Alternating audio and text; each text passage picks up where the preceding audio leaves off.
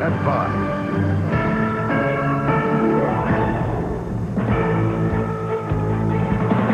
Al Gore and George W. Bush are among millions of Americans who cast their ballots today. Now all they can do is wait. I feel calm about what the people are going to decide. And while the booths are closed across much of the country, here in the Northwest, voters still have almost 3 hours to make their decision. It's a decision that could determine who becomes our next president. Good evening, everyone. Thanks for joining us. I'm Joe Donlin. And I'm Tracy Berry. So, who will be our next president? It's certainly the question on everyone's mind tonight. And here is what we know so far. George W. Bush has 54 electoral votes so far. Al Gore has 28, and that includes the key state of Florida that everyone was watching so closely. The winner, though, needs 270 electoral votes, so a long night ahead. Here in the Northwest, we have live team coverage of Decision 2000. Randy Neves is at elections headquarters, where workers are scrambling to process those ballots. Bruce Sussman is in Washington, where voters are still going to the polls. But we begin with Tom Fuller, watching Oregonians drop off those mail-in ballots that we've had for almost a month now. Tom? That's right, Tracy. I'm out here on Barber Boulevard at the A-Boy store at one of the many drop-off points. Folks have been walking up, driving up all afternoon. As many as 500,000 Oregonians could drop off their ballots just today.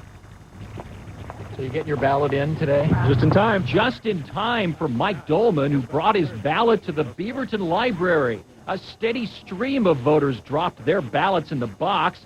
The library says they'll easily fill 7 or 8 of these boxes today. I'd say at least double, it seems, the kind of volume we've seen in the past. In the box. Why did so many wait so long? We just waited till last minute, I guess, to do them last night, but had pretty much decided what we were going to do. Janet Callow let her kids Justin and Jacob cast her ballot for George W. Bush, while Andy Berry was a Nader voter until today. I think I'm going to vote for Gore. Berry joined thousands who stood in line at the Multnomah County Elections Office. Folks dropped off so many ballots that it formed a huge pile on the floor. Ruth Jones isn't fazed, donning her Uncle Sam hat. She expects to keep going till well past midnight. How do you keep your energy up all night? I have a pizza delivered at 3:30. Back here live at the A-Boy store, folks continue to drive up here, and they will continue accepting ballots up until 7:59. You can also do it at a lot of area libraries, city halls, and elections offices. But if you haven't voted yet, you better hurry. Joe? Yes, we are running out of time. About 3 hours left, Tom. Thanks very much. This is easily the busiest day ever for elections officials here in Oregon as they begin to sort the ballots from the country's first ever mail-in presidential race. News Channel 8's Randy Neves is live at Multnomah County Elections with more on that. Randy? Well, let's take a look at who's keeping them busy. Check out this line. We're on the north side of elections headquarters. This line stretches all the way around the corner over to the west side of the building. I'm guessing about 200 people here. And no, these aren't people dropping off their ballots. That's the easy part. These are people who moved to a new address or made a mistake on their ballot or have a defective ballot and are in here trying to get a new ballot. This line goes all the way indoors. There's the same amount of people working inside as there always is, but this sheer volume means it's going to take a while. As of right now, they're saying expectations of 70% voter turnout here at county headquarters. They didn't know what to expect, so it's one of those nights where you just see how things happen. These guys have 3 hours to get their vote in. Joe? And grab some dinner at some point, too. Absolutely. Randy, thanks very much. Again, if you haven't dropped off your ballot, you have about 3 hours, and here's where you can find express drop-off booths in the Portland area. Pioneer Courthouse Square, A-Boy Electric on Barber Boulevard and Plaza 205, and at these Fred Meyers, Peninsula, Interstate, Rockwood, and Gresham, and of course your county elections office. You can also find a list of the drop-off sites on our website, kgw.com, or inside your voter's pamphlet. All ballots have to be delivered, as Tom Fuller said, by 8 o'clock tonight. Well, this should make it interesting because almost a third of all Washington voters will vote by mail using an absentee ballot, and that could delay final results for days. News Channel 8's Bruce Sussman is live in Vancouver with more on the Washington vote tonight. Bruce? Well, that's right, Tracy. I'm outside the Clark County Elections Office where it seems like there's been an all-day traffic jam around here. This is really where the action's been. Lots of people pulling in to drop off their absentees. No more than half of all voters here in Clark County are voting this way, but the ballots do not have to get to the office today. They just have to be postmarked November 7th, and that means thousands of votes for a close presidential and a U.S. Senate race here in Washington might not be counted until later. Probably another 7,000 or 8,000 in the mail tomorrow. And that'll bring us pretty close. And then Thursday we may have 1,000, probably less than 1,000 ballots, and that'll pretty much be it. Inside the elections office today, there is a polling place, but it was not very busy at all. On the other hand, election workers very busy counting 70,000 absentee ballots that are already handed in. By the way, if you're wondering how long will it be before Washington ballots are counted, well, the man who runs the elections office here in Clark County says it could be as long as Saturday before they're done, and that kind of time frame runs throughout Washington state as some of these absentee ballots come in the mail over the next couple of days. In the meantime, polls open tonight until 8 o'clock. Joe? A lot of work ahead. Bruce Sussman, thank you very much. From teacher pay to talking about homosexuality in schools, tax reform, Oregonians decide 26 measures tonight. We have crews live, ready to get reaction to the results. News Channel 8's Leslie Knopp is with the Democrats tonight, and she joins us now. Leslie? Joe, we're at the Benson Hotel, and it's an extremely important election for Democrats. Unprecedented amounts of money were spent by the Democrats and Republicans. We'll see if that pays off for the Democrats tonight. We'll be hearing from them on that. We hope to hear from the Secretary of State, Bill Bradbury, the AG, also Governor Kitzhaber we expect to be here, and incumbent Congressmen Wu and Blumenauer. The big thing they'll also be watching, will they be able to regain control of the House or the Senate? They need 3 seats in the Senate and 6 in the House to do that. So a very important election for state Democrats. Right now, we are simply watching them set up here at the Benson Hotel. They'll be in 3 rooms. We have crews in each of the rooms, and we will bring you the very latest. We now go to Krista Vasquez, who is at the Republican gathering at the Monarch Hotel. Krista. That's right, Leslie. This is where the Republicans will be watching tonight's results come in. Also here tonight at the Monarch Hotel, Bill Sizemore, he and his group have 7 initiatives on the Oregon state ballot. They will be in a separate room on the other side of the hotel. Already we have seen a number of the candidates check into their rooms here at the Monarch Hotel. The Republican Party starts at 6. Tracy. Thank you, Krista. We will be checking back with all of you throughout the evening. And what better place to gather voter reaction than a Blazer game? That's where News Channel 8's Christine Miles will spend this election night. You may have the best assignment, Christine. I think I really lucked out, Tracy, in that even though it's election day, they still expect a full house tonight, 19,000 people to be here. And people who are here will not miss the election coverage. That's because all the TVs here out on the concourse will be right on Channel 8, and everyone will be able to see the election results as they come in. But again, the game doesn't start till 7 o'clock tonight, and we'll be here all night getting reaction from voters as they enjoy the Blazers. And tonight, the Blazers take on the Atlanta Hawks.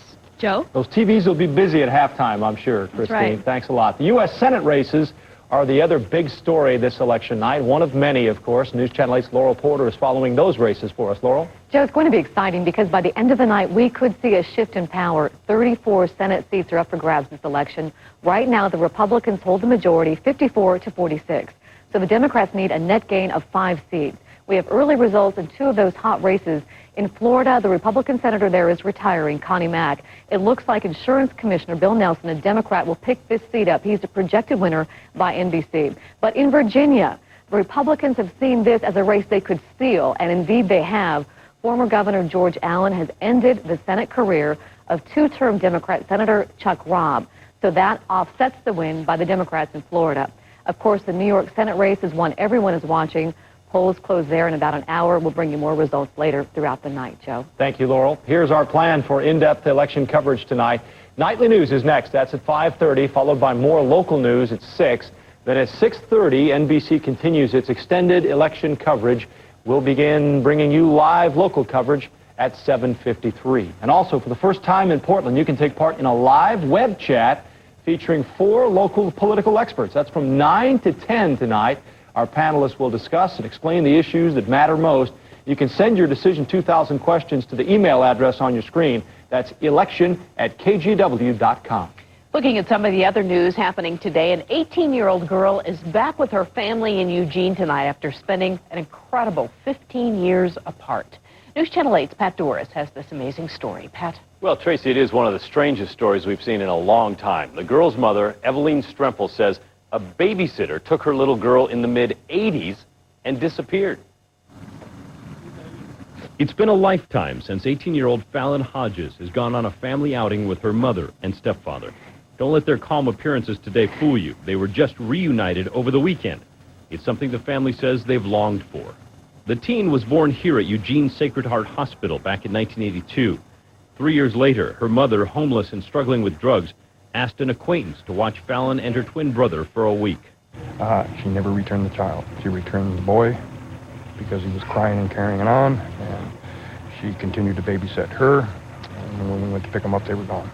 The teen appeared overwhelmed today by all the attention, but earlier she told reporters she spent the last decade and a half traveling the country with the couple. Eventually, they parted ways in Lovelock, Nevada, 90 miles northeast of Reno. She says the couple promised to call and tell her her real name. But a month after not hearing from them, she went to the local sheriff for help and was eventually reunited with her mother in Veneta, which is west of Eugene.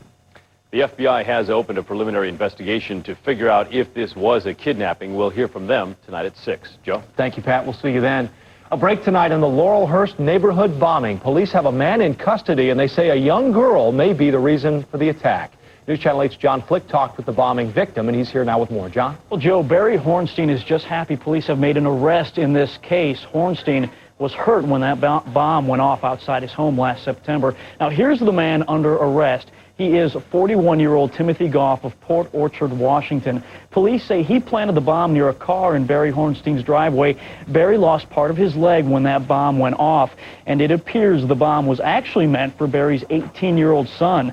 Police say Goff was angry with him for dating a teenage girl Goff himself had had a sexual relationship with. He has a lot of punishment coming to him, a lot of punishment. He screwed up a lot of people's lives. I'm glad I took the hit and lost only a leg as opposed to losing my son's life. And tonight, Timothy Goff faces a number of charges, including attempted murder and the rape of a child for his relationship with that teenage girl. Tracy, back to you. Interesting story. Thank you, John. A Tigard elementary school teacher is under arrest for using the internet to try and lure little boys from Illinois to Oregon. Police say Tom Becker would pose as a 16-year-old boy in an online chat room. Then he'd try and persuade the boys to come to Oregon to live with him. Becker teaches 3rd grade at Charles Tigard Elementary School. So shocking and so sudden that I wasn't sure how much everyone knew. And, basically wanted to make sure that, yeah, he was gone. The school suspended Becker, and authorities say he did not try to lure any of his students. Coming up here, the latest on Decision 2000, including the latest on the electoral predictions, anyway, on the presidential race. The polls are closing on the East Coast. We have some early results coming in. Plus, a wicked winter storm blows across the Midwest, making voting challenging. Also, we'll show you where Al Gore and George W. Bush made a big appearance today together. And comedian Jerry Seinfeld tries out a role he's never played, Daddy. I'm Matt Safino in the First Alert Storm Center. A little bit of light rain around the northwest right now. Let's check live First Alert Doppler 8000 radar down to the south and off to the east. But there's more coming in and the coldest weather we've seen since last winter on the way. Your forecast after the break. New tomorrow at 6. Traffic is worse than ever in the northwest. Think you live near a busy street? We'll show you the area's most dangerous intersections and where to avoid an accident. An in-depth report tomorrow at 6 on Northwest News Channel 8, where the news comes first. In each of us, there is a dancer.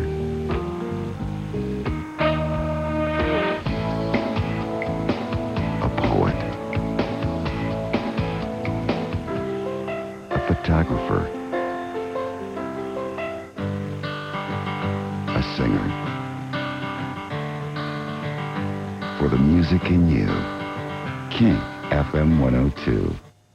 My dentist told me about this gum. It's in the toothpaste bag. This gum cleans, whitens, freshens. Get Arm & Hammer gum to get teeth shades whiter with the whitening power of baking soda. Delicious Arm & Hammer gum. Whiter teeth guaranteed. Toothpaste style. It's Arm & Hammer Super Cat to the rescue with 2 super baking soda litters. One you scoop, one you don't. New Super Stuff destroys litter odor on contact. And Super Scoop locks in odors clumped hard. Arm & Hammer. Super's odor away! Introducing the latest in all-weather gear from LL Bean. It's warm, waterproof, and rugged. It's the new LL Bean Edition Outback from Subaru. With full-time all-wheel drive, classic LL Bean styling, and a new, powerful 6-cylinder engine that makes the toughest drive a walk in the woods. The LL Bean Edition Outback, new from Subaru. Parka, sold separately. Now, back to Tracy Berry and Joe Donlin on Northwest News Channel 8. Al Gore and George W. Bush are in their home states tonight watching the results. There are some new numbers. Laurel Porter joins us now with the latest election results in our news beyond the Northwest. Joe, those numbers are trickling in. Most polls on the East Coast are closed now. Right now, George W. Bush has 130 electoral votes. Some of the key states he's won: Texas, Georgia, and Virginia. Al Gore has 119, winning Michigan. That's a big one for him. Illinois and, of course, Florida, also very big. We still don't know about Pennsylvania. It takes 270 electoral votes to win the presidency. On this election day, winter weather made casting ballots tough for voters in Pittsburgh. It knocked the power out to parts of the city, and at some polling places, voters had to cast their ballots by flashlights. And in North Dakota, snow made it tough even to get to the polls. 6 inches fell already today, and more is on the way. One twin died so the other could live. That's the outcome of a 21-hour surgery in Manchester, England, to separate conjoined twins Jody and Mary. Mary did not have functioning lungs and heart and could not survive without Jody. Tonight, Jody is in critical condition and will have to undergo more operations. The surgery was controversial because the parents fought it on religious grounds. Take a look at this. It may not be Election Day in England, but Al Gore and George W. Bush made an appearance together. Look at those guys in London. Those are giant balloon figures. They're standing in front of the British House of Parliament by an online betting company displaying those latest results. So as the results are tallied here in the U.S., the balloons will be raised or lowered according to who's ahead. So tonight's election being watched around the world, and we don't know if those balloons are filled with helium or just hot air. Tracy and Joe? We're not going near that one. No. Thanks, Laura. Well, there have been some very happy voters on North Russell Street in Portland today. Civic-minded people eager to choose between the conservative Sweet Betty Blonde Ale and the more liberal Winternacht, both made by Woodmer Brewing. Most voters did their duty and carefully considered each choice. Two-fisted drinker here. Vote often. There were red-starred voting booths and very official-looking ballots. So far, though, the race is too close to call. Hopefully they did that after they voted for real.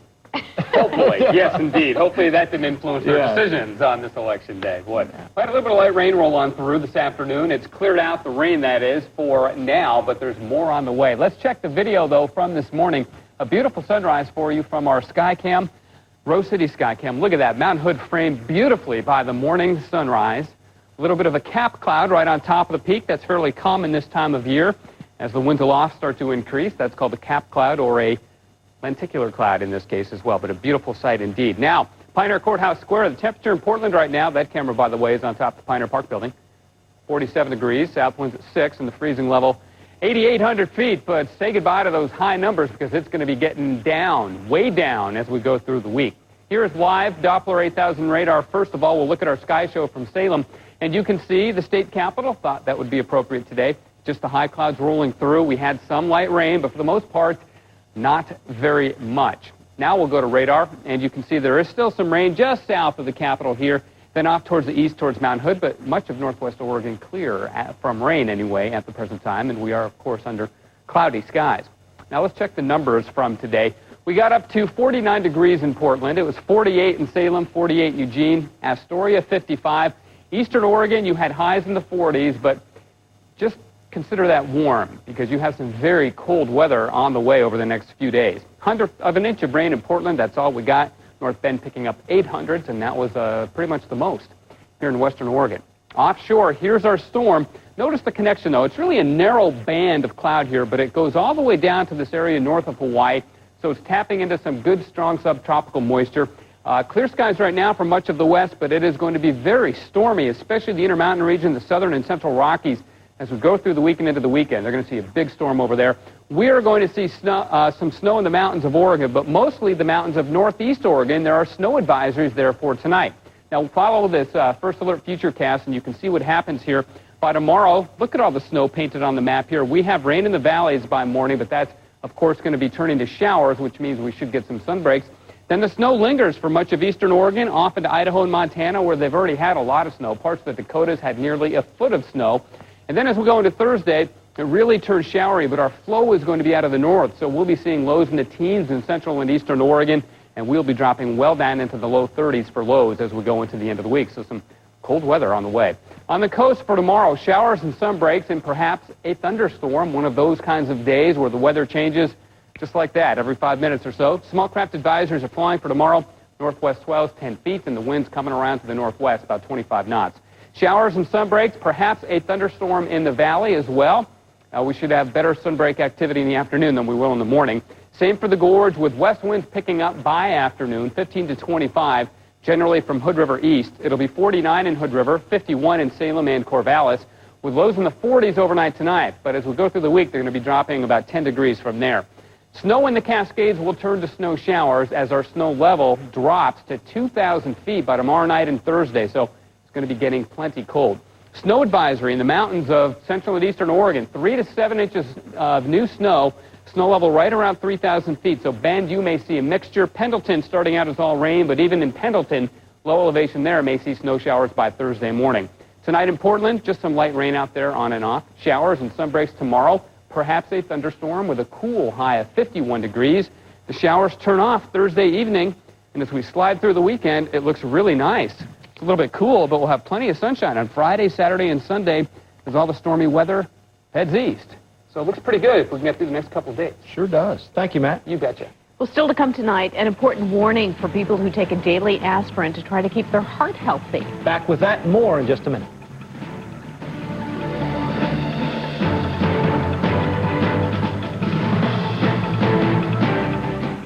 This News Channel 8 segment is brought to you by Rosie 105. Portland's variety music station, Rosie 105. The best upbeat variety of the 80s, 90s, and today. This is the story of a Rosie 105 with Carrie and Terry in the morning. Portland's upbeat variety music station. The best upbeat variety of the 80s, 90s, and today. Rosie 105. Right now, during Mervyn's Super Sale, lots of cool stuff is under $20. Like these jeans, under $20. Of course, if you're one of those people who thinks there must be something wrong with a pair of jeans that cost less than $20, here's the good news. The sale ends Saturday. So you can come back on Sunday and pay full price. Okay? Or not. Mervyn's California Super Sale. Lots of cool stuff under $20. But hurry, it ends Saturday. Vehicle History Report. Extensive. When it comes to buying a used car, do you really know what you're getting? Toyota does, because beyond getting legendary Toyota quality, dependability, and reliability, there's a few other important things you get too. See, we're good on our words. And now get 3.9% APR financing for 24 months on all Toyota certified used vehicles. See your Toyota dealer today.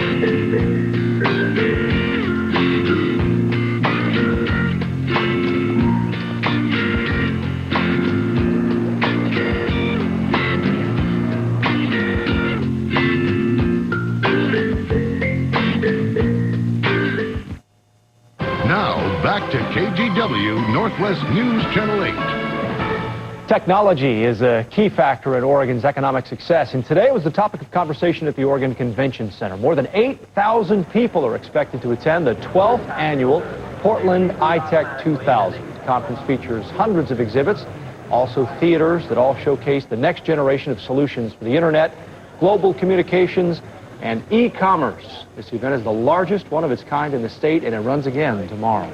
For your health tonight, a new study reveals more about the negative effects that smoking has on teenagers, plus an important warning for patients on daily aspirin therapy.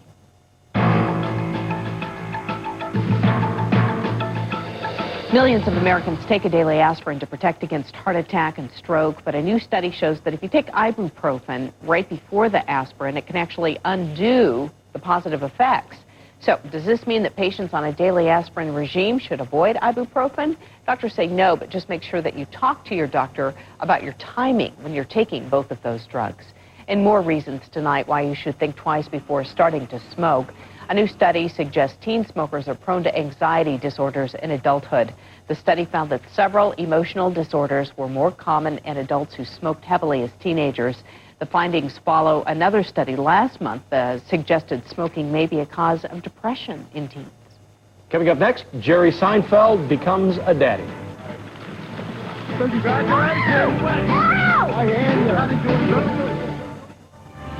Wednesday, after you've cast your vote on Election Day.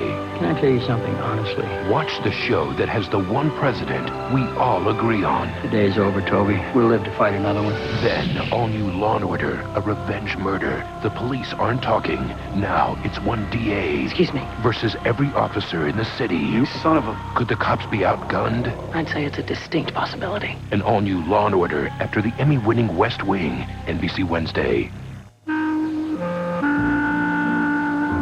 Ever notice how a great taste can make a special moment even more special?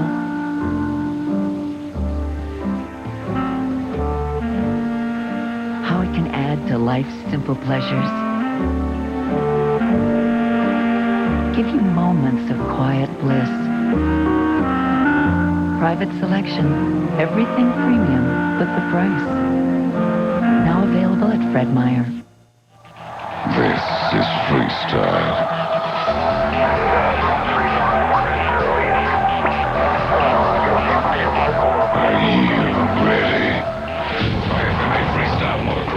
It's a big-air assault on the senses.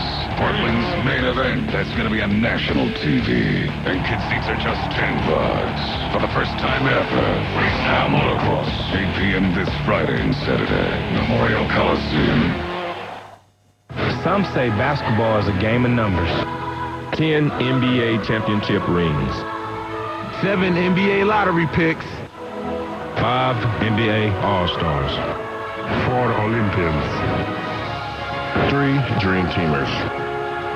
But this year, there's only one number we're dreaming about. Number 1. Blazers versus Nuggets. It's a family fun night. Get 4 tickets, 4 hot dogs, 4 sodas, and a game program for $39.59 or $89. One team, one dream. Oh, hi! I am so glad you could make it. Come on in. This is the living room. So, what's the asking price? $160. But this house is pre-owned. I don't follow you. It's used, so it should work perfectly well, but cost a lot less. Hey, did you two just come from Thomason or something? At 6 tonight, continuing coverage of Decision 2000. Live reports on that crush of last-minute voters at the drop-off sites. We'll also check on absentee voters in Washington. They could hold up results in that state for days. Those stories coming up at 6. Matt's here now with a quick look at the 5-day. We're getting a bit of a break from the rain right now, but more will be moving in later on this evening. And then tomorrow, very different day. Showers, sun breaks, perhaps a thunderstorm. The showers last into Thursday. Then they cut off, and it's going to be quite cool as we go through the weekend, but dry here on the west side of the Cascades. The rest of the west going to see very stormy weather over the weekend. Thank you, Matt. You bet. Comedian Jerry Seinfeld is taking on a new role. He is a dad. Today, Seinfeld and his wife, Jessica Sklar, became parents of a baby girl. Sasha Seinfeld was born at a hospital in New York. Spokeswoman for the comedian says everyone's doing just great. This is the couple's first child. You thought his life was funny before. Wait till now. He'll be tired and funny. Yeah. NBC's Decision 2000 is coming up next. The very latest as the polls close across the eastern United States. Nightly News will show you which candidates have won and which states so far. Long night ahead. We'll see you back here for more local news at 6 o'clock. Right now, more election coverage from Tom Brokaw.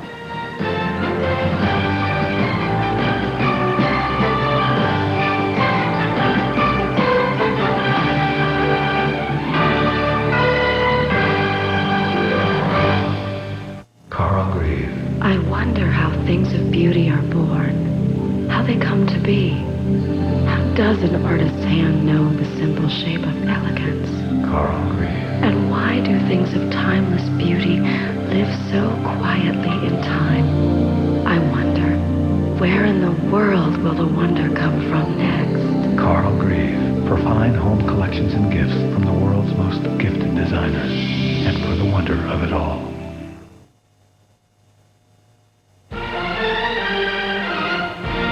Decision 2000 election night continues.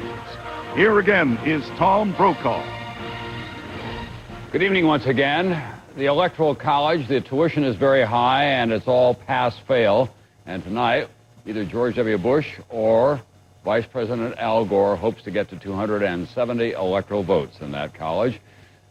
The polls have just now closed in the state of Arkansas, which of course is Bill Clinton's home state. That has been in the Democratic column the last two election cycles, but we are saying it is simply too close to call.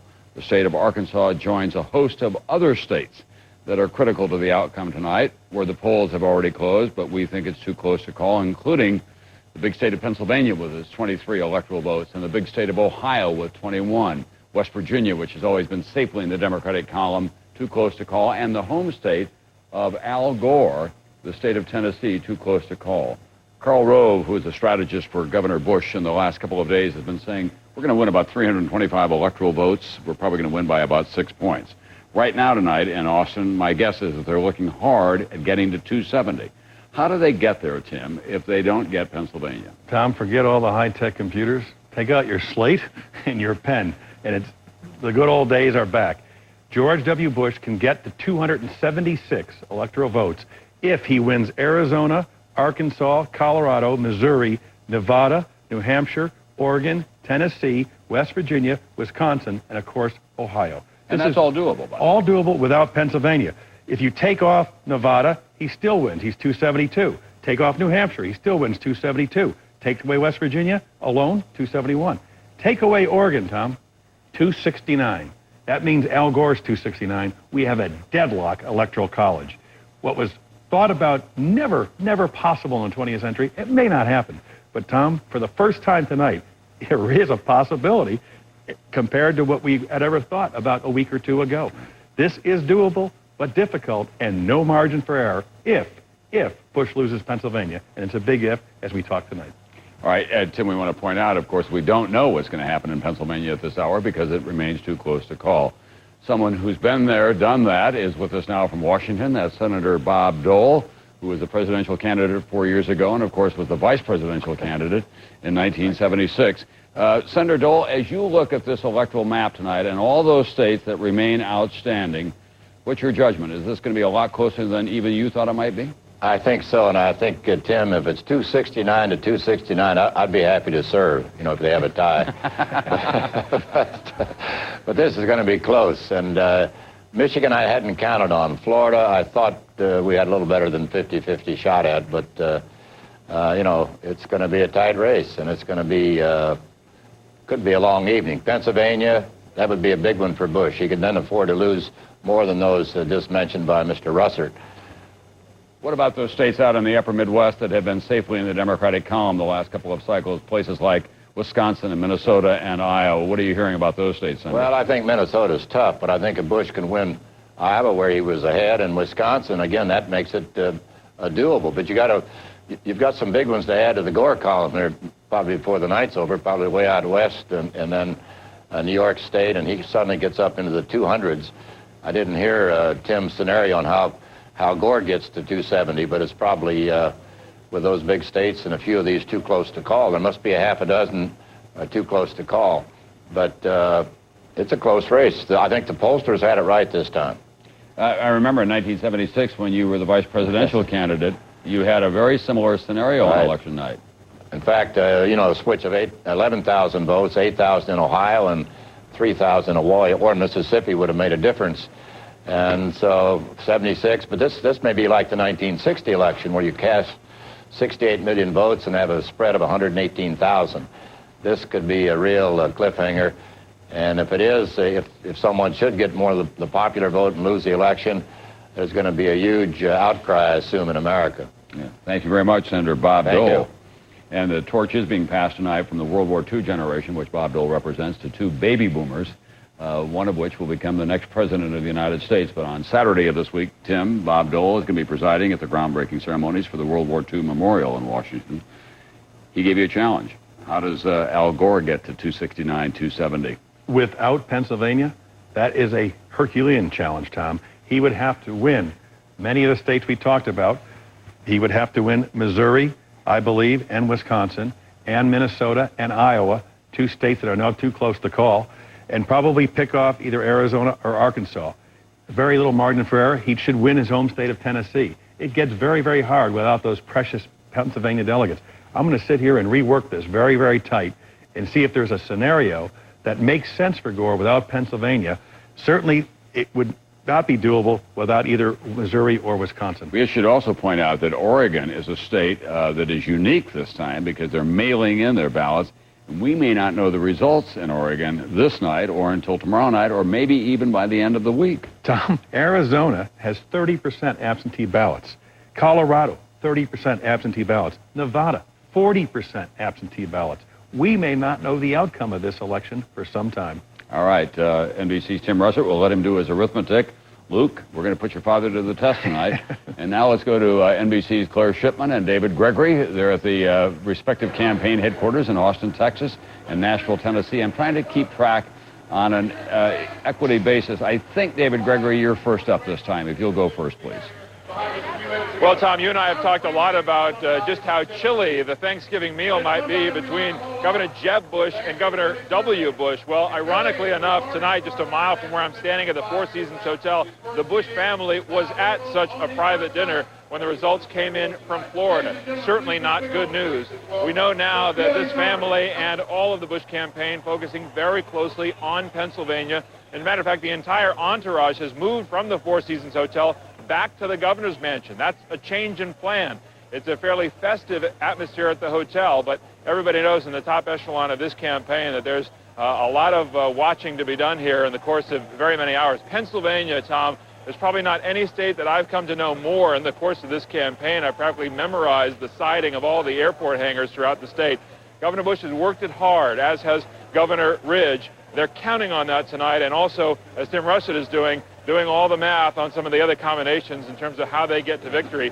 They have been encouraged tonight throughout the day, but gone is that sort of boundless confidence that we've seen in the past few days. As you've been talking about, it's been very tight. Thank you very much, NBC's David Gregory. Now let's go to NBC's Claire Shipman, who's in Nashville, Tennessee. That's where the Gore campaign moved to from Washington when he got off to a rocky start. What are you hearing from inside the campaign headquarters there tonight, Claire? Well, Tom, the vice president is spending time with his family right now inside of the Lowe's Hotel here behind me. He had been spending a little bit of time with his aides, we're told, a short while ago. He's in a very, as one of them said, mellow mood, upbeat, but certainly not overly confident. Very interested in all of the poll numbers, but one of them noted he's a little tired from all of his travels over the last 30, 40 hours, and so he seems, again, somewhat mellow. They're also incredibly focused on Pennsylvania, as you heard David Gregory talking about. Gore has spent a lot of time there as well, and what they are hoping is that some of the late vote will lean Democratic, as they often say that it does, and they have an incredible get-out-the-vote effort in Pennsylvania. They're hoping it's going to pay off for them. What about preparations there at the Gore campaign headquarters? We do know that at Governor Bush's headquarters, they have made extensive plans in the city of Austin for big celebrations, not just tonight, but tomorrow as well. What are they doing at the Gore campaign headquarters? Well, they certainly have plans for a victory celebration in Memorial Square downtown in Nashville. We don't know the time of that, and they don't want to talk about it publicly. There are some drafts of a victory speech that are there, nothing surprising, but again, they are hopeful they're going to be able to use that later tonight.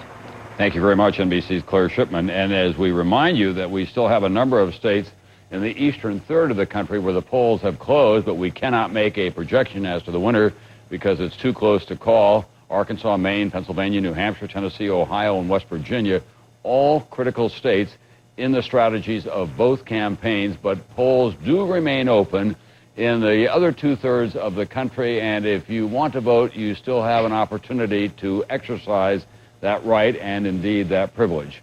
Joining us now from one of those states that are too close to call is the Republican Senator, Fred Thompson. Can you hear me, Senator? Yes, I can. Good. Do you think you're going to be able to take Al Gore's home state away from him tonight? Yeah, I do. There's an awful lot going on here in Nashville tonight. I hope that I can hear you and you can hear me. There's one race we're not going to have to wait up all night to get the results on. Bill Frist has been reelected by overwhelming margin, and I think we're going to carry Tennessee for George Bush. My information was, as of a little while ago, we were 4 to 5 points ahead here in Tennessee for Bush.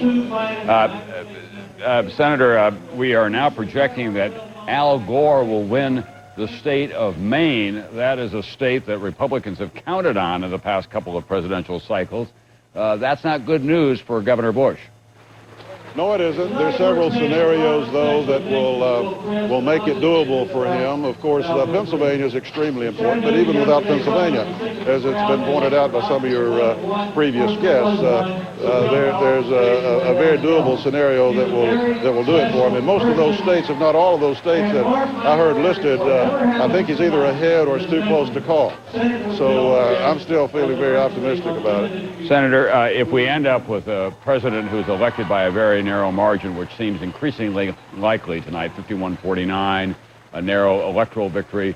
In the United States Senate, as it appears likely now, you have a margin of 52-48, the Republicans still in charge, close in the House of Representatives.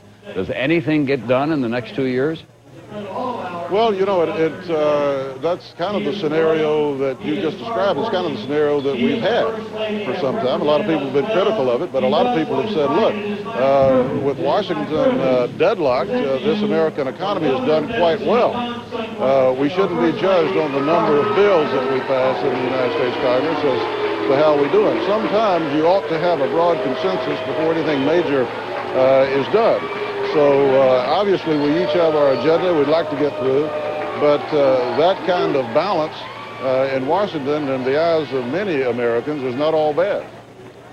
Senator Fred Thompson, thank you very much tonight. Senator Fred Thompson in Nashville tonight.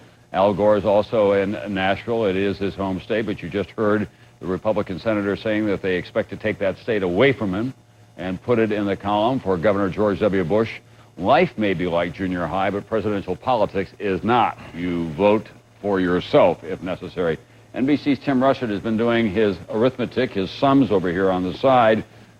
We just showed you the electoral vote, Tim, 130 for George W. Bush and 123 now for Al Gore because he's won the state of Maine. That's a good victory for Al Gore. Now, how does Al Gore get to 270 without Pennsylvania? Without Pennsylvania, Tom, but including Florida and Michigan, which we've given him. Which we projected, right? All right. He's up around 246 electoral votes, assuming the states break the way we thought. He then can pick up Minnesota, Iowa, and Washington, 3 states that have all gone Democratic for the last 3 times. He then must add Oregon, Tennessee, New Hampshire, and Nevada. If, in fact, he loses Minnesota and Iowa, how does he make those up? He has a choice of Arkansas, Arizona, Colorado, Wisconsin, or Missouri. It's uphill. It's difficult, but it's still very difficult. And as we hear the polls close, I'm going to keep removing these states, and you'll see a pincer movement. For one candidate against another, the options get smaller and smaller and smaller. Both candidates can win without Pennsylvania, but it sure would be a whole lot easier with the Keystone State. Yeah, Karl Rove was talking about that just yesterday morning, saying our firewall is in what they call the Dukakis and the Clinton-Gore states, the ones that you just mentioned, Wisconsin, Iowa, Minnesota, and then go down south or to the Mid-South to Tennessee and Arkansas.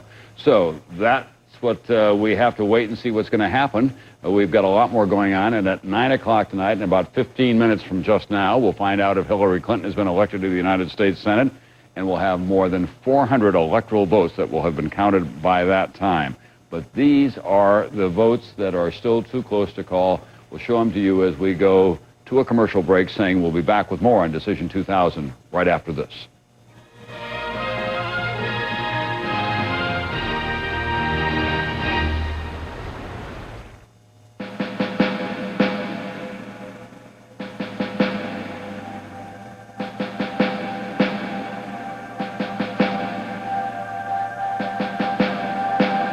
Whoever wins tonight will surround themselves with top advisors. Shouldn't you? Move your money. Get well connected. I'm so excited about this. You know how easy it is to take your home videos and turn them into movies?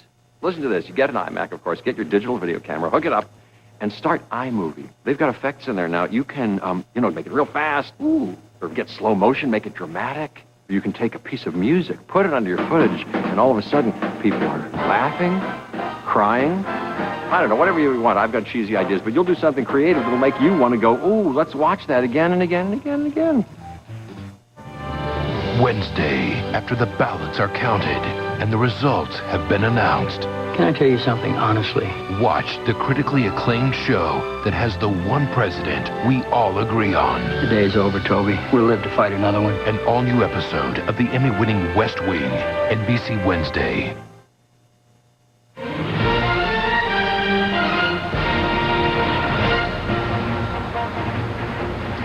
Red, blue, and gray on our big electoral map behind us because so many states are still too close to call. But this is the electoral vote total now on the way to 270. George Bush, his states are in red, 130 electoral votes. Al Gore, 123. His states are in blue. Al Gore has won Florida and Michigan. Still too close to call. The critical state, they call it the Keystone State. It certainly is that tonight. That's the state of Pennsylvania, Tim. We're going to talk about that state. We're going to talk to you about how they can get there. But first, we want to go to NBC's Katie Couric, who's down at 30 Rockefeller Plaza. She has been talking and been looking at the exit polls, what voters have been saying to our interviewers about how they voted and why in Pennsylvania today. Katie? Tom, in the battle for Pennsylvania, both candidates tried to appeal to swing voters, independents, union members, and white Catholics. And so far, it's a mixed bag for both candidates. Let's look at them one by one. Among households with a union member, Gore's doing very well, nearly 60%, which is what Bill Clinton got back in 1996. But white Catholic voters, who make up about a third of the electorate in Pennsylvania, are splitting their votes evenly and keeping the race close. Independent voters, both candidates really went after them, but neither closed the sale. And look, only 2% of independents went for Ralph Nader. We also learned from the exit poll that issues, not the personal qualities of the candidates, mattered more to Pennsylvania voters. 62% said issues were more important in deciding who to vote for. 38% said leadership qualities. And among those who said issues mattered most, Gore is winning a majority, 56% to 41% for Bush. And as we've been hearing tonight, Pennsylvania's 23 electoral votes are key, and both candidates saturated the airwaves with ads trying to sway those undecided voters. As it turns out, among the voters who made up their minds in just the last week, Gore leads by a 9-point margin. So perhaps, Tom, all those interviews he did with you last week on Nightly News paid off, at least with the people who didn't decide until the last minute. Well, Katie, he also appeared in a lot of other places last week, obviously, and there was some question, even in the Republican ranks, about whether George W. Bush was sitting on his lead. In fact, there have been a number of national polls that have shown that the vice president has been, actually, as they were describing it, he was trending up in the closing days of this campaign. Tim Russert, at 9 o'clock tonight, we have what you can only describe as a combination platter coming up. A number of vitally important states, including New York, Wisconsin, and Minnesota. We go back to the upper Midwest again. Absolutely, Tom, along with Arizona and Colorado, two states that have been very tightly contested in past presidential elections. Tom, I've also been looking at the union vote that Katie alluded to. And in Illinois, Michigan, New Jersey, and Pennsylvania, the union households were anywhere from 20 to 30% of people who actually showed up and voted. And Al Gore is getting anywhere from 58 to 60% of that vote. Union leaders made a hedge their bets that if they got their people to the polls and got them motivated, they would vote overwhelmingly for Al Gore. They seem to have won that bet tonight in those key swing states. The other thing that is worth pointing out, Tim, that at 9 o'clock we're going to know what happens to Hillary Clinton. She is running for the United States Senate, as everyone knows, from the state of New York against Rick Lazio. And a lot of Democrats believe that if she gets elected from the state of New York, it's Katie bar the door for the year 2004 that she'd like to run for president. If Al Gore loses. If Al Gore loses. That's the point. The scenario changes considerably for her. Absolutely right. In fact, I asked the several Democratic leaders, does she become the face of the Democratic Party if there's a George W. Bush in the White House? And many said the answer was yes. If both Gore and Hillary Clinton win, it'll be quite interesting to see that dynamic play out, because Mr. Gore will want to run for re-election, no doubt, in 2004. But we're way ahead of ourselves. Let's take the Senate race first, and this presidential race still too close to call. It is. So we're going to show you the map now, and this is the map behind us. Red for Governor Bush, blue for Vice President Al Gore. A lot of those states in the eastern third of the country, we simply cannot make a projection. In Pennsylvania, for example, in West Virginia, in Ohio, where George Bush thought he was running strongly, in Tennessee, Al Gore's home state. So once again, it's a mixed message for both candidates as we approach 9 o'clock here in the east. A reminder, of course, that the polls still are open in the southwest, across the Rocky Mountain states, and of course in the far west. In the Pacific Northwest, Oregon and Washington are going to be critical states, and the big enchilada, the state of California, with its 54 electoral votes. We'll have continuing coverage here on NBC Decision 2000 after this.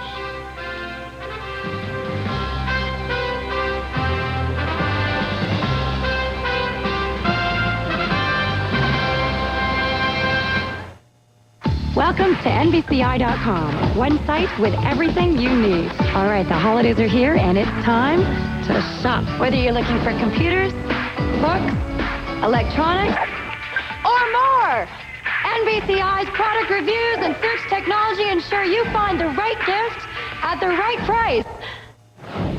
Sorry. So this holiday season, do all your shopping at NBCI.com. One site with everything you need.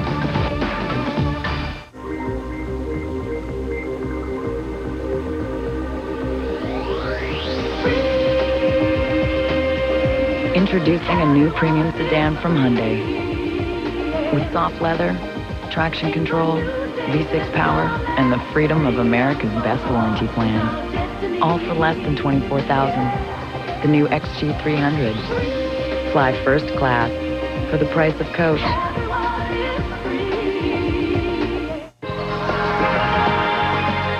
Samsung joyfully introduces the world as you make it, where our digital technology has one job: to make life more fun. We want to thrill you, connect you, charm you, satisfy you, and delight you. Everyone's invited To the Samsung digital experience. Thursday. In the blink of an eye, a world can come apart. Mark, do you hear me? I love you.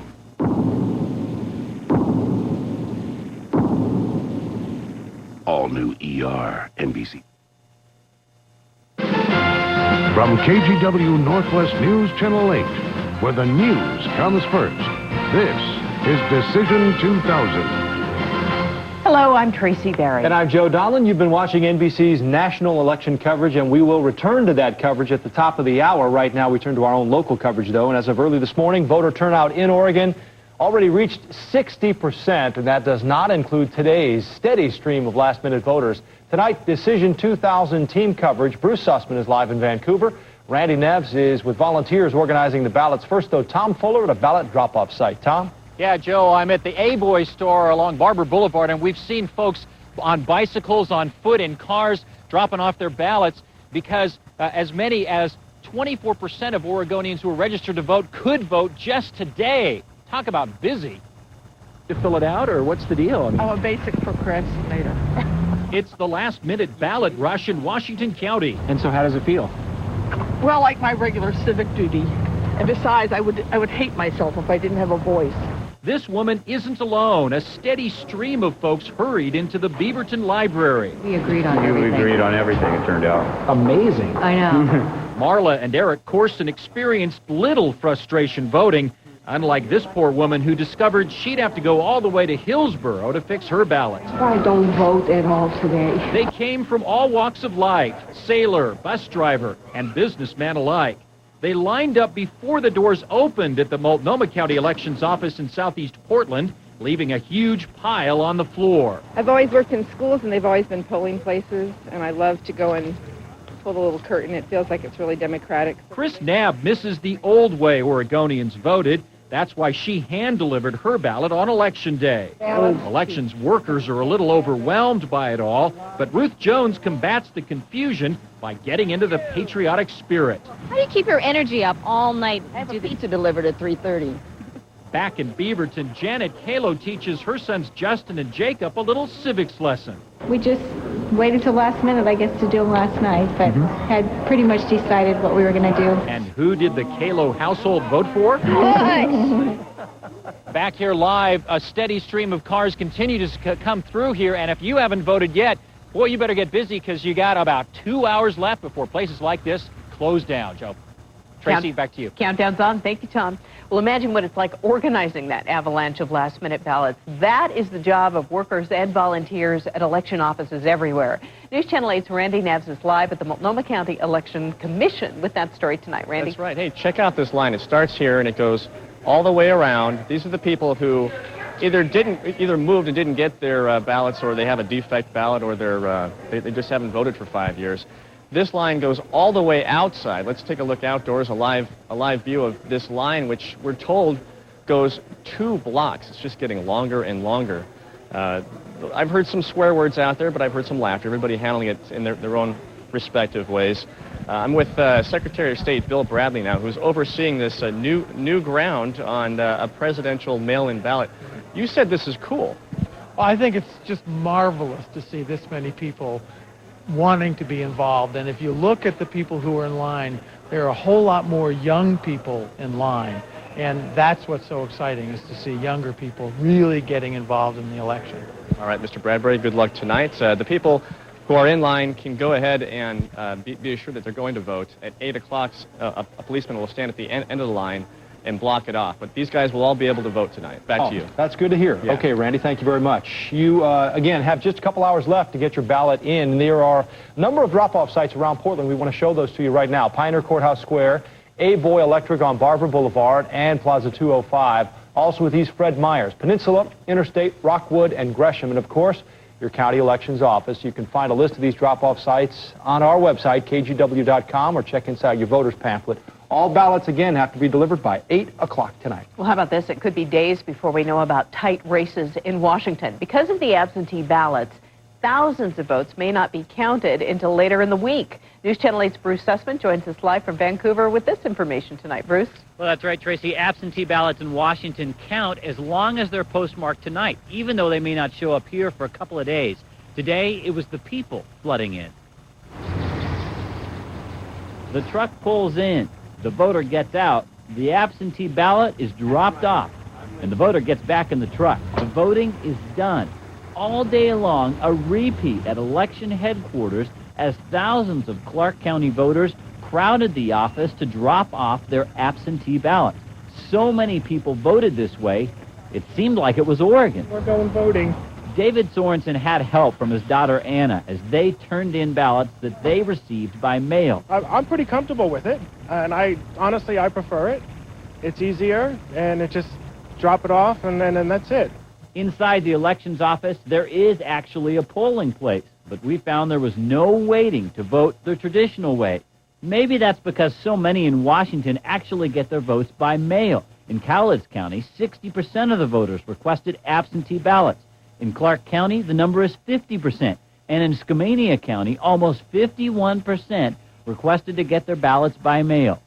But because those ballots don't have to reach election offices tonight, many will be counted over the next few days. Clark County is an example. Probably another 7,000 or 8,000 in the mail tomorrow, and that'll bring us pretty close. And then Thursday, we may have 1,000, probably less than 1,000 ballots, and that'll pretty much be it.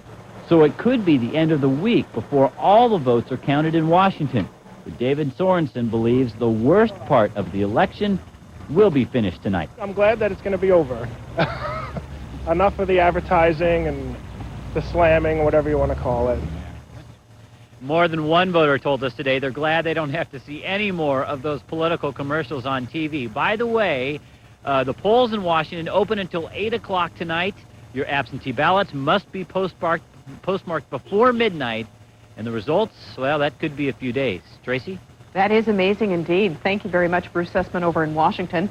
Of course, they're electing a governor tonight. The Senate seats, a lot of important election results we'll be waiting for, and it looks like we could be waiting quite a while for those. A long time. In fact, one said Thanksgiving, perhaps. I doubt it'll be that long, but I think by law they have until November 22nd. Let's hope it doesn't take that long. We're going to rejoin NBC's election coverage in just a moment here, including the latest projections, 6 more states in the presidential race. In case you haven't heard, Al Gore has been the projected winner now in Florida and in Michigan, and we understand now in Pennsylvania. The latest on that coming up next on NBC. Such a close race. We want to return you to NBC, but we will be back with more local coverage at 6:20, and we hope you'll join us then.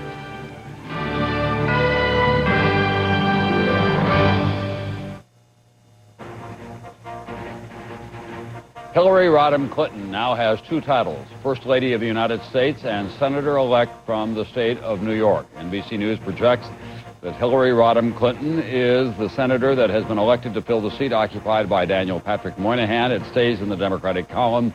It was, in many ways, a national senatorial contest. She ran against Long Island Congressman Rick Lazio after New York Mayor Rudy Giuliani was forced to withdraw for health reasons. We'll be talking with him in just a few moments. We'll be talking as well a lot tonight about Hillary Rodham Clinton and where she goes from here. We have other states that have closed their polls now. Nebraska, the projected winner, George W. Bush. No surprise there, 5 electoral votes. In New York, Al Gore is our projected winner. 33 electoral votes go into his column. He was expected to win in New York. In North Dakota, Governor Bush, the winner of the 3 electoral votes. In Rhode Island, Al Gore, 4 electoral votes in his column. In South Dakota, the projected winner is George W. Bush, 3 electoral votes there. And in Wyoming, again in the Rocky Mountain West, Governor Bush is running strongly tonight, but Al Gore is the one who is doing well in some states where he was not necessarily expected to. The states that are too close to call, as you can see, some big ones, including the home state of Bill Clinton, Arkansas. Pennsylvania is still out there. New Hampshire, Tennessee, the home state of Vice President Al Gore, is still there. Ohio, the Bush people thought they had that safely in their column, still too close to call. We think Louisiana, where the polls have just closed, too close to call. Arizona, West Virginia, which has been in the Democratic column, still too close to call. Colorado and Arizona and New Mexico, the Governor Bush people were counting on those states. We think they're too close to call. And then in the upper Midwest, what the Bush people have been calling the Dukakis Democratic states, Minnesota and Wisconsin, again, too close to call. So a combination of those states will add up to 270 electoral votes for one or another of these presidential candidates. But at this hour, we can't say which one, Tim Russert. Absolutely, Tom, and I keep looking at my little list here. Al Gore closing in clearly, if in fact he can win Pennsylvania, along with Michigan and Florida. If he does that, it would put him within 29 electoral votes of the presidency. And the combinations are endless. Minnesota, Iowa would be 18, and add Washington State, and you're there, and on and on and on. But that's why all eyes on Pennsylvania until we see whether or not this, in fact, is the real landscape that Al Gore must conquer. All right, thanks very much, Tim Russert. Sister Lucille, we're going to work on his handwriting here in his next life, by the way. And we're joined now by Mayor Rudy Giuliani. You have a new senator from the state of New York. Well, I'm not going to assume that yet. Well, you can project it, but I can't assume. We have projected the, it looks like she's run a very strong race in this state. She is a woman who is very skillful in the ways of Washington. She could be good for the city of New York. I'm not going to comment on that yet. Well, what do you think? I really should leave it for her and Rick Lazio and everyone else to talk about that. Well, let's talk about the national race tonight. Are you surprised that Al Gore is doing as well as he is in Michigan and Florida, for example? Oh, okay, yeah, Michigan and Florida, yes. You know, I thought, well, particularly Florida, I thought George W. Bush would carry Florida. But I think there are enough states left. If George W. Bush wins all the states in which he has a lead, he'll be the next president of the United States. And I think it's going to, come down to the states in the West, and they're still out there voting. There was almost no talk in this election about urban America and the cities and how they're doing. Did that disappoint you? No, I think there has been. I think some of the things they're talking about do help cities. I think tax cuts help cities. My city would be helped a lot by a cut in the federal income tax. That would bring a lot of money back to the city of New York, a cut in the capital gains tax. So it really depends on how you look at cities. When you look at cities from the old point of view of what they used to call the bucket brigade of mayors who would go to Washington asking for money, but when you look at cities from the point of view of welfare reform, growth in jobs, reduction in crime, and revival of the economy, I think they are talking about cities. Mr. Mayor, you're always a straight shooter. Now, when you hear tonight that Hillary Rodham Clinton is our projected winner, and you knew that you had to drop out for health reasons, are you disappointed? No. Well, I want Rick Lazio to win, and I would be disappointed if she did win, because I think Rick would represent us better. But, you know, I had to make the decision I made. It was the right decision, and you just don't look back on it. I mean, you can't look back on decisions that you have to make for your health. And your health is good? My health is good, but, you know, radiation is tough. There are days that aren't so good. Well, thanks very much for coming by tonight. You did have a big victory this fall because your Yankees won. That's right. And you had a Subway Series. And we're going to have George W. Bush there. All right. Let's go to the Hillary Rodham Clinton headquarters now, and NBC's Andrea Mitchell, who has been covering this campaign for us, is there. And Andrea, I'll bet you have more to say about the race than the mayor did. Well, I very rarely have more to say than the mayor, but the Yankees and their putative fan, Hillary Rodham Clinton, is a big winner tonight. And she won, Tom, interestingly, because in such a negative race, 68% of the voters, according to the exit polls, said that they blamed Rick Lazio for the negativity, 10% more than the people who blamed Hillary Clinton for the negativity. She had a big gender gap, 10 or 11 points. She did win a big vote here in New York City and in the minority community. She came out of the cities with a 3-to-1 edge, and she split in rural areas. So all that time she spent upstate and traveling in 62 counties around New York really did pay off. He carried the suburbs, but she was head-to-head with him in the rural areas. That turned out to be very important. His attacks against her on the Middle East and on the Jewish question did have some weight. She only got 58% of the Jewish vote. That is considerably less. Chuck Schumer got 76% of the Jewish vote when he ran as a Democrat statewide, winning only 2 years ago. But this is, any way you cut it, a big victory for Hillary Clinton. The first Lady to ever run for elective office. She wins. She used her husband, Bill Clinton, unsparingly in trying to get out that vote in the last couple of days. And it certainly paid off for her here tonight. Tom?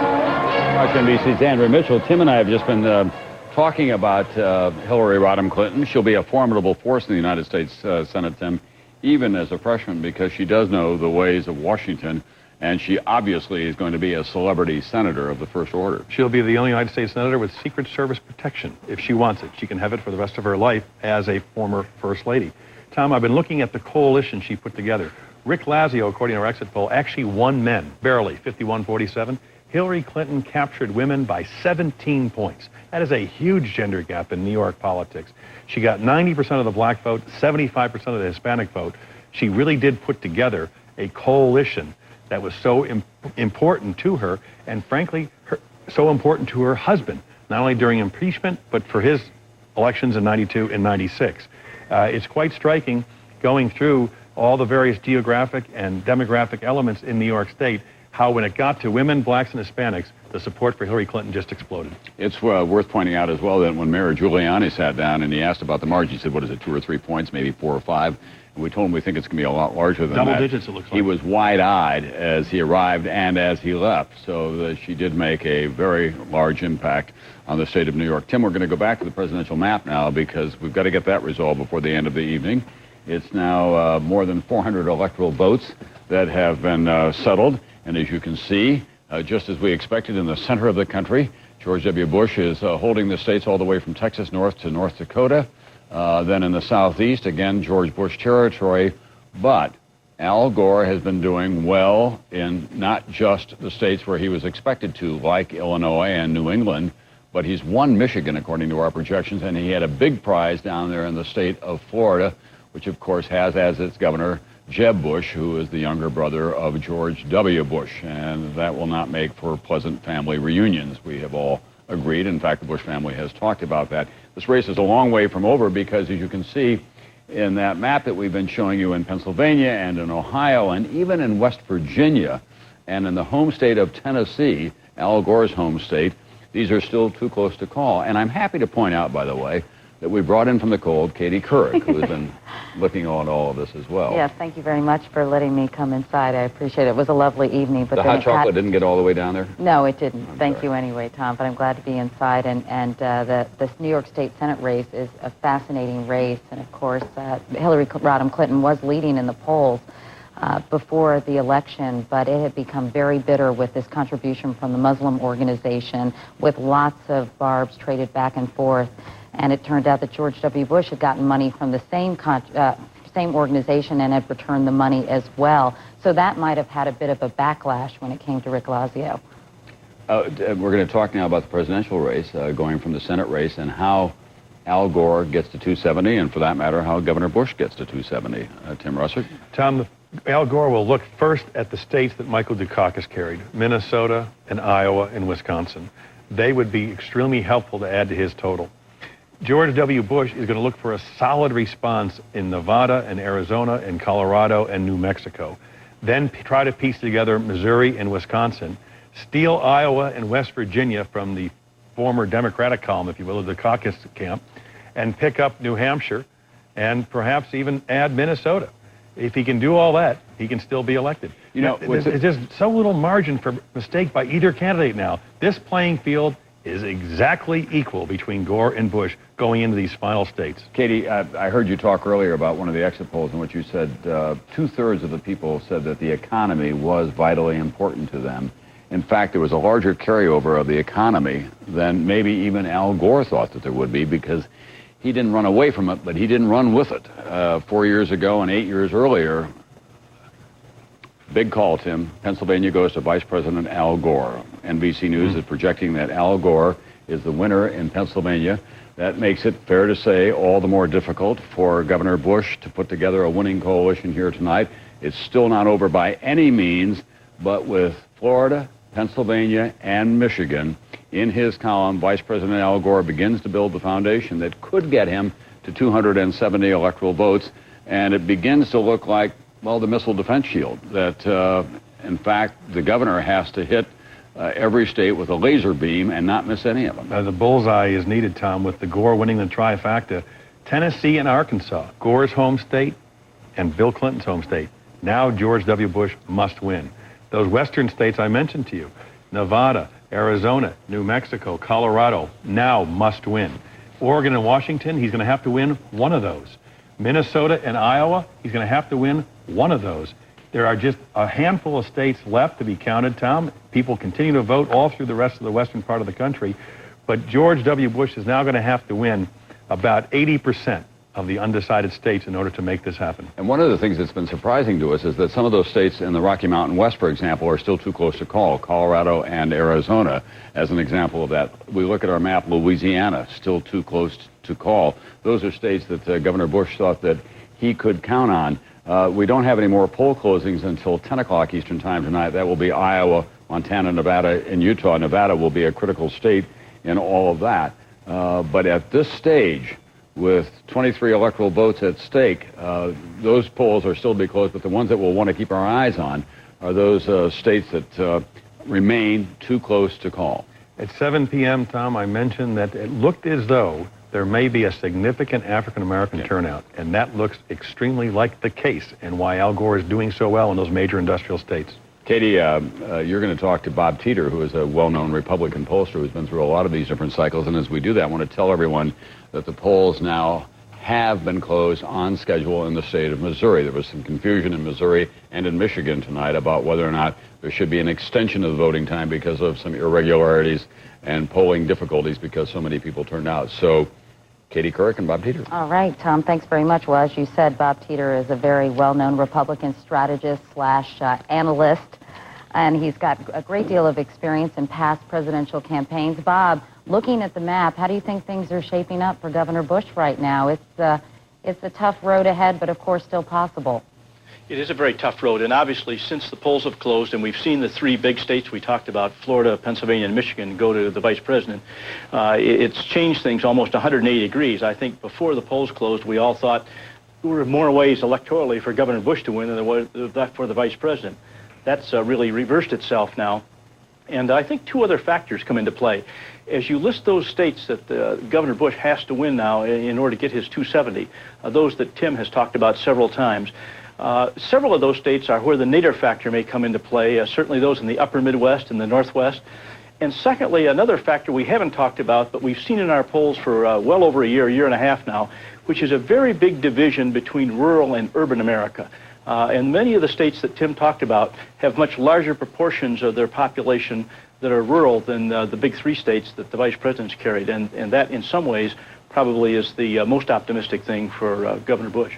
Let's talk a bit more about Pennsylvania. Governor Tom Ridge sort of predicted that Pennsylvania would be a winner for W, he said earlier. And of course, he was considered as a potential vice presidential candidate for George W. Bush, but he is a pro-choice Republican.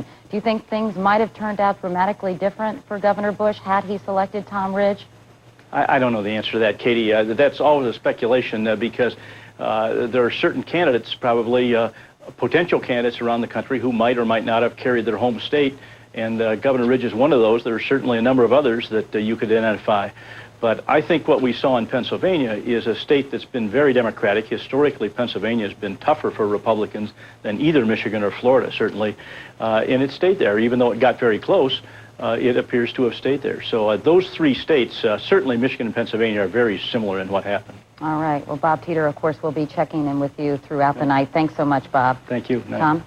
Thanks very much, Katie. Some relief in Austin at this moment because the state of Louisiana, we project that Texas Governor George W. Bush is the winner in the state of Louisiana with its 9 electoral votes. It's tucked right up against Texas, of course. He was counting on that state. So the center of the country begins to color in red for George W. Bush, but as it goes north from Louisiana through Arkansas and Missouri, Iowa and Minnesota, those are going to be vital states for both the governor and for the vice president. We have some Senate races for you now. The Republicans hold a majority of 54 to 46 going into this election cycle. In New Jersey, the projected winner is John Corzine. He's a former Wall Street executive, Goldman Sachs. It's estimated that he spent between $50 and $60 million of his own money for a job that pays about $140,000 a year. A lot of people were unhappy about that, even in the Democratic Party.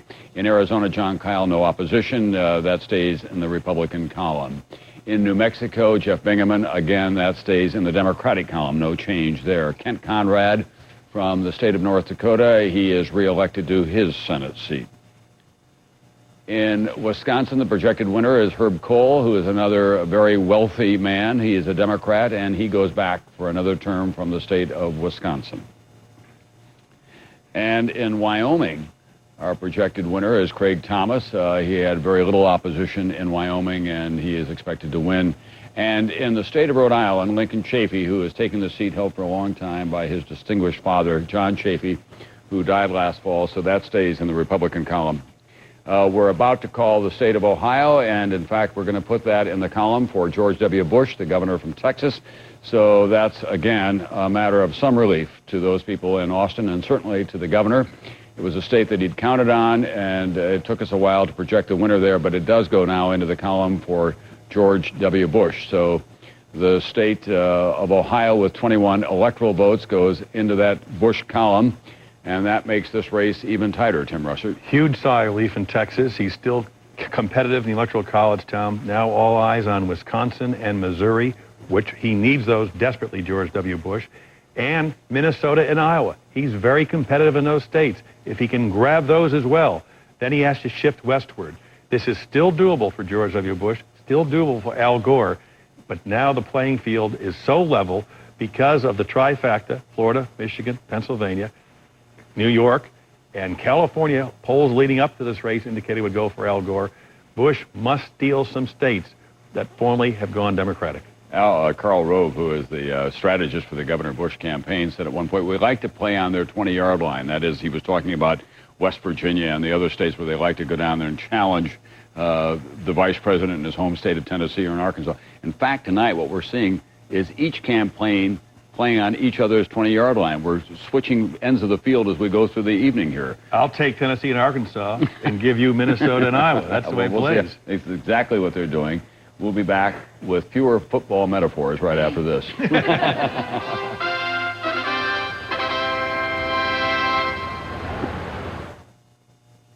If you only go to one movie this fall, Newsweek magazine insists Billy Elliot is the must-see film. There was just so much joy. Oh, warmed my heart. This was so special. As you can see, a lot of tears for me. The best. The best. Best movie I've seen by far. There is no rating for something that touches so deeply. I see it again and again and again. It's a great movie about following your dreams. Go, Billy! Billy Elliot, rated R. Now playing in select areas. Opens everywhere November 10th. I'm so excited about this. You know how easy it is to take your home videos and turn them into movies? Listen to this. You get an iMac, of course. Get your digital video camera, hook it up, and start iMovie. They've got effects in there now. You can, make it real fast. Ooh. Or get slow motion, make it dramatic. Or you can take a piece of music, put it under your footage, and all of a sudden, people are laughing, crying. I don't know, whatever you want. I've got cheesy ideas, but you'll do something creative that'll make you want to go, ooh, let's watch that again and again and again and again. I'm doing what I have to do, officer. Wednesday, all new Law and Order. A revenge murder. The police aren't talking. They've circled the wagons. Now it's one DA. Excuse me. Versus every officer in the city. You son of a... Could the cops be outgunned? I'd say it's a distinct possibility. All new Law and Order, NBC Wednesday. We're back. We've been talking about a trifecta here tonight for Al Gore. He has won the state of Florida, the state of Michigan, and the state of Pennsylvania, but George Bush answered by just winning the state of Ohio. He's solidly in the industrial Midwest, as you can see there in the Indiana, Ohio, and Kentucky, also in Virginia, and then the central part of the country. The idea is to get to 270 electoral votes. We've been asking Tim Russer to develop a scenario for us. 174 for Bush right now, 183 for Al Gore. Fair to say at this point, Tim, it's just slightly tougher for the vice president, for the governor of Texas to get there than it is for the vice president. Well, because you have Iowa and Minnesota, which would be 17 electoral votes, Tom. They have gone Democratic the last couple times. You have Wisconsin and Missouri. Those two have tilted Democratic, but George Bush has been extremely competitive in those. That's wide open. The Bush people leading up to this event tonight, Tom, had assumed that they were going to have New Hampshire, West Virginia, Tennessee, Colorado, Arizona, Oregon, and Arkansas. If they get all those states, they can still win this election, but they need all of them. If they don't get all those states, Missouri, Wisconsin, New Hampshire, West Virginia, Arizona, Colorado, Tennessee, Arkansas, Oregon, then they're going to have to tip over and steal Iowa and Minnesota. It is so fascinating to watch this play out because I kept coming up with 269, 269 every third time that I did this in terms of the Electoral College, a dead even tie. It probably won't turn out that way, but we're going to have a long night. It's still possible. Well, we've been counting on it. We promised you a long night. We're prepared. We hope you are as well. We'll be back with more on Decision 2000 right after this.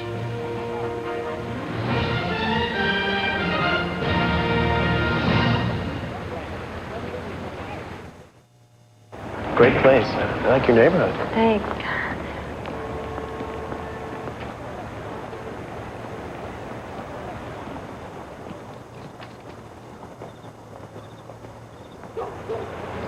Oh, Sorry. Time to buy a Galant. 0 down, 0 interest, and 0 payments for an entire year on our best-selling Mitsubishis. Hurry, this deal ends soon. See the West, under $1 a day.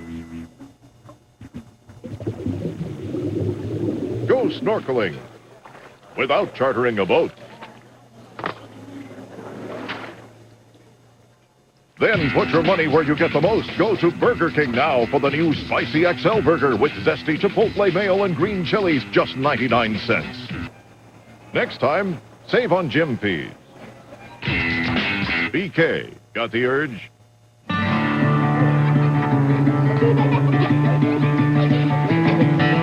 These flashlights aren't run by batteries. You simply wind them up. The user is the power. To recharge them, just give the kids a good night's sleep. The Eco Store, another step toward an energy-efficient tomorrow. Available online today at portlandgeneral.com. Let the future begin. Vehicle history report, extensive. When it comes to buying a used car, do you really know what you're getting? Toyota does, because beyond getting legendary Toyota quality, dependability, and reliability, there's a few other important things you get too. See, we're good on our words. And now get 3.9% APR financing for 24 months on all Toyota certified used vehicles. See your Toyota dealer today.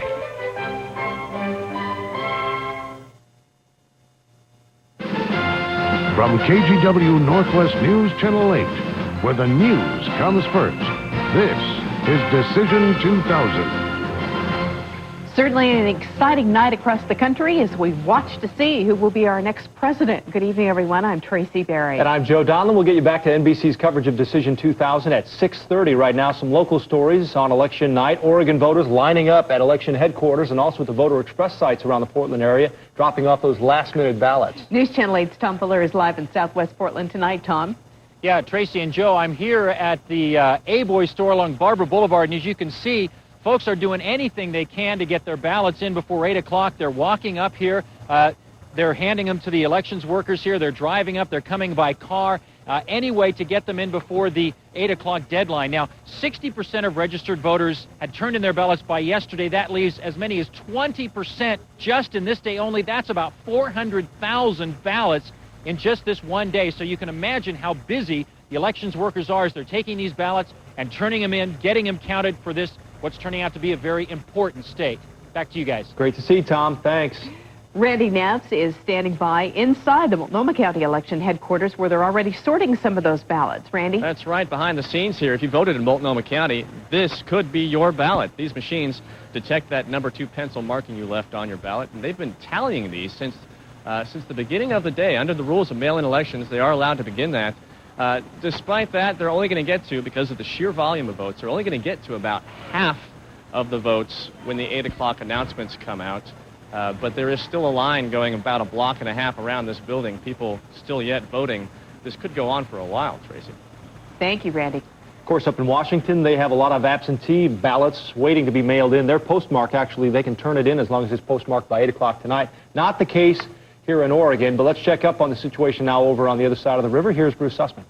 Well, that's right. I tell you, I'm just outside the Clark County Elections Office. Take a look for yourself at what's going on inside. The volunteers and the elections employees just now taking ballots from the polling places. There was an early afternoon pickup of some of the ballots so they could start counting now. They're making sure that all the hole punches went through, taking them out of the secrecy envelopes, stuff like that. Also, take a look at the silver boxes that are piled up. Those are all of the other boxes from polling places that contain the early pickups from this afternoon. With the race so close, you have to wonder who are all the votes for in that pile of boxes there. By the way, as you mentioned, Joe, the absentee ballots will be a big issue, and that is because they won't have to be postmarked, actually, until 11:59 tonight. So you can still get them in, but that means a couple of days of waiting for some of the results here in Washington. Back to you. Time to feel patriotic and light some fireworks, maybe. That sounds like it.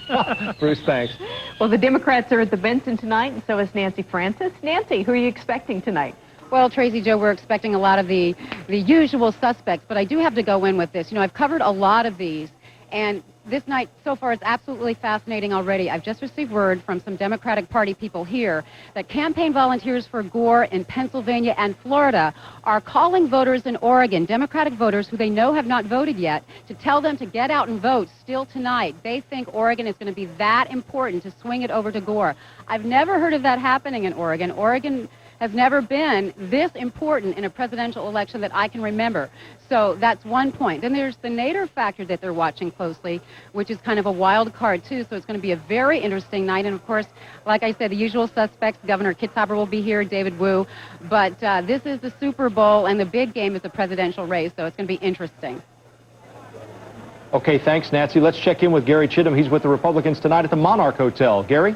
Same situation over here. People are really starting to get together and mingle for the first time tonight. They've been huddled around the televisions watching our coverage of the presidential races. Now during this break, they're taking the opportunity to shake hands, start talking about strategy, and start celebrating a little bit some of the races that they think they're going to be winning tonight. A lot of people expected here tonight, Republican Party, Lynn Snodgrass, Secretary of State candidate, Kevin Mannix, Attorney General candidate, and John Kvistad, Treasurer candidate. Those are the big statewide guys who are expected to come in here a little bit later. Also some Republican Party people, Perry Atkinson, the chair, and then Senate Majority Leader Gene Derpler is also expected here later tonight. People really just starting to get rolling here. The band just took a break and is about to get started again. But everyone is huddled around watching the presidential race. Every time there's a break, though, they're taking time to sit back, talk strategy, and talk about how they're going to celebrate the many races they expect to win. Back to you, Tracy and Joe. Thank you, Gary. We'll see you later on tonight. Of course, numbers, very important. We'll have plenty of those for you. But also, we have a political roundtable to give you some insight. Our moderator is Russ Lewis. He joins us now live from Studio A here at KGW. Russ?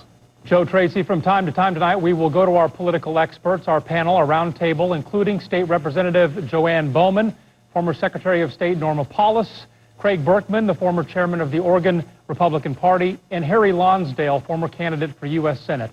As the results come in, we'll talk about those interesting national and statewide races, and I imagine we'll talk quite a bit tonight about the 26 ballot measures in Oregon. We're also trying something new, though. This is the live interactive election roundtable on our website tonight. You can email us with your questions anytime now. The address election@kgw.com. We're running from 9 to 10 o'clock tonight. 1 hour on the web. Should be a lively discussion both on News Channel 8 and the internet. Joe and Tracy, back to you. Thank you, Russ. NBC projecting Gore in Minnesota. We'll see you back here at 6:52. Right now, back to NBC.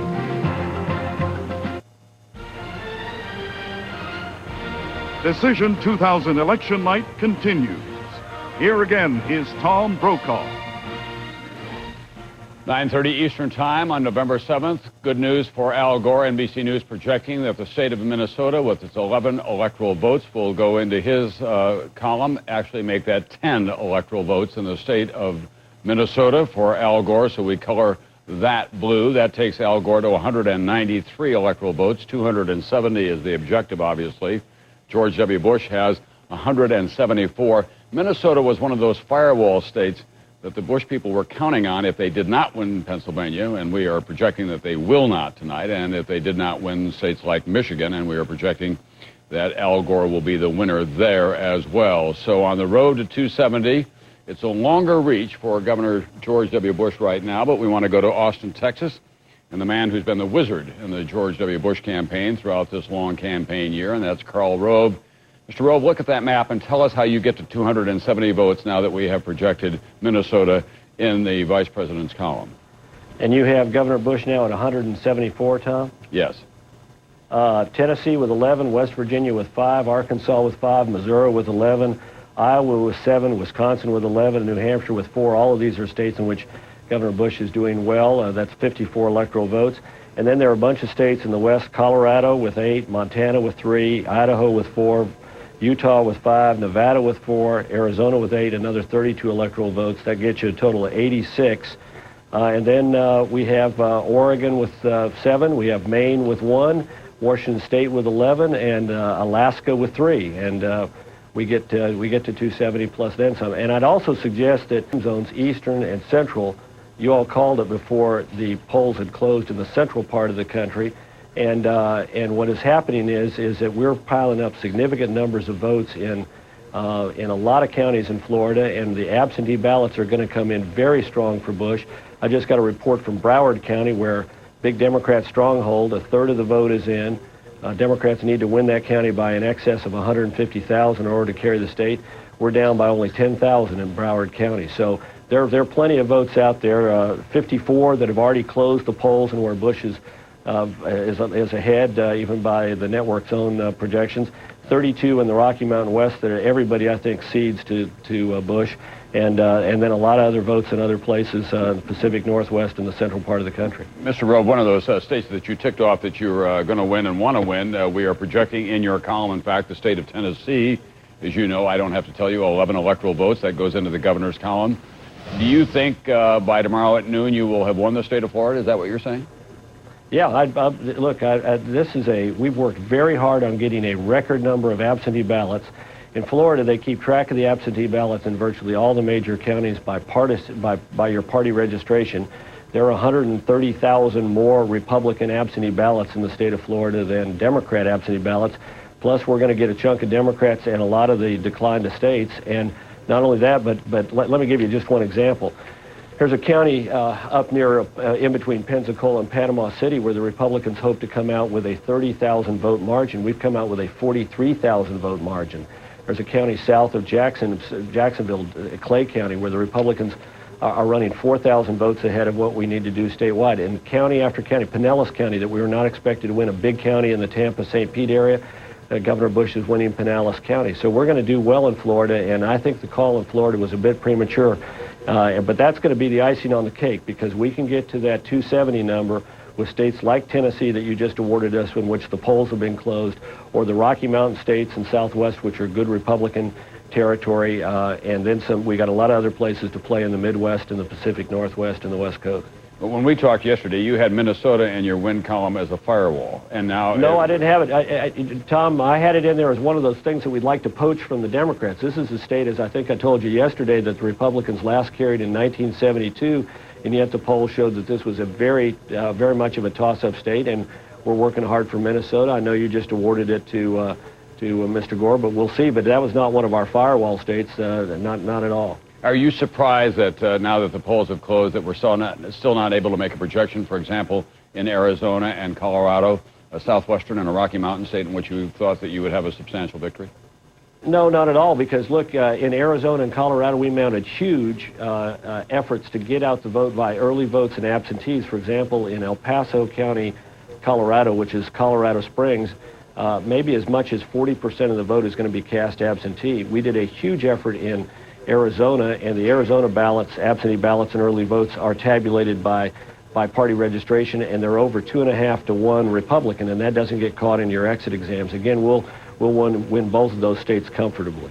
Thank you very much, Karl Rove. Thanks very much for being with us tonight, and best wishes to you. And of course, we extend the same best wishes across the aisle to the Gore campaign as well. It's been a long and difficult campaign for these people who've been working 24/7, 365 days on these campaigns. Tim Russert, you heard Karl Rove say we can get there. He can mathematically, and those states are, in fact, many of them traditional Republican states. Missouri and Wisconsin have been tilting Democratic. If Governor Bush can snatch those, Tom, then he has a real battleground out west.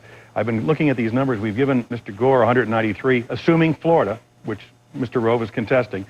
If you assume that California and Hawaii are safe Democratic states, that gets him 251, just 19 away. And that means he's playing for about 3 of the remaining, if you will, 15 states. This is Vice President Gore. If you take away Florida, all bets are off. Right. It is clear, listening to Mr. Rove, that Governor Bush has to run the table, to use the analogy we've been using all night. But based on some of the things we're seeing and listening to voters, it is still doable. We won't know until at least 11 o'clock whether or not it is, in fact, possible in a big way, and in fact is something that can become reality. And how realistic is it, though, that Florida could fall to George Bush at this point in time, given the absentee ballots he mentioned? There are considerable registrations of absentee ballots, but I think the networks have all taken their time in making this projection. If it's wrong, we'll be the first to admit it. And obviously the information that Mr. Rove provided will be factored into everyone's calculation. But every network looked at this based on the samplings we're getting and awarded it to Vice President Gore. Even without that, Katie, Mr. Rove is right. Mathematically, Governor Bush can still reach 270, even if, in fact, Vice President Gore wins California and all 54 votes, has been widely assumed. And by the way, it's worth pointing out in 1960, when it was at 7 o'clock in the morning in the East, when NBC News projected that John F. Kennedy was the winner over Richard Nixon, they did that by awarding John Kennedy the state of California. He ended up losing the state of California, but he still won the election. So we do have a long night ahead of us. As you could tell from Karl Rove, they think that they can still win this. In the Rocky Mountain West, they've been working on the strategy for a long, long time. He put together a mathematical model that does, in fact, hold up for them, but now we have to wait for the returns to come in from those states. 2 veterans of this presidential election process join us now. Doris Kearns-Goodwin, the historian from Boston, and in Washington, D.C., pundit Bill Safire from the New York Times. Mr. Safire, let's begin with you. Does this remind you of 1960? Well, I remember the wave of support that built up for the Republicans toward the end as the night wore on. But we were all hoping for California. I don't think that hope for California exists now among the Republicans. If your projections hold up, then this looks like a very tough row for George Bush to hoe. And this would be, on the presidential level, a big night for the Democrats. You heard Karl Rove cite the states that he says that we will win, and that will get us to 270. Do you not take him at his word? Well, you've got to be optimistic if you're the chief strategist for George Bush, and he's doing the right thing. He was a little too cocky last weekend. But let's look at what we know instead of guess at what we don't know. We know that if your figures hold up on Pennsylvania and Florida and Michigan, that Bush is a real long shot at this point. Two, we see that the country is pretty much divided, pretty closely divided. Now, what does that tell us? Look at the Senate races. The victory of George Allen over Chuck Robb pretty much guarantees that the Senate will be in Republican hands. I think the way things are shaping up is that we're going to have divided government. And we don't know about the House yet. But I think divided government, especially since the country is so closely divided, is a great thing, where the Republicans, if they have the presidency, would probably have a House that would be watching them. And if Al Gore, as seems now, on the basis of your projections, becomes president, then you have a Senate to balance and check him. I think that's a very good thing. Doris Kearns Goodwin, who is also with us tonight as a historian, looking back on the lessons of history and also projecting ahead. What are these election results telling us about this country tonight with these two baby boomers, the first election of the 21st century? Well, I think it's telling us that neither one of them has actually created an overwhelming majority mandate on their side. I remember when Lyndon Johnson won in 1964 with his huge mandate, he said that nothing was more extraordinary than this mandate. It was better than making love to the most beautiful woman in the world. Here, neither one has shaped a country. And I only hope that the divisions between Congress and the president that Bill Safire might like will not be added to by a division between the popular vote and the electoral vote. I think that would leave the one candidate who goes in without the popular vote without a certain legitimacy. It didn't help any of those three guys in the 19th century, John Quincy Adams and Hayes, and the third guy, whose name I'm now forgetting, Benjamin Harrison. Right. All of them had doomed presidencies as a result. I love the Founding Fathers. I love their wigs. I love their hearts. I love their brains. This is one part of their institutions that I think we got to change. Thank you very much, Doris Kearns Goodwin, and the Harrison family descendants. Thank you as well for coming up with his name right at the end. We'll be back with more on Decision 2000 right after this.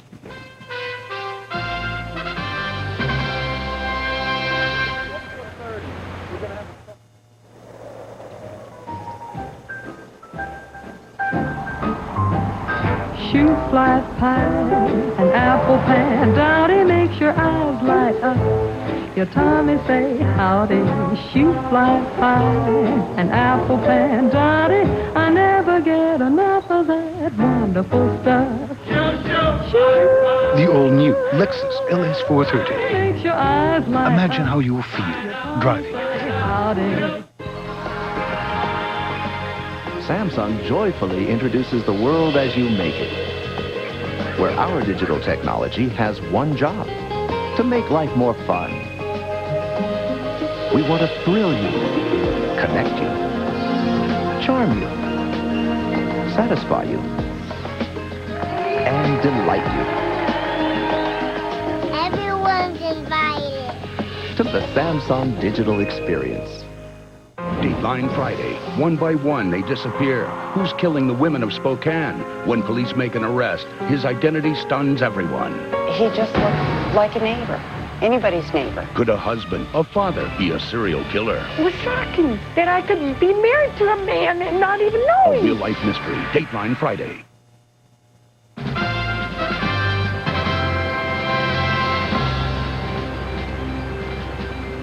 We're back, and more good news for Vice President Al Gore, more bad news for Austin, Texas tonight. The state of New Mexico, 4 electoral votes. We are projecting that Vice President Al Gore is the winner in that southwestern state tonight, and that's an important victory, Tim Russert, for the Vice President. It sure is, Tom, because that puts his total up now to 198.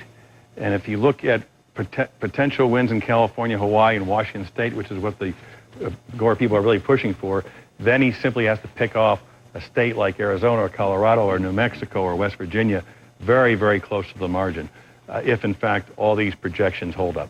In fact, the Bush campaign spent a lot of time in New Mexico. They went back and forth there. It's a state in which they had a storm in the southern part of the state, which the Gore people think is more Republican. the weather was better in the northern part of the state. They had a lot of organized labor people getting out the Hispanic vote in the northern part of the state. That might have made the difference. And the Bush people thought with the fires that occurred in New Mexico and the alleged espionage of Los Alamos, it was a state made for them. Gore picking off New Mexico. We're very anxious now to see what happens in Nevada, Arizona, Colorado, the surrounding states, whether there's any erosion had been projected or at least suggested would be a base for Governor Bush. What about the McCain factor in Arizona, Tim? Don't you think obviously that's going to play well for George W. Bush? It should, the home state of John McCain. But, Katie, that state, Arizona, has been tilting more and more towards the Democrats with infusion of huge amounts of people. A high elderly population. Yeah, Social Security is a big issue in Arizona. And as we looked inside the exit polls in Florida, we didn't see it cut all that much. But in Pennsylvania, which has the second most number of senior citizens in the country, Social Security was huge. In Arizona, I'd be interested to see what they have to say about Social Security. Get out the vote has obviously been the motto of the day for both candidates. And about 5:15 tonight, someone in the Gore campaign said Jesse Jackson's arriving in Philadelphia at about this hour. We've got the mayor in the streets of Philadelphia. There is Reverend Jackson right now in Philadelphia. The polls have already closed there. We have awarded Pennsylvania to Vice President Al Gore. What was your role in Philadelphia tonight, Mr. Jackson? Well, not just Philadelphia, but Florida and Illinois and in California. We've worked hard to mobilize the African-American vote. The basic theme is take your souls to the polls and to stay out the bushes. But the black voters are part of a coalition of blacks and labor and women. I think by Bush taking this strong Supreme Court position of strict constructionist, it said that it would be a threat to workers because they choose right-to-work laws of a right to organize, to women, Roe v. Wade, and to affirmative action. So in many ways, Bush's rather straight ideology lined up our vote. If, in fact, Vice President Al Gore wins tonight, and it's by no means certain that he will, we just heard Karl Rove give us a scenario that gets George W. Bush to 1600 Pennsylvania Avenue.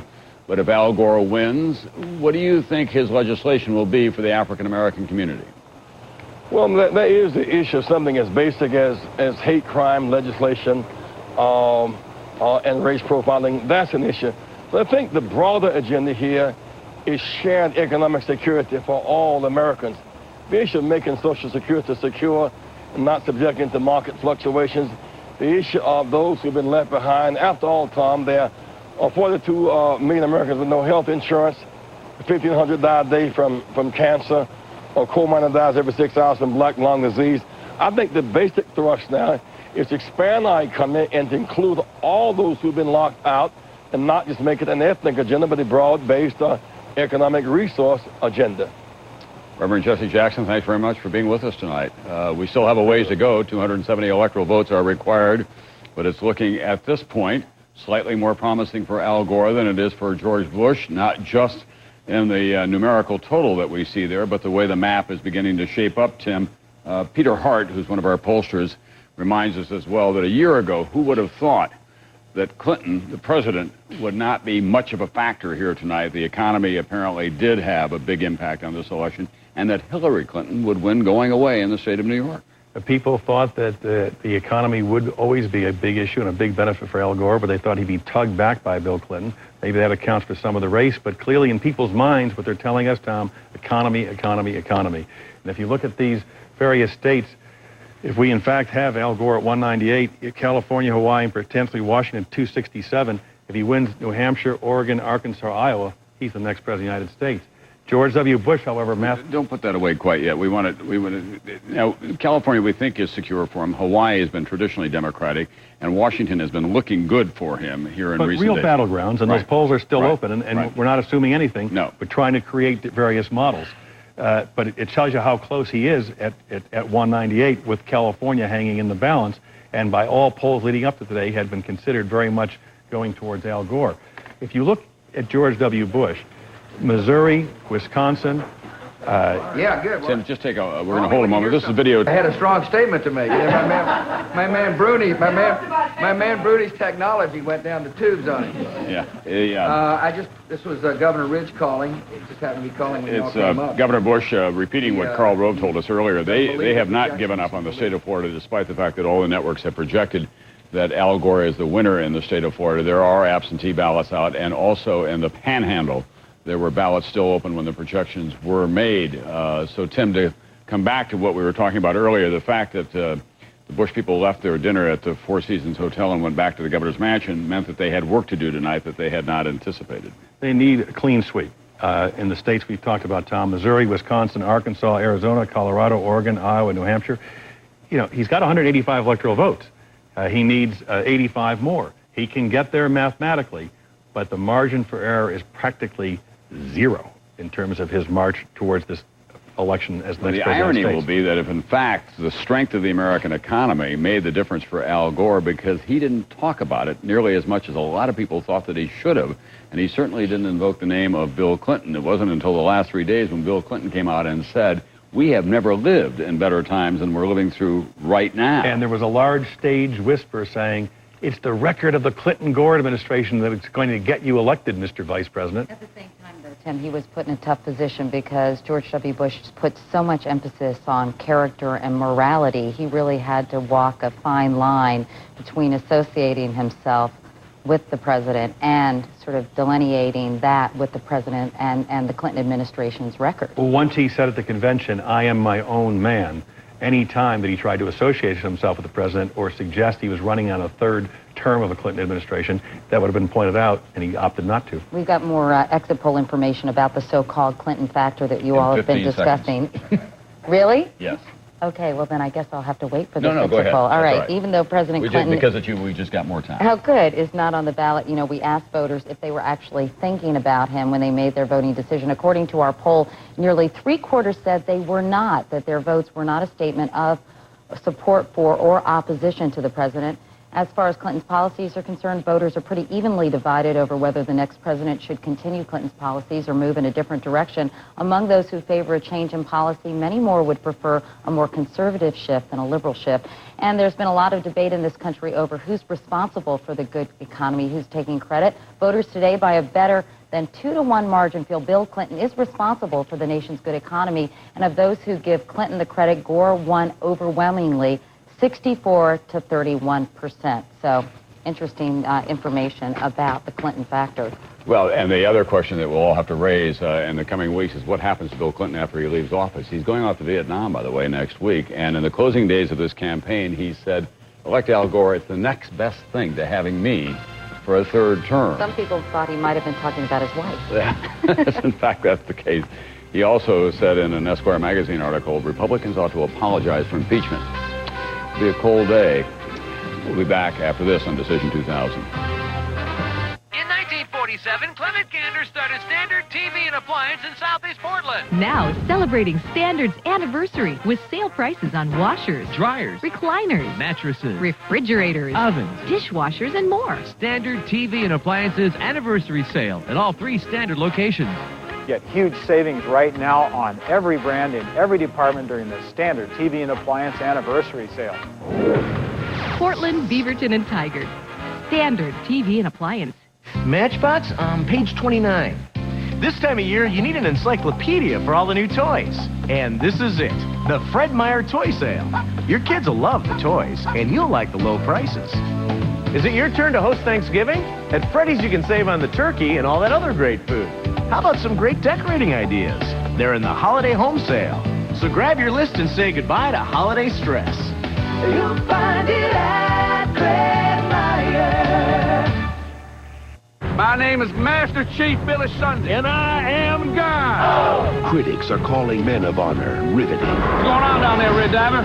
You're the one they talk about. A sure Oscar contender. I got a man dying down there, sir. Men of Honor is a terrific film. You think you're better than me? You're damn right I am. With performances by Robert De Niro and Cuba Gooding Jr. that will knock your socks off. What makes you try so hard? Because they said I couldn't have it. Men of Honor, rated R. Friday, only in theaters. From KGW Northwest News Channel 8, where the news comes first, this is Decision 2000. Hello, everyone. Welcome back. We are here with Decision 2000 local coverage. This election is certainly turning out to be a tight one, just as predicted. And in Oregon, the voting hasn't stopped yet. They are lined up trying to vote. Imagine if this were not a mail-in election. If people were going to the polls, it would be jam-packed all day. Randy Neves is at Multnomah County's election headquarters, and he joins us now with the latest on that long line, Randy. Well, we found our way down into the basement to see where that long line of people, all their votes end up. This is where workers are opening up the secrecy envelopes to make sure the ballots are valid so they can go up to the counting machines. Now, these workers are expecting right now 72% of the ballots are in. And these workers are being told to prepare to be here until 2 a.m. But I've been talking to some observers around here, and they tend to think it could be 3, maybe 4 a.m. So these workers aren't getting paid, and so they know the longer they stay here, the more they'll get paid, but they're prepared to get tired. Back to you. So much for incentive. Thanks, Randy. Tom Fuller's live at a ballot drop box in Southwest Portland. Tom? Yeah, Joe, I am at the A-Boy store along Barber Boulevard, and I'll tell you, a lot of people have been coming up to this particular drop-off spot right here. In fact, you guys have been pretty busy today? Yeah, it's been busy all day. You were telling me that you've given away, turned in like about 6,000 ballots. Yeah, just today. And you're going to be here till? Till just right at 8 o'clock. Okay. You stop at 8 o'clock. Exactly. I noticed that you've been encouraging to sign the ballots and everything if they make sure that they're all okay. Yeah.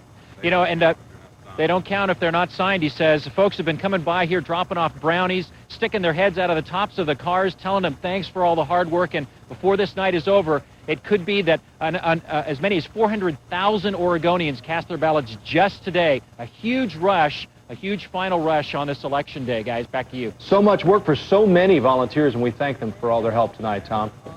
Thank you, Tom. Let's turn now to Laurel Porter. She's been tracking some of the hot Senate races nationally. Laurel? Hey, Tracy and Joe, it's really getting exciting. The Democrats are narrowing the GOP majority, so it's really turning out to be an upset across the board as we look at some of the states against all analyst predictions.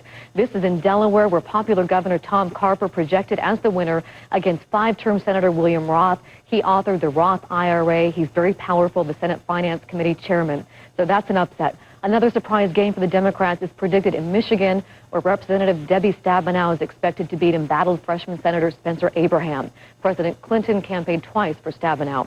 In Minnesota, another possible win for the Democrats against an incumbent. Department store heir Mark Dayton is the projected winner here against Senator Rod Graham. Dayton's family owns the Target stores. Missouri, here's a race to watch where it's 50-50 between the late Governor Mel Carnahan's name still on the ballot and Senator John Ashcroft. So this is a toss-up here. We'll be watching this all night. The Democrats picked up the Republican open seat in Florida. Insurance Commissioner Bill Nelson beating Representative Bill McCollum. He was the impeachment manager during the Clinton proceedings. In Connecticut, a landslide win for Joe Lieberman. But if Gore and Lieberman win the White House, this will go to a Republican because the Republican governor will appoint somebody from the GOP. In Virginia, the Democrats lose their incumbent here with former Governor George Allen beating 2-term Senator Chuck Robb. He's the son-in-law of President Lyndon Johnson. And in the race that gained international attention, Hillary Rodham Clinton makes history as the first lady elected to public office, beating Representative Rick Lazio. So right now, the Democrats need to beat 2 more incumbents. That could happen in Washington State. We'll watch that in Montana and again in Missouri. So we're watching those races closely. Thank you, Laurel. A lot of those numbers seemed a little bit askew, but those are just the ones that are actually been counted. A lot of the winners are being, of course, projected. If you haven't voted yet, you still do have about an hour to get out and get your vote counted, and our coverage continues now with Leslie Knopp. She's with the Democrats tonight. Leslie? Joe, that is the big message from Democrats here. They are telling us to pass along to everyone, get out and vote. They are, in fact, out in front of the Benson Hotel with signs trying to get the message out, get out and vote, because they think Oregon voters are that key. Of course, we will be here hearing from the governor and other Democratic officials later tonight. Should be an exciting night, hopefully. Democrats are streaming in here and intently watching those national numbers for now. Tracy and Joe? Thank you, Leslie. Let's go to Krista. She's with the Republicans at the Monarch Hotel. Krista? Well, we just got done hearing a loud cheering from this group of Republicans when Laurel mentioned that Rick Lazio was ahead of Hillary Clinton. You might be able to hear some of that excitement right now. This cheering is coming and going. All eyes here are glued to the television as the rest of the country continues to list its results. Of course, still waiting for the West Coast here. In addition to the presidential race, the Republicans here watching some of the state races, including Lynn Snodgrass for Secretary of State, John Kvistad for State Treasurer, and Kevin Mannix for State Attorney General. Also, 27 ballots on the 27 initiatives, rather, on the ballot. Bill Sizemore is also here in the Monarch Hotel in a completely different room watching those results come in. So lots of excitement right now as these results continue to pour in. Joe Tracy, back to you. Thank you, Krista. We hate to burst the bubble, but it has been projected that Hillary Clinton has been elected as the senator from New York. Yes, keep your TV right there on NBC, and you'll get the latest from Tom Brokaw and the rest of the NBC crew. And we'll be back here in about a half an hour with more local news for you.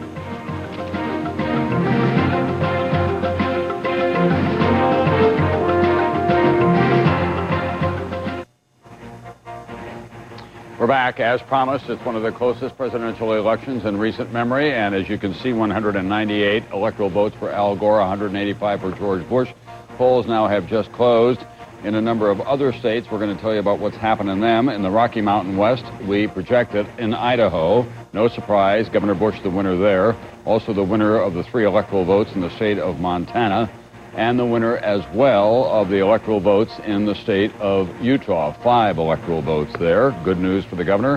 He did expect to win those, but it's too close to call.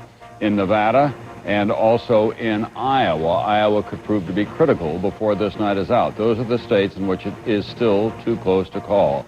Arizona, Arkansas, Colorado, Iowa, Nevada, New Hampshire, West Virginia, and Wisconsin. A kind of an even split in terms of what we had expected before this election. So we color the map now red for Governor Bush and blue for Vice President Al Gore. Folks, it doesn't get any closer than that. 197 electoral votes to 198, and the Bush campaign is now contesting the projected victory for Al Gore in the state of Florida. We have colored that blue for Al Gore, but both Governor Bush and his chief strategist, Karl Rove, have said that they believe that they're going to win Florida. Absentee ballots and the voting that has been going on in Broward County, which is down south, but also in the Panhandle, they think will carry the Texas governor through. That is the state, after all, in which his younger brother, Jeb Bush, is the governor. Katie Couric here with Tim Russert and me, and we've all been looking at a column of numbers that Tim has been working feverishly on over here. He's been erasing those boards a lot all night long. He has. We're going to keep him after school until he gets it right. 197 votes for George W. Bush right now. He's got to get to 270. That means he needs 73 more votes. How does he get there? Do you want to start with Bush or Gore? I want to start with Gore, Tom, because it's 198, and these are the 3 states that people have assumed going into the election, California, Hawaii, and Washington, might in fact break to him, which would be 267, 3 short. And the reason it would be 3 short, George W. Bush, 197. He needs 73. If he wins Alaska, Missouri, Wisconsin, Arkansas, Arizona, Colorado, Nevada, Oregon, Iowa, New Hampshire, and West Virginia at 73 electoral votes, 271, 1 more than necessary. If he loses any of those, and Gore, in fact, wins California, Hawaii, and Washington, Gore's the next president. No margin for error here. Tim, what about the Nader factor, though, in Washington State? I mean, can Gore be that assured? No, those 11, if you put 11 on here, then he can afford to lose Missouri, Wisconsin, and who knows how the Nader factor is going to play out in this particular state. And the wonderful thing about this, in terms of our uncertainty, as I mentioned before, Tom, Arizona, Colorado, Nevada, all have 30 to 40% absentee ballots.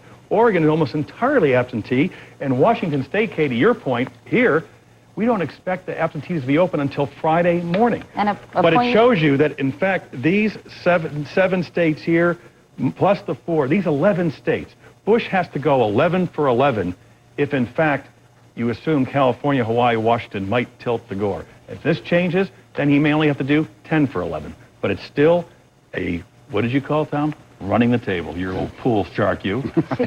Also, Oregon is all mail-in ballots, right? Yeah. Here it is, right here. And this is the mail-in ballot, and we may not know what they did in the state of Oregon until as late as Friday. So if Oregon becomes critical, this could go on for some time. I don't know about the rest of you, but I brought a toothbrush and a change of clothes. We could be here for a few days. I think we should order a One last point, Tom. If Florida ever switched back to Bush from Gore, then 25 votes less here. It's all still for grabs. wide open. Donna Brazil is a campaign senior official in the Gore campaign. She's been watching all of this from the headquarters in Nashville, Tennessee. I'm told that she was both laughing and shaking her head. You don't think that you're going to have to give back the state of Florida, I gather? Absolutely. And tell Tim what he just added up right now equals fuzzy math. Several of those states are leaning toward Al Gore. The tide is turning in our favor, and I believe many of those small states will come in our direction tonight. Is there any doubt in your mind that the African-American vote proved to be critical, especially in Pennsylvania?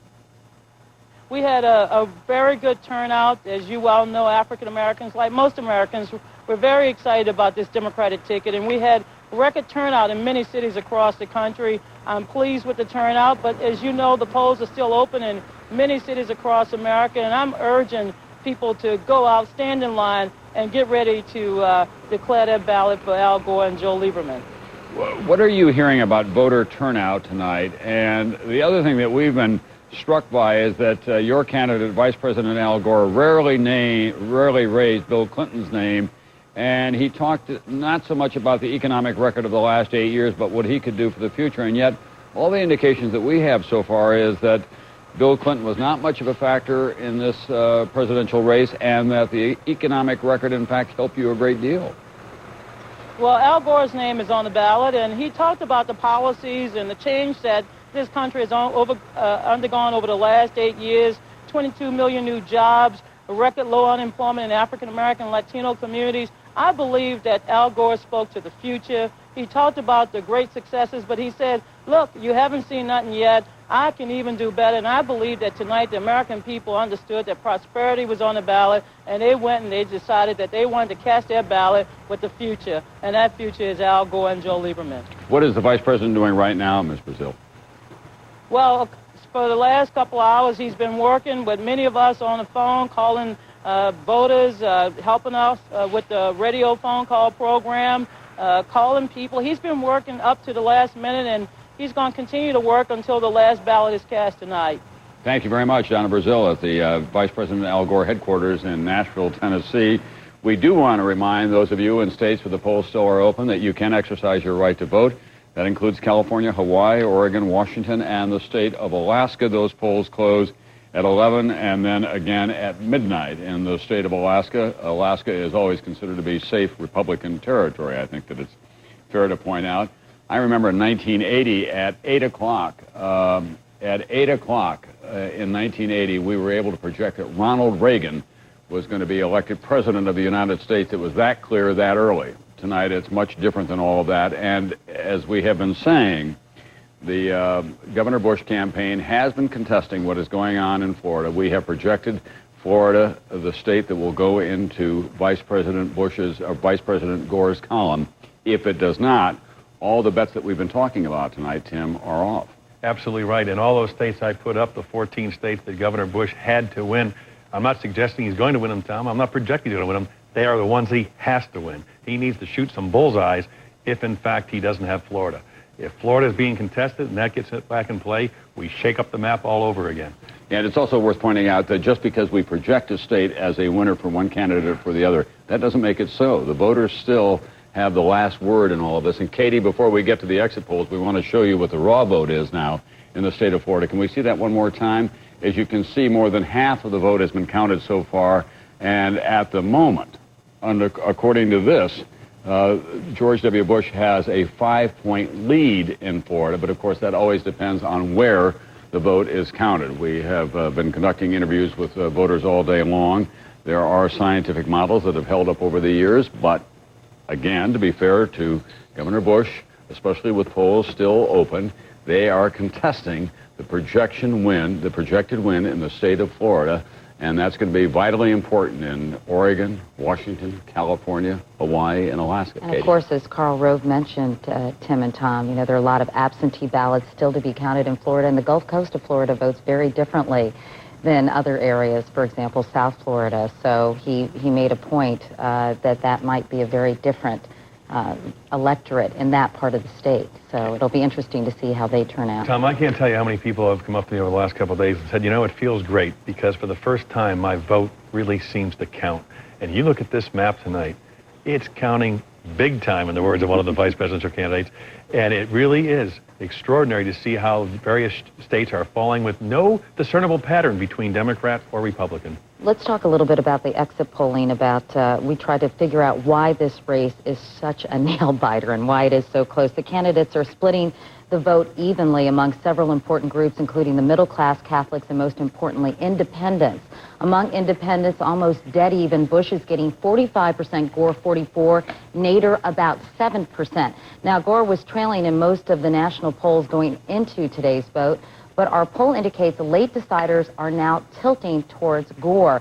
A total of 17% of all voters made up their minds in the final week, and these voters are breaking 5-4 for Gore. One reason for the tilt, which may be surprising to many people, the late report of Governor Bush's drunk driving arrest. Let's look at independents and see how they felt about the arrest. 1/4 of them said it was at least somewhat important to their vote today. Among those who did think it was important, Gore did well, winning 65%. So, Tom, for a race that seemed to be going Bush's way before Election Day, this matter, which many people thought was a pretty inconsequential event, may actually be having an impact at the polls. Tim, I think the latest poll showed that, 83% said it was not a big deal to them that George W. Bush was arrested for drunk driving 24 years ago? Yeah, and as you focused, rightfully so, on those independent swing voters, who knows what tilted them in the final days? Was it something they thought of judgment or recklessness or preparedness, whatever? Any small thing, Katie, could have tilted this one way or the other in different states for either of the candidates. Important data. Karl Rove is going to be very happy to hear this, to say nothing of Governor George W. Bush. Missouri for George Bush. Missouri goes into the Bush column.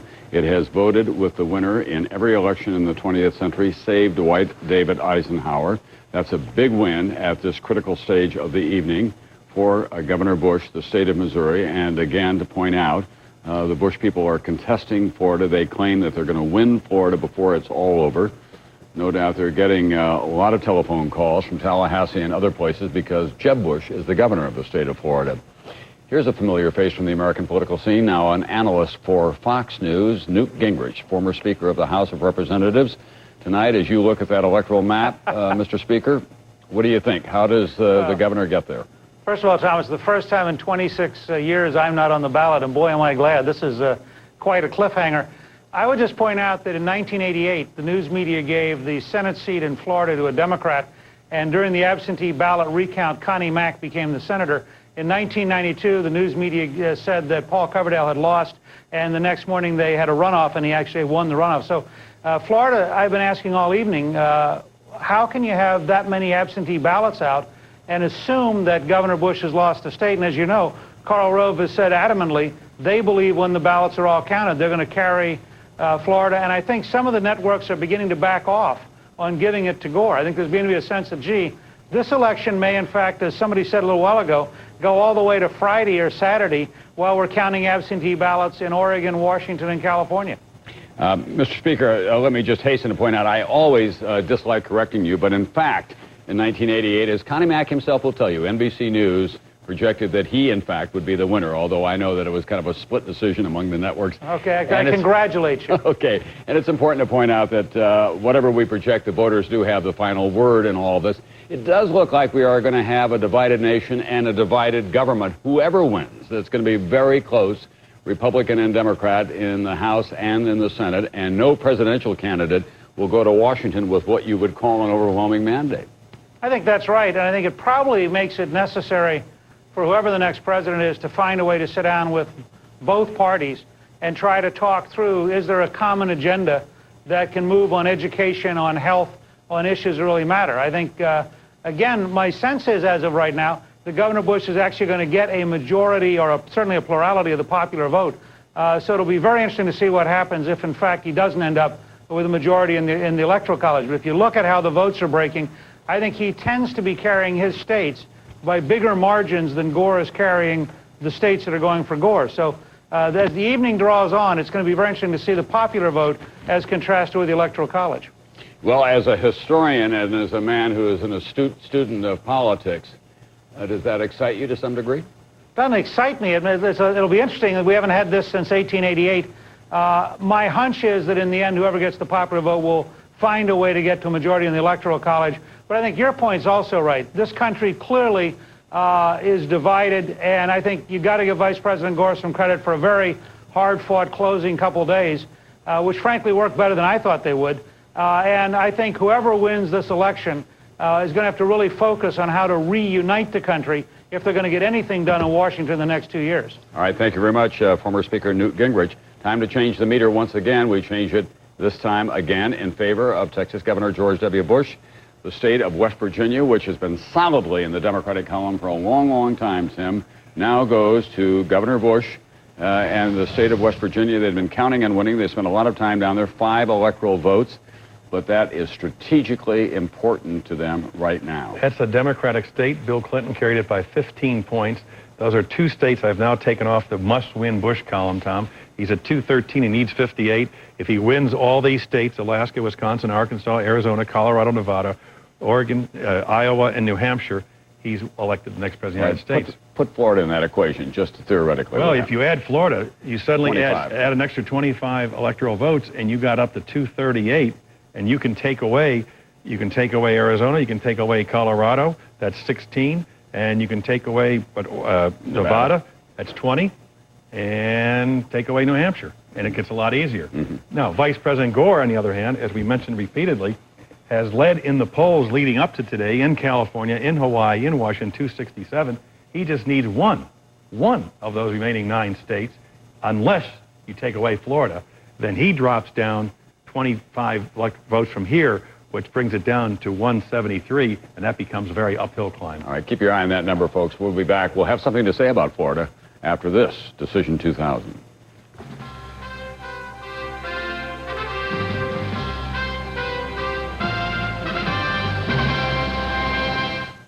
My name is Master Chief Billy Sunday, and I am God. Critics are calling Men of Honor riveting. What's going on down there, Red Diver? You're the one they talk about. A sure Oscar contender. I got a man dying down there, sir. Men of Honor is a terrific film. You think you're better than me? You're damn right I am. With performances by Robert De Niro and Cuba Gooding Jr. that will knock your socks off. What makes you try so hard? Because they said I couldn't have it. Men of Honor, rated R. Friday, only in theaters. Samsung joyfully introduces the world as you make it, where our digital technology has one job: to make life more fun. We want to thrill you, connect you, charm you, satisfy you, and delight you. Everyone's invited To the Samsung digital experience. Sleeping bag for his first sleepover, $40. Backpack, $18. Sorry about that. Hey, buddy, you couldn't sleep, huh? Walkie-talkies, $25. Going home, priceless. There are some things money can't buy. For everything else, there's MasterCard. Win a house in our Home for the Holiday sweepstakes. Go to MasterCard.com. NBC presents mankind's greatest stories, from Adam and Eve to the 10 Commandments. You have the power to interpret dreams. In one motion picture event. Let them go! Every firstborn in the land shall die. In the beginning, NBC Sunday at 9/8 Central.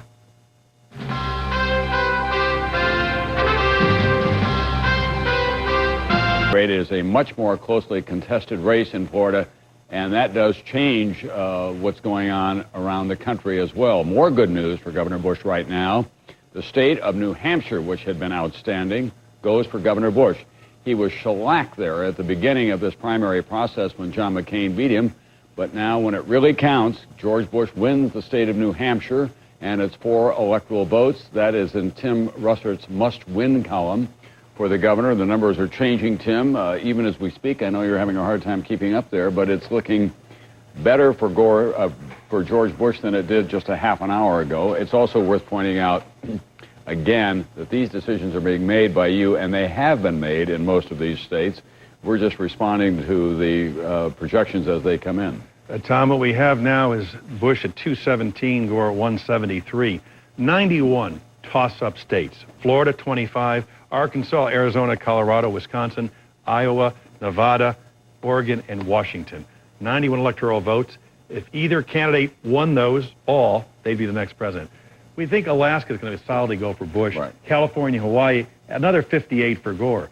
So you add that on to Mr. Gore, he gets to 181 plus 50 would be 231 electoral votes. He's just 39 away, and Mr. Bush now is just 53 away. This is what they're battling, 53 out of here. This is where it's all going to come down to, Tom. 1, 2, 3, 4, 5, 6, 7, 8, 9 states at 10:20 Eastern Time. We are still a long way from looking at president. Let's go to Nashville now, and NBC's Claire Shipman. Claire, are they putting the corks back in the champagne bottles down at the Gore headquarters?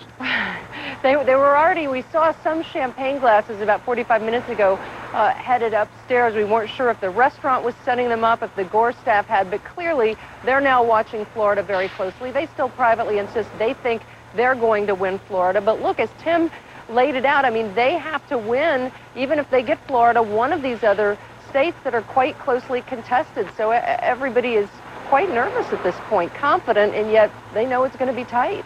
When they look to the west and those states that are still in play, Colorado, Arizona, then to the Midwest, Iowa, for example, and Wisconsin, still too close to call, where do they think they have their best shot?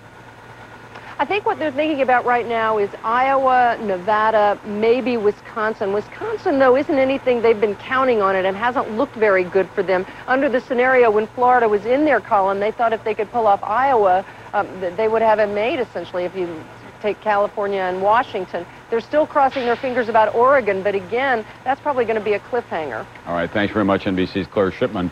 Just to remind you, we did have the state of Florida in Vice President Al Gore's column. We've taken it out. We now think it's too close to call. Governor Jeb Bush has told his family it'll be between midnight and 1 a.m. We're prepared to stay that long and much longer. We'll be back with more on Decision 2000 right after this.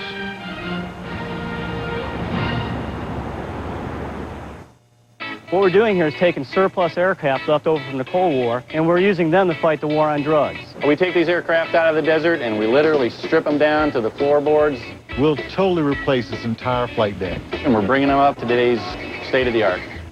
What we put in here is 3 brand new radar stations. And with that radar, there is nowhere to run, nowhere to hide. The Customs Service gets new airplanes, the taxpayers get a break, everybody wins. Everybody but the bad guys. Available to own today. The best movie premiering on video this year is the one your kids will love, Joseph, King of Dreams. It's destined to join The Prince of Egypt and The Lion King as an instant classic. Own this Parents' Choice Award winner today. Time is running out. Total wall-to-wall liquidation. One big week this Wednesday through Monday. American Home Furniture is closing our Delta Park store forever. So for one big week, everything will go regardless of price. Save up to 63% during American Home Furniture store closing sale.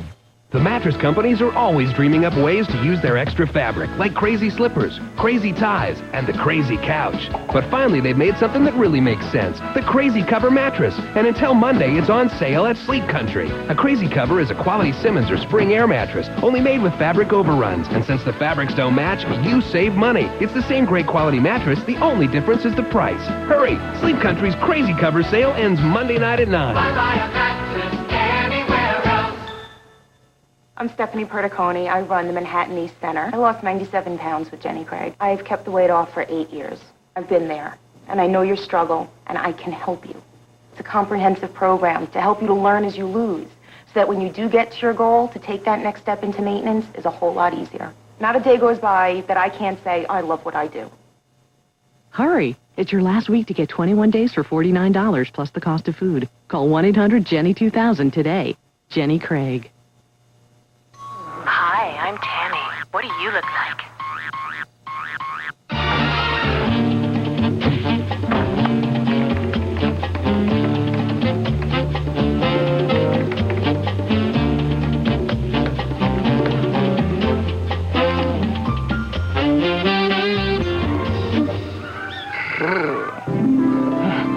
I'll take it. Me too. Time is running out. Total wall-to-wall liquidation. One big week this Wednesday through Monday. American Home Furniture is closing our Delta Park store forever. So for one big week, everything will go regardless of price. Save up to 63% during American Home Furniture store closing sale. From KGW Northwest News Channel 8, where the news comes first, this is Decision 2000. Good evening, everyone. I'm Joe Donlin. Hello, I'm Tracy Berry. Thank you for joining us for our coverage of Decision 2000. We will rejoin NBC News in that unbelievably close race for president at 7:30. But first, Oregon voters, and all along the West Coast, you still have about a half an hour if you want to make your vote count. And we're finding out tonight, even at this late hour, just how much it will count. As Tim Russer just said, 9 states still toss up, possibly even now including Florida, that they've removed that projection from. Oregon, Washington, among those 9 states now. Randy Nabbs is at Multnomah County Elections Office. Randy, I'm curious, do the people in that line have any idea what's going on? Well, they do, and it's a test of patience, but they're not giving up hope. I want to show you just how long this line is. Still wraps around the block, not going away. Now, as I said, a test of patience, but there is a glimmer of hope. Everybody in this line by 8 o'clock gets to vote. These are all registered voters who need a ballot for whatever reason. They moved away or theirs was defective. They're going to put an officer at the end of the line. Everybody who's in front of the officer at 8 p.m. will get to vote no matter how long this takes. Back to you. Thank you very much, Randy. A number of measures on Oregon's ballot, of course, created by one man, anti-tax activist Bill Sizemore. News Channel 8's John Becker joins us now live with more from the Sizemore camp tonight. Guys, prolific ballot measure writer is what he gets the award for this year. Responsible for 7 of the 26 measures on this ballot. If you voted today, you know it took a while to go through that thing. Those measures responsible for taxes, education, very property rights was one of them. Lots of really debate on both sides of these throughout the campaign. Millions spent on both sides arguing over what was good and what was bad for Oregonians. We'll keep an eye on Sizemore throughout the night for you and bring you the latest as it comes available. Back to you. Thanks, John. Democrats are gathering at the Benson in downtown Portland tonight. Nancy Francis standing by there. Boy, if there were any celebrations, they're putting those on hold, Nancy. Tell you, a few minutes ago, the chairman of the Oregon Democratic Party, Mark Abrams, came out here and said, quote, "We are not ready to celebrate yet, folks." And that was because they received word that Florida is now in the undecided category, or too close to call. So what Mark Abrams made a plea to the Democrats here to do is pull out your cell phones, go find a phone, go call people and tell them to vote for Gore. They think it's going to be that close. I cannot remember, and there never has been in my history, an Oregon election that has made such a difference in the presidential race. So it's going to be a very interesting night, Joe, Tracy. Thank you, Nancy. Let's check in with the Republicans quickly. Here's Gary Chittum. Hey, well, I can tell you, Joe, it's the same thing here. If you're watching at home, it's exciting, but here you got that collective energy, this roller coaster ride going through all these different results and then having things change at the last minute. The Republicans are on fire and having a wonderful time. Something just happened to our monitor area. If they saw me right now, they'd all be cheering because they are enjoying themselves. Back to you, Joe and Tracy. All right, Gary, thanks very much. That's it for now. We're going to send it back to NBC. We will be back here with more local coverage of Decision 2000 in about a half an hour from right now. We'll see you then.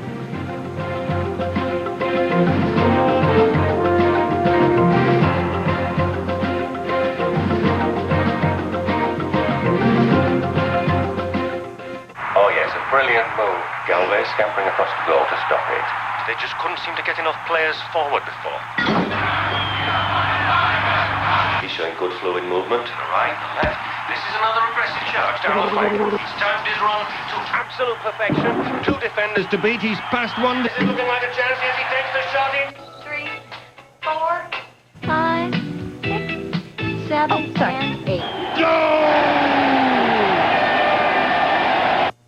We make it simple to get your news first. And your traffic report second. Or the other way around. Now you can watch the weather live in Washington without leaving your office in Portland. It's a website that works 24/7. So you don't have to. When you want your news first, click on KGW.com. where the news comes first.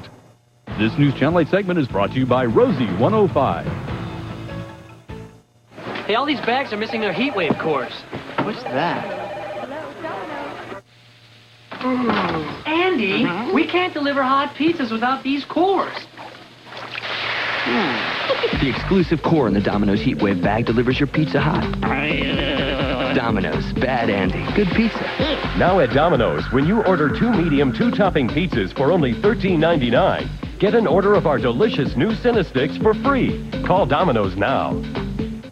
Does your family need some excitement? Let Apollo Pools and Billiards bring life to your family room. They have a large selection of quality Brunswick and Old House and pool tables. You'll also find air hockey, foosball, card tables, and darts, plus over 500 custom pool cues in stock. Apollo Pools and Billiards will even deliver and install. So turn off the VCR and enjoy hours of family fun from Apollo Pools and Billiards.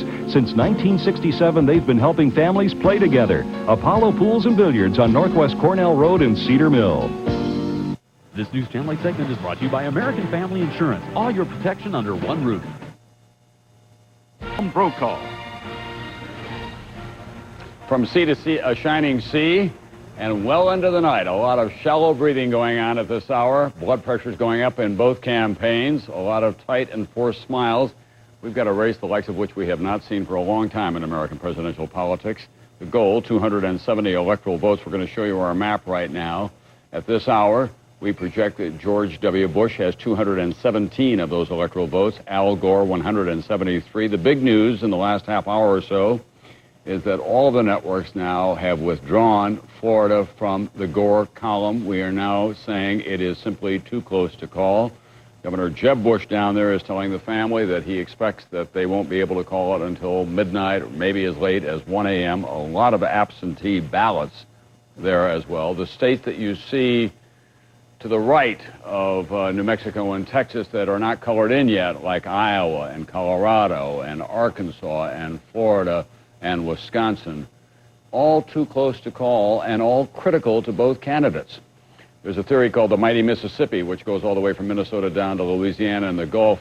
If you can win all those states, you're going to win the presidency. Well, George Bush is beginning to look good in a lot of those states, but Arkansas is still to be colored in, Iowa and Wisconsin. Tim Russert, how's your map? Back to the board, Tom. 217, 173. And Alaska has been projected for Bush leading up to the election. It's a long way away from being closed, but let's just assume he gets that. Put him up to 220, 50 short. Gore, California, Hawaii, look solid Democratic states coming up today. That would put him at 231, 39 short, okay? Bush has to find 50. Gore has to find 39 here. If 25 goes to Bush, he suddenly only needs 25 from these remaining states. In other words, he needs 3 of these remaining 8 states. If Gore wins Florida, he only needs 14. He needs 2 of these remaining 8 states. But this is how tight it is. Bush needs 50. Gore needs 39. You pick them. Anyone can be president, and we will not know for some time. As we went into the election, Tom, Wisconsin was a battleground. Iowa had voted traditionally Democratic. Nevada, Arizona, Colorado, considered tilting to Bush, may not be. Oregon and Washington, the great Northwest, voted Democratic the last 3 times. Who knows what's going to happen tonight? Down to the final count, either of these candidates can still win the Electoral College. Well, the one thing that we have been right on about Florida tonight is that we said it would be a pivotal state. We said that from the beginning. We were awarding it to Gore. Now we've pulled it back, saying it's too close to call. It remains a pivotal state. We'll be keeping our eye on the American Southeast, obviously, tonight. That is a complicated state from an electoral point of view. It goes all the way from the South Beach of Miami up into the Panhandle, which is as much a part of the Confederacy as any of the states just north of there. So that's where we stand right now with the raw vote. We have 40% of the vote counted so far, and as you can tell, just a point apart between those 2 candidates, and that's the national raw vote that has been counted thus far. There remains the possibility that one will win the popular vote, but not the electoral vote. But now there remains the possibility that it could be Governor Bush who wins the electoral vote, but not the popular vote. It's all up for grabs this evening. 2 people who have a long perspective on all of this are Stephen Ambrose, who is in Bay St. Louis, Mississippi, right next to New Orleans, and in Boston, of course, Doris Kearns-Goodwin. Stephen Ambrose, you're a historian for Richard Milhous Nixon. How tough was it that night for him in 1960 when he lost to John Kennedy by a handful of votes? He was declared not to be the winner.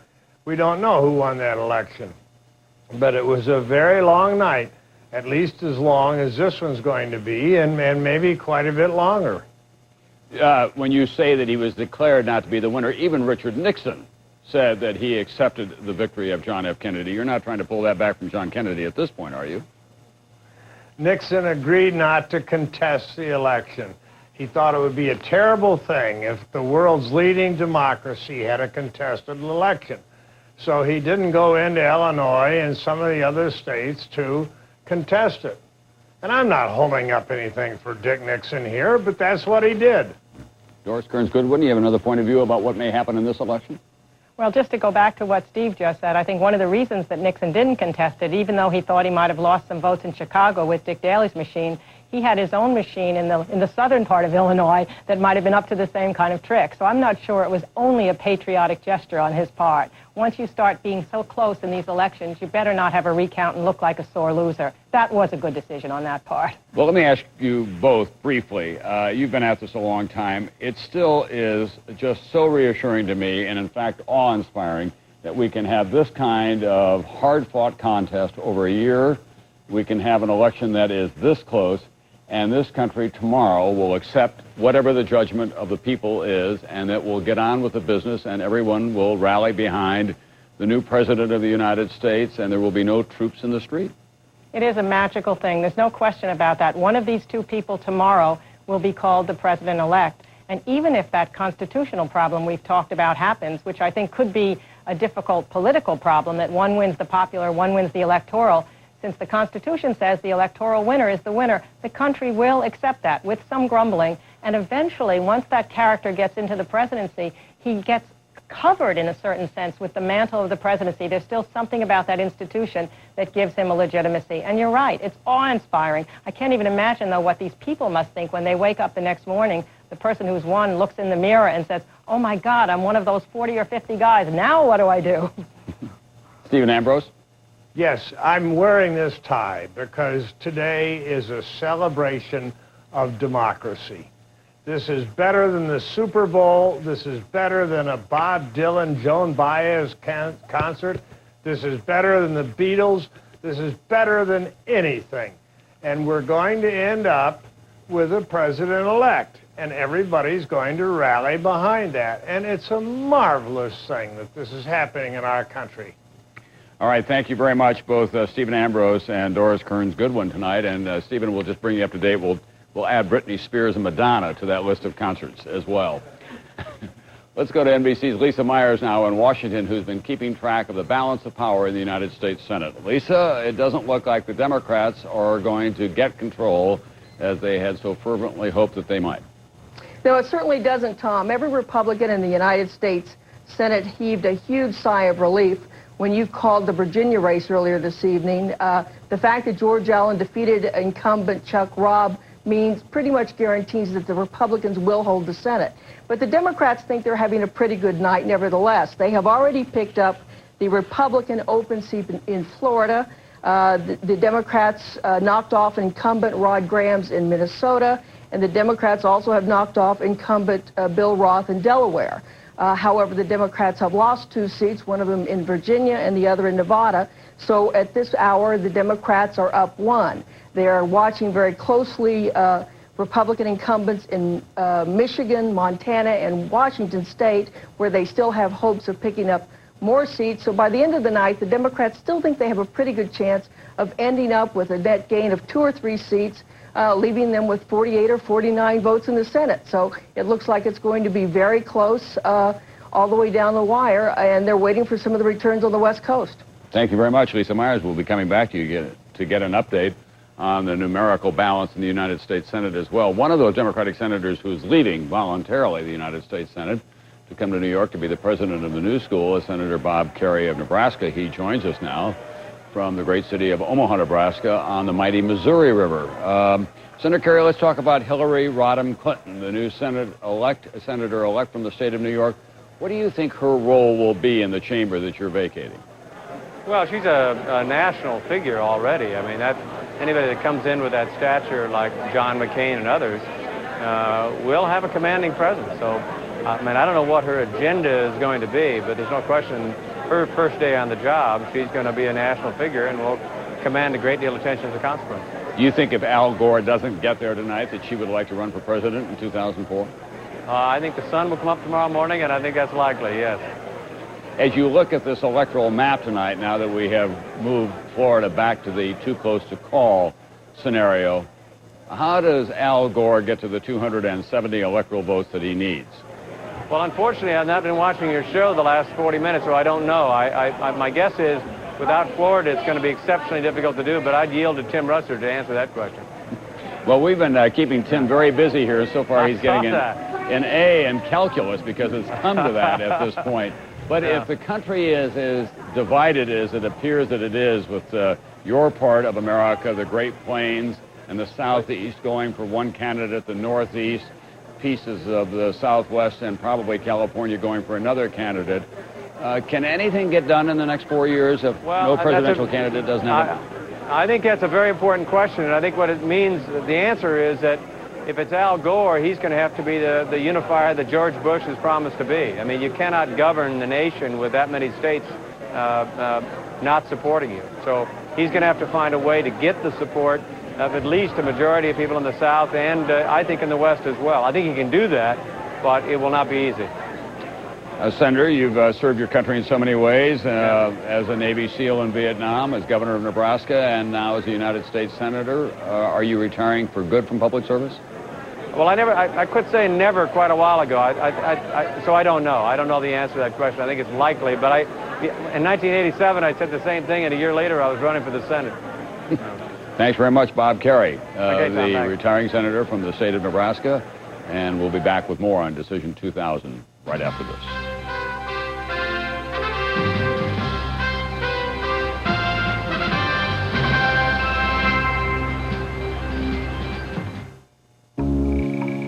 We call it golden rice because it has beta-carotene, a source of vitamin A. This golden rice could prevent blindness in millions of the world's children. Maria's cancer is in remission, and she's back on the team.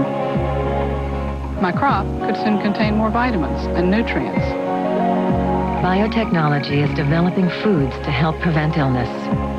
It's providing new means to combat childhood diseases, and it's offering the hope of more nutritious harvests. Discoveries in biotechnology, from medicine to agriculture, are helping doctors and farmers treat our sick and improve our crops.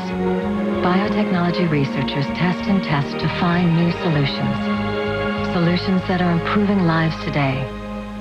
Solutions that could improve our world tomorrow. To learn more about biotechnology and agriculture, visit our website or call our 800 number. Bagger Vance, the name? Joel Siegel calls The Legend of Bagger Vance stunning. Beautifully directed, says Gene Shalit. Roger Ebert raves, I love this film. And Jeffrey Lyons proclaims it a masterpiece. The Legend of Bagger Vance, rated PG-13, now playing. We're back. The raw vote counts as well, and we are counting that tonight. We want to show you what it's like right now. 44% of the vote has been counted thus far, and as you can see, it's virtually a dead heat. But if Al Gore wins the state of California and gets a big bump from that popular vote, it's conceivable that he could win the popular vote and maybe not win the electoral vote. Now, we've been talking about that anomaly, that split, but we've been talking about it in reverse fashion. The idea that Al Gore would win the electoral vote and George Bush would win the popular vote. So it is a scenario that remains alive tonight. We've already seen this evening that almost nothing is certain, including the state of Florida, which we had projected for Governor George W. Bush. And as you can see, these states are still outstanding. There are some critical ones there. Wisconsin, for example. Florida, 25 electoral votes. Here we are in Arizona now with about 11% of the vote has been counted thus far. George W. Bush has a commanding lead, but we think it's still too close to call based on the interviews that we conducted with the voters. Look at that in Arkansas. Look at Arkansas. That's Bill Clinton's home state, folks. 33% of the vote is in so far. We have a virtual tie at 160,000 votes apiece. Of course, Arkansas must have some second thoughts about the last 8 years. They've had people go to jail. They've had scandals. They've been investigated. They've been trashed by the country. It's been a tough time for them. Colorado, Rocky Mountain State that everyone thought would be safe for George W. Bush. He has a commanding lead with almost half of the vote counted, but based on the models that we're looking at so far, we can't call that state. In Iowa, pretty much the same thing. Again, virtually a dead heat. Al Gore out in front slightly. About a third of the vote has been counted thus far, a 3-point lead for Al Gore, but again, too close to call. Here's another state, virtually a dead heat again. In the state of Nevada, very few of the votes have been counted in Nevada, but again, we can't make a projection on who might win that state. Wisconsin, getting close to a third of the vote counted so far.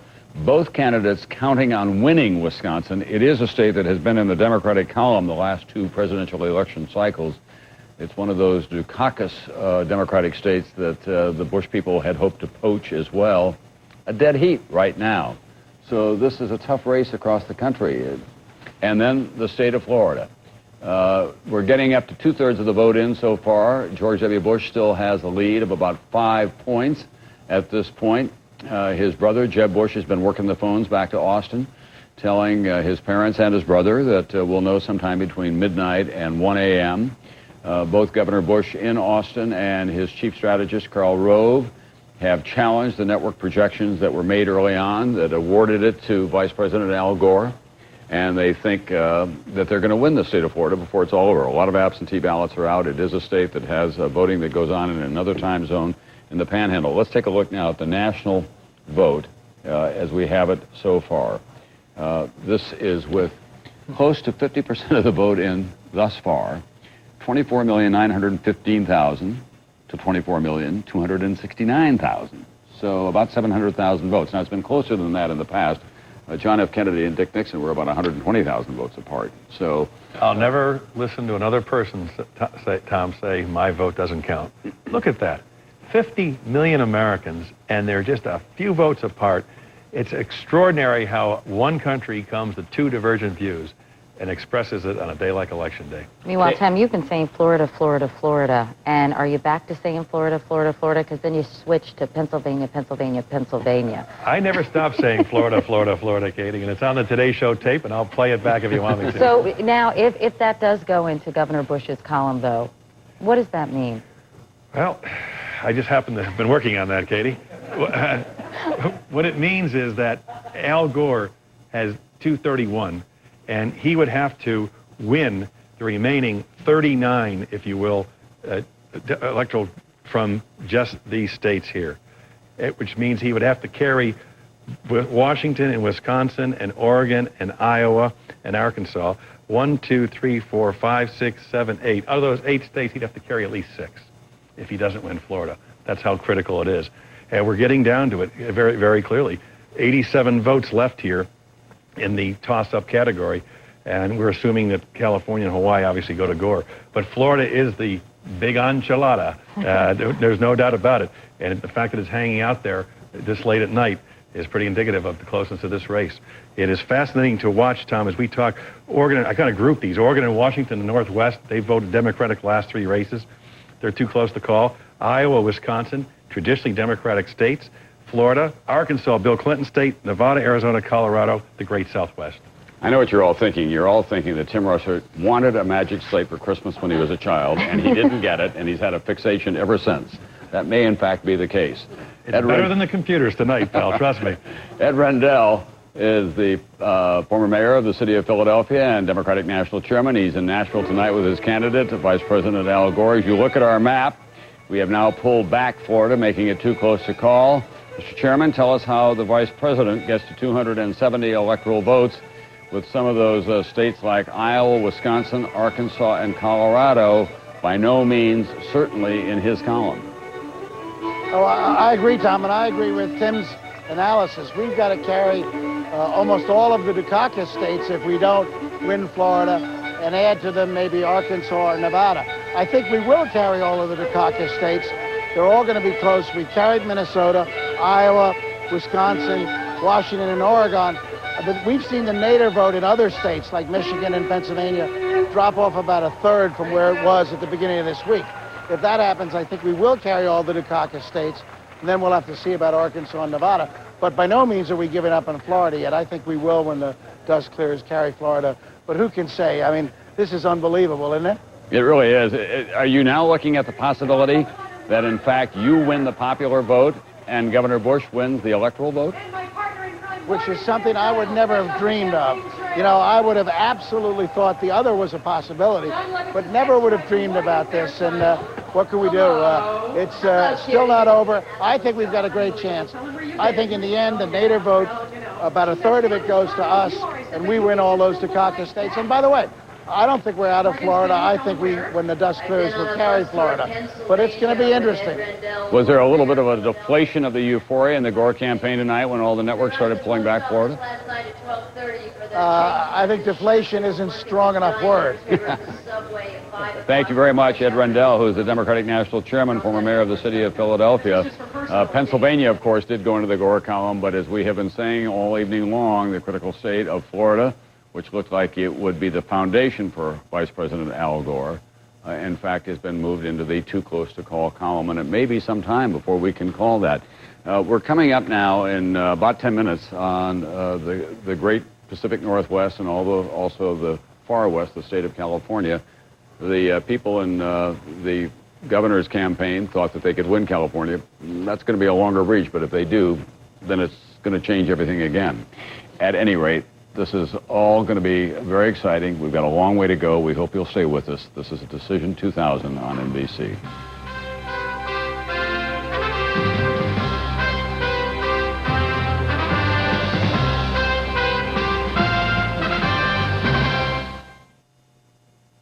I'm so excited about this. You know how easy it is to take your home videos and turn them into movies? Listen to this. You get an iMac, of course. Get your digital video camera, hook it up, and start iMovie. They've got effects in there now. You can, make it real fast, or get slow motion, make it dramatic. You can take a piece of music, put it under your footage, and all of a sudden, people are laughing, crying. I don't know, whatever you want. I've got cheesy ideas, but you'll do something creative that'll make you want to go, ooh, let's watch that again and again and again and again. We're Pfizer. We're working to create a world where there will be a cure for your father's Alzheimer's, your sister's heart condition, your best friend's diabetes, where no one needs suffer from cancer or AIDS.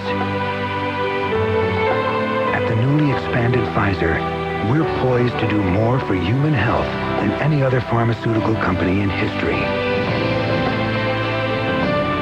We're spending approximately $4.5 billion on research this year alone, and have the world's largest pharmaceutical research team working tirelessly, looking for the cures of the future. Why do we work so hard? Because we have fathers, sisters, and best friends too. At Pfizer, our company has changed, but our mission hasn't. Life is our life's work.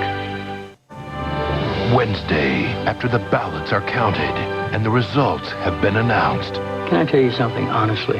Watch the critically acclaimed show that has the one president we all agree on. The day is over, Toby. We'll live to fight another one. An all-new episode of the Emmy-winning West Wing, NBC Wednesday. Not all wireless service is the same. With some, the minute you leave your coverage area, your call drops, and before you know it, you've hit a wall.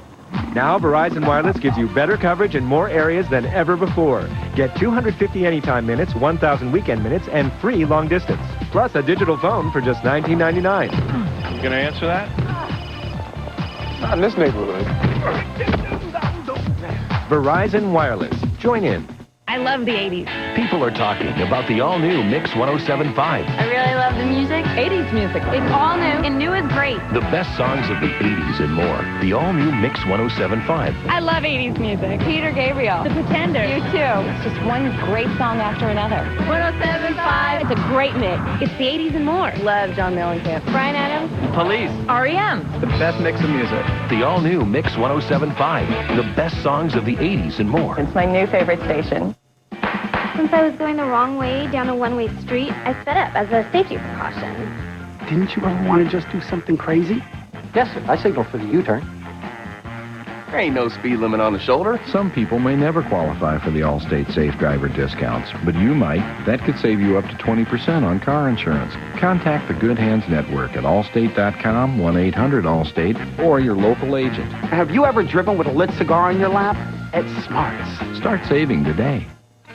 Produce really is a neat world. It's kind of a fantasy world. Broccolini. It's a cross between broccoli and kale. Papayas, they have 360% of your vitamin C daily allowance. That's where an onion needs to be firm. If it's green behind the mesh, don't buy it. I try to pick the heaviest coconut with the most water.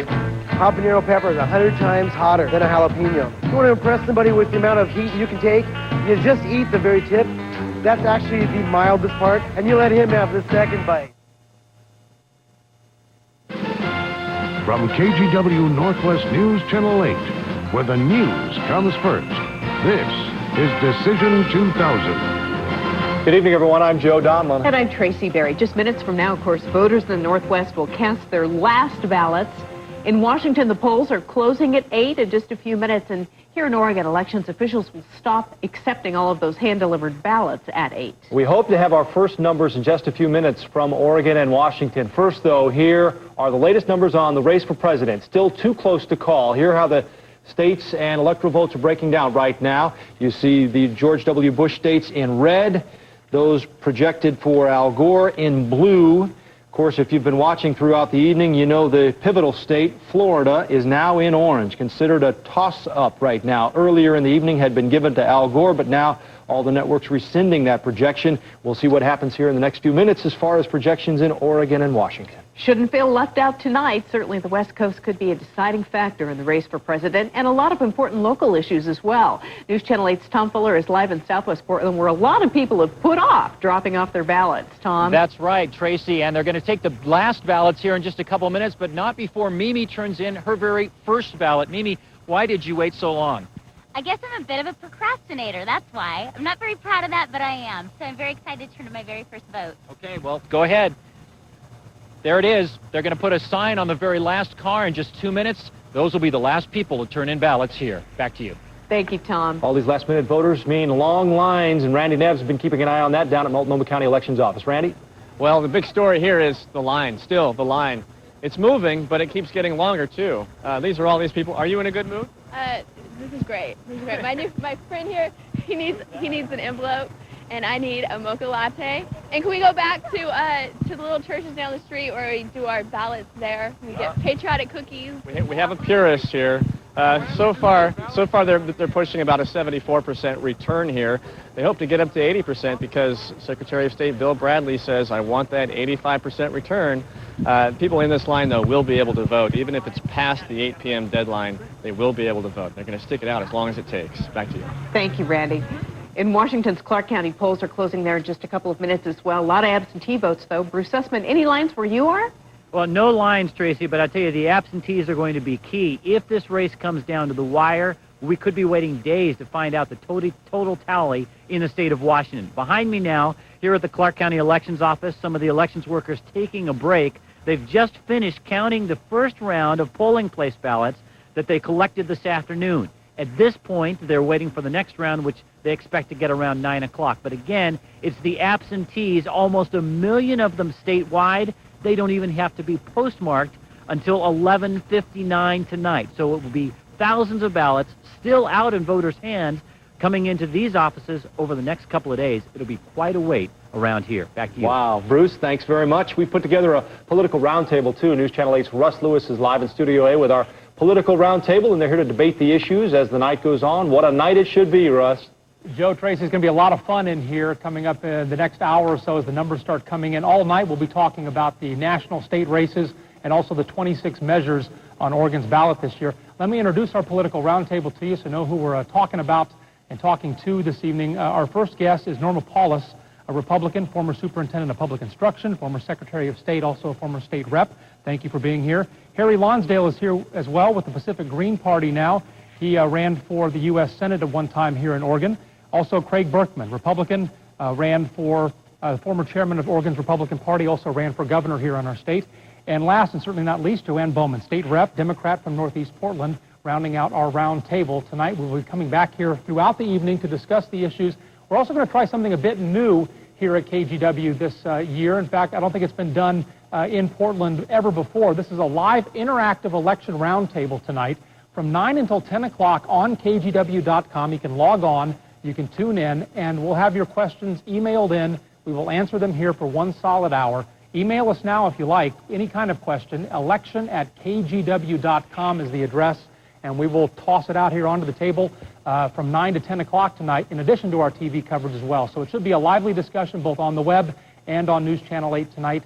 We'll see you in a few minutes. Joe and Tracy, back to you. Russ, quickly, these folks have been around political roundtables before. Have they ever seen a night like this? I'm sure you guys have been talking about it. It's been a lot of talking here in the last half hour or so, and I've heard from all our panelists, this is wild, even by their standards. The veterans are saying they've never seen anything like this before. We're going to have a lot of fun. Thank you, Russ. We're going to send it back to NBC News. They're going to call California and Hawaii in just a few minutes when our polls close. Also, the latest on the New York Senate race, Hillary Rodham Clinton's speech. I'm exhausted, and we haven't even started looking at local numbers yet. Polls haven't closed, but we will be back with all the latest numbers as soon as we get them. Now let's go back to NBC News.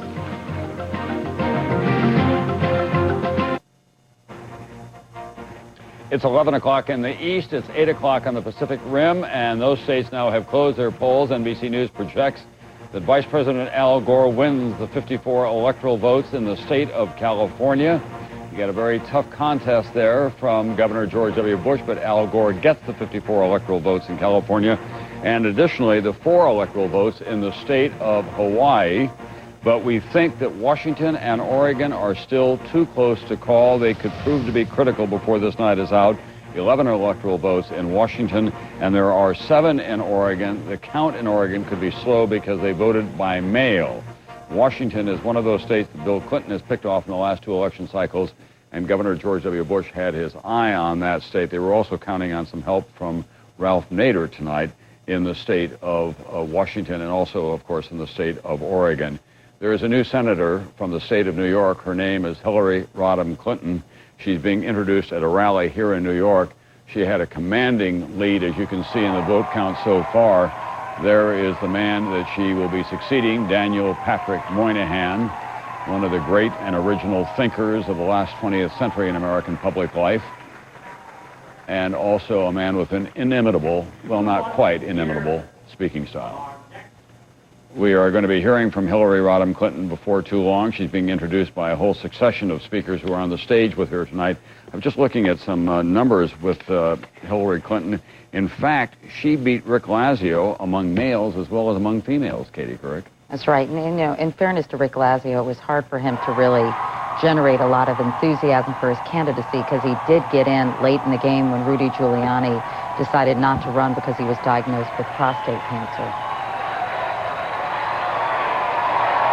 Mike Murphy, who was one of the communications consultants for Rick Lazio, told Tim Russert that if she wins in New York, if you're standing between Washington, D.C. and New Hampshire in 2004, get out of the way because you'll be rolled over by her. But, Tom, Hillary Clinton made a firm commitment in this race to serve a full 6-year term in the Senate and not run for president. We'll watch.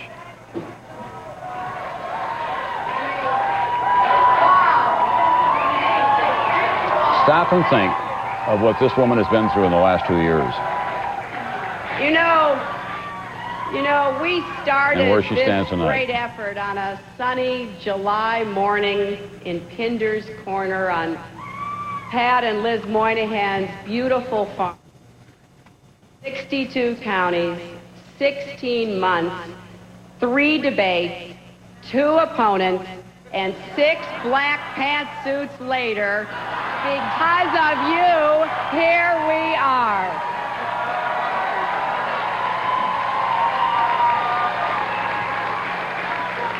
You came out and said that issues and ideals matter. Jobs matter, downstate and upstate. Health care matters, education matters, the environment matters, Social Security matters, a woman's right to choose matters.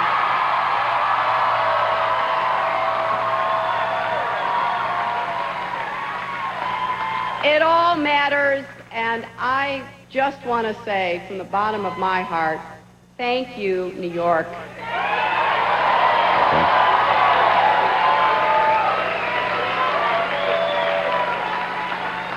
Thank you for opening up your minds and your hearts, for seeing the possibility of what we could do together for our children and for our future here in this state and in our nation.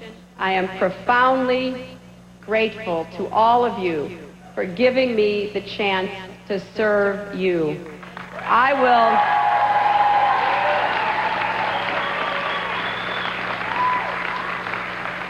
will do everything I can to be worthy of your faith and trust and to honor the powerful example of Senator Daniel Patrick Moynihan.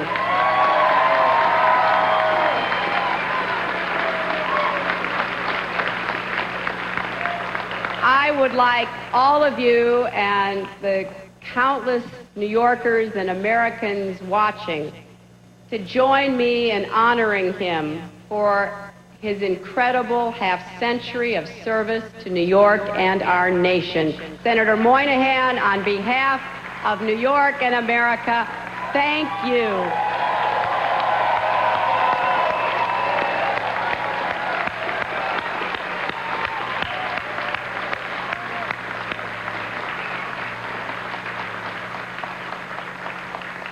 And I thank Chuck Schumer for his generous support and friendship. He has been and will be a great champion for the people of New York, and I very much look forward to fighting by his side in the United States Senate. I want to thank both of my opponents, Mayor Giuliani and Congressman Lazio. Congressman Lazio and I just spoke. I congratulate him on a hard-fought race, and I thank him for his service to the people of New York and Long Island, and I wish him, Pat, and their two beautiful daughters well.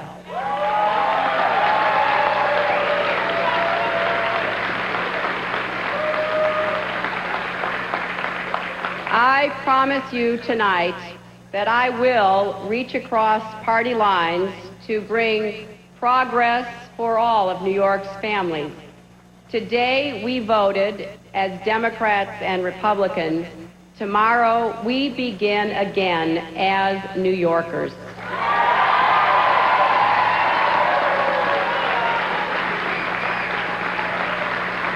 And how fortunate we are indeed to live in the most diverse, dynamic, and beautiful state in the entire Union.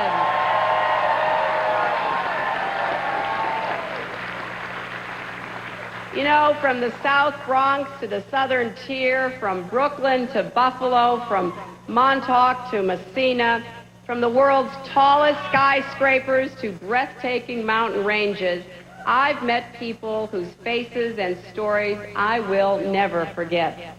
Thousands of New Yorkers from all 62 counties welcomed me into your schools, your local diners, your factory floors, your living rooms, and front porches. You taught me, you tested me, and you shared with me your challenges and concerns about overcrowded or crumbling schools, about the struggle to care for growing children and aging parents, about the continuing challenge of providing equal opportunity for all, and about children moving away from their hometowns because good jobs are so hard to find in upstate New York.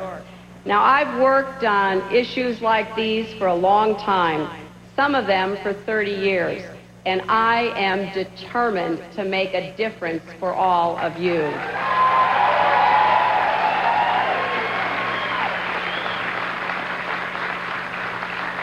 You see, I believe our nation owes every responsible citizen and every responsible family the tools that they need to make the most of their own lives. That's the basic bargain I'll do my best to honor in the United States Senate.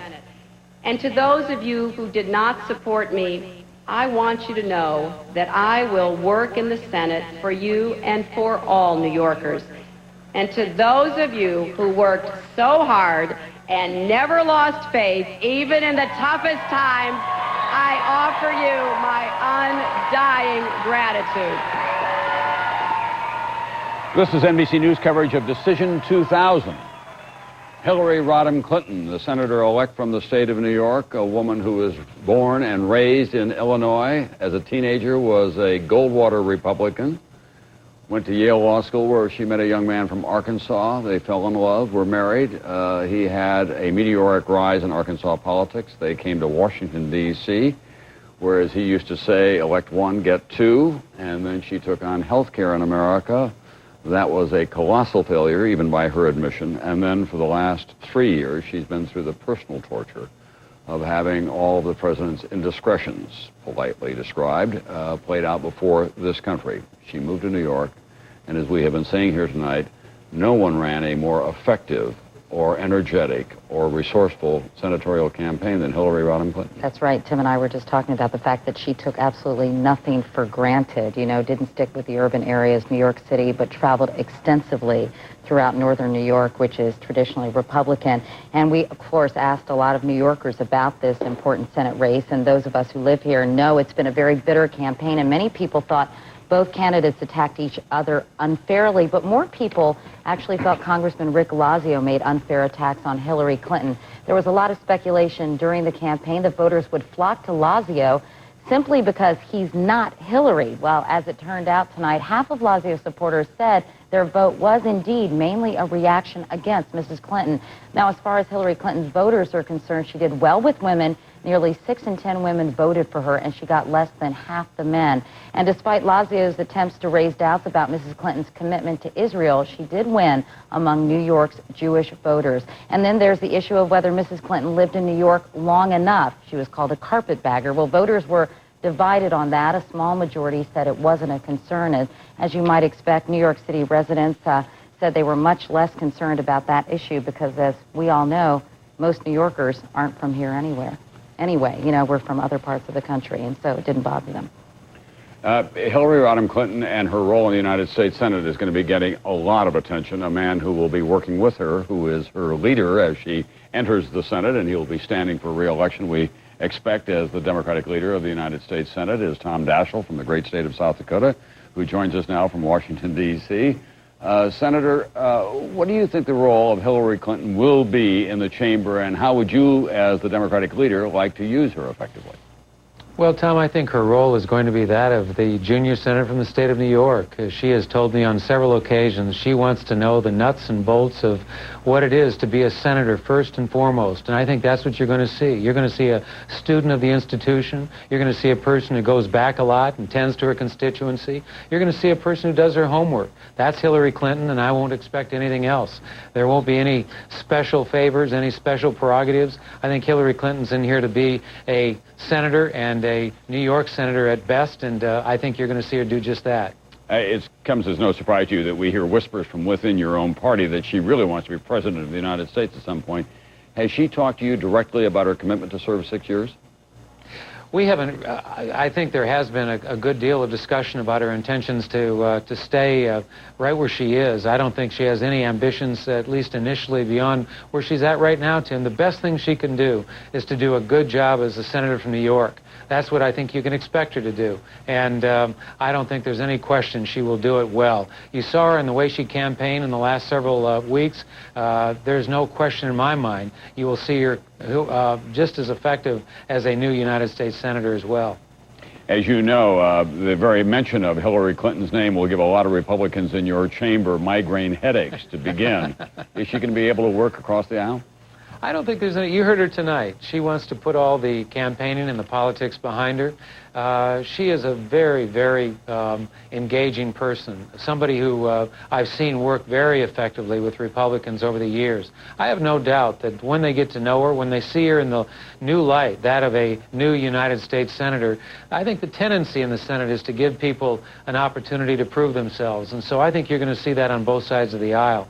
She's going to come, she's going to make friends, she's going to make and build relationships, and I think you're going to see her work out her objectives as a new senator very effectively. All right, thank you very much, Senator Tom Daschle from South Dakota, who's the Senate Democratic leader, and it does appear tonight that the Democrats will not pick up enough seats for Senator Daschle to become the majority leader. Trent Lott, who was reelected from Mississippi, will likely continue in that role, according to the projections we see so far. All of our attention at this hour, as it has been all night long, is focused on that big electoral map. We are projecting now Colorado. Good news for Governor Bush down in Austin, Texas. We give the state of Colorado, which was surprisingly in play throughout the evening, but in the final analysis, it went where Governor Bush expected it to.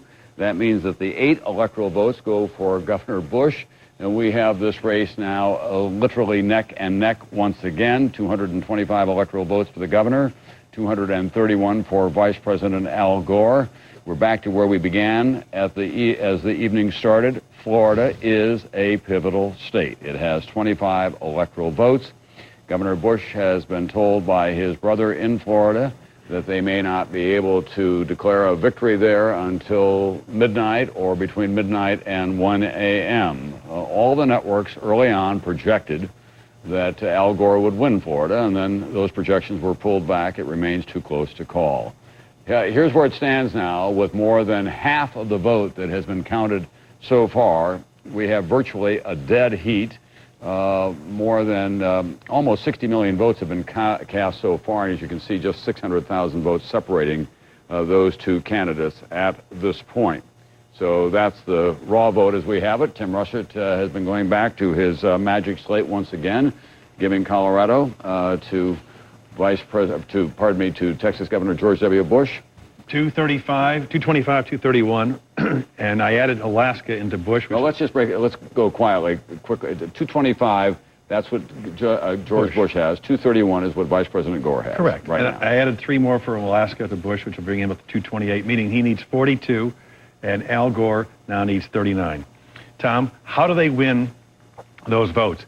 If Al Gore wins the Dukakis states, the 4 states left that voted for Democrats, the 3 previous presidential elections, Iowa, Wisconsin, Oregon, Washington, that's 36.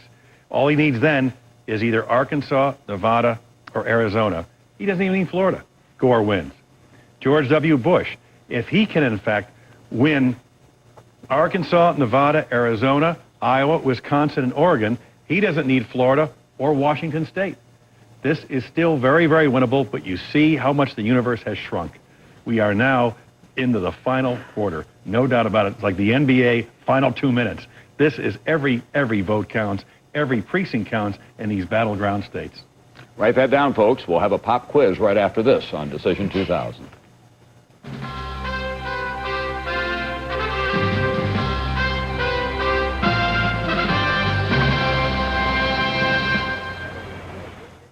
It's all new, must-see TV Thursday. First, Rachel versus Phoebe for the title of Maid of Honor. You want a little taste of Phoebe?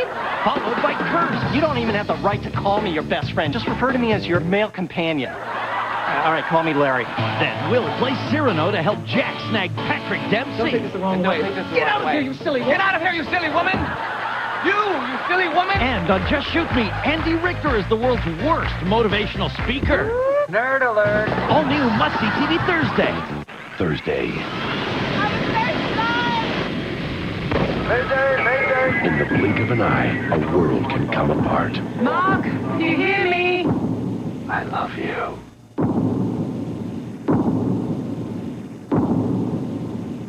All new ER, NBC Thursday.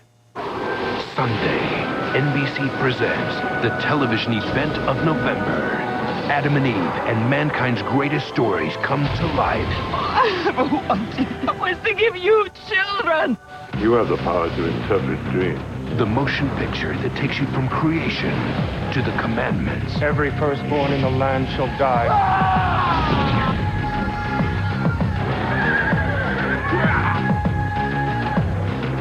An epic television event with an all-star cast. Jacqueline Bisset as Sarah, Once and Again's Billy Campbell as Moses, Oscar winner Martin Landau as Abraham, Amanda Donahoe as the Egyptian temptress, and Third Watch's Eddie Cibrian as Joseph. To this man, I give all power in Egypt. The first movie of its kind. You still set yourself against my people. Let them go! In the beginning, NBC Sunday at 9/8 Central.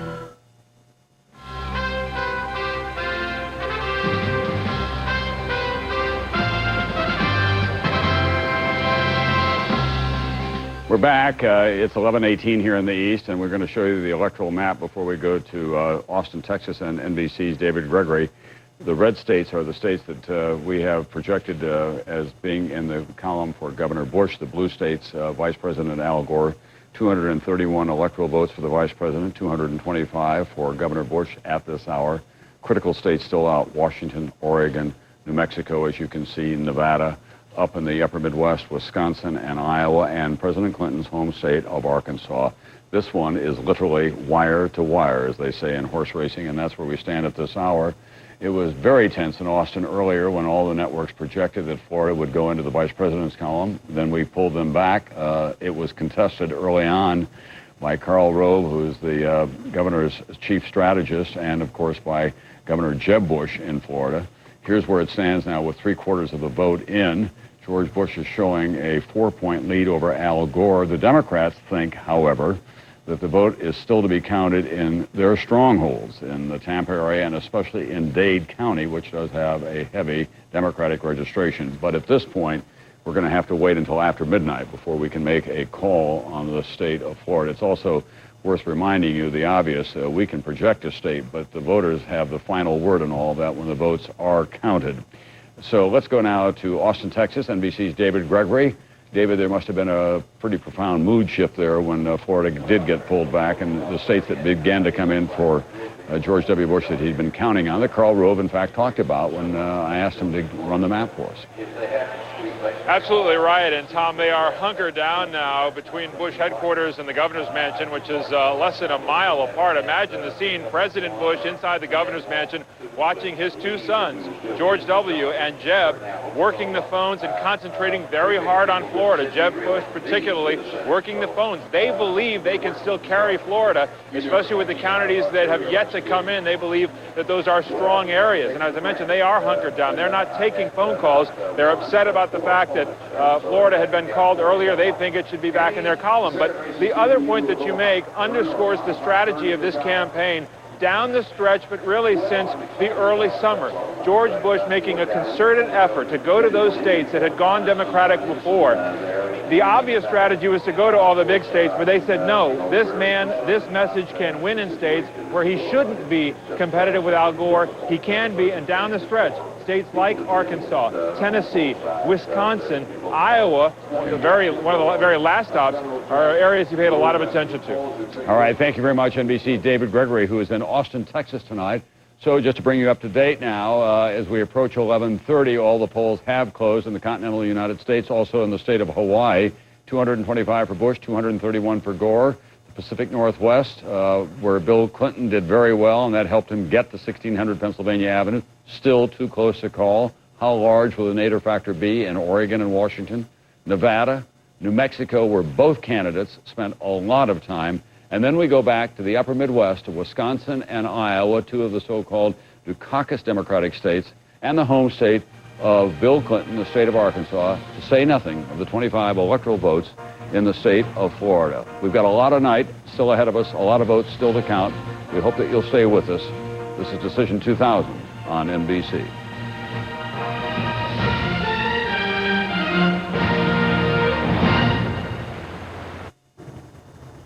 I can't see. Raise the seat. I can't reach the pedals. Lower the seat. I can't see. Raise the seat. Need adjustable pedals? You'll find them in the 2000 Ford Taurus. Unparalleled convenience, a personal safety system, all with a cashback incentive of $1,500. See how Taurus Lower the seat. fits your life today. Hi, I'm Tammy. What do you look like?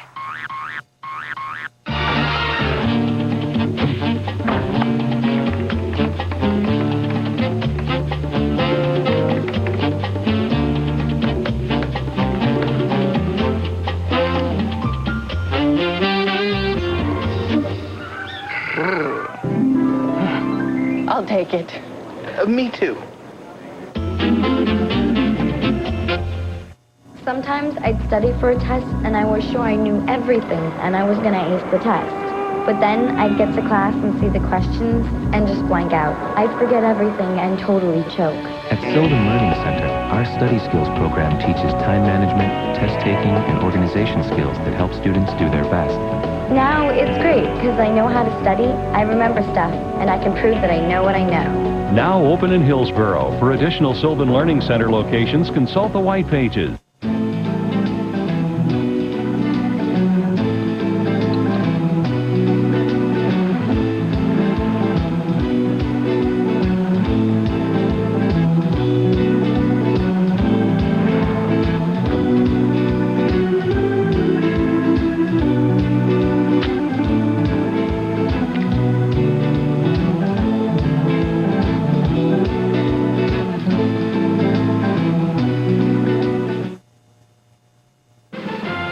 From KGW Northwest News Channel 8, where the news comes first, this is Decision 2000. Hello, everyone, and welcome to our local coverage of Decision 2000. And what an election night it is. It's very exciting, and we want to get you up to date on all the latest local numbers. Still too early to call either Oregon or Washington. According to the networks, they have not projected a winner in either of those two northwestern states, but we can give you the total as of right now. Al Gore with 231 electoral votes, including California and Hawaii, the latest adds. George Bush with 225, Colorado, the latest add. Let's take a look at how those numbers are breaking down in Oregon in the president's race. Al Gore with 52% of the vote in so far, Bush with 43%, and of course we have 7 electoral votes up for grabs here in Oregon. Not a big factor before, but it certainly is tonight. I want to take a look at the races for U.S. House, and we begin in District 1. The incumbent, David Wu, we are projecting him the winner in District 1, returning to his House seat. And we want to jump over now to take a look at some of the other numbers in the race for Congress. We'll take a look at the District number 4, the Democratic incumbent Peter DeFazio with an overwhelming 72%. His Republican challenger, John Lindsay, with 27%. We are projecting Democrat incumbent Peter DeFazio reelected. Moving on now to District 5, Darlene Hooley, the incumbent, and her Republican opponent, Brian Boquist. We are projecting Darlene Hooley will return to Congress in her position in District 5. Now some numbers in the Oregon statewide races. We want to start with the Secretary of State's office. This has been a hotly contested race between Democratic incumbent Bill Bradbury and Republican Lynn Snodgrass.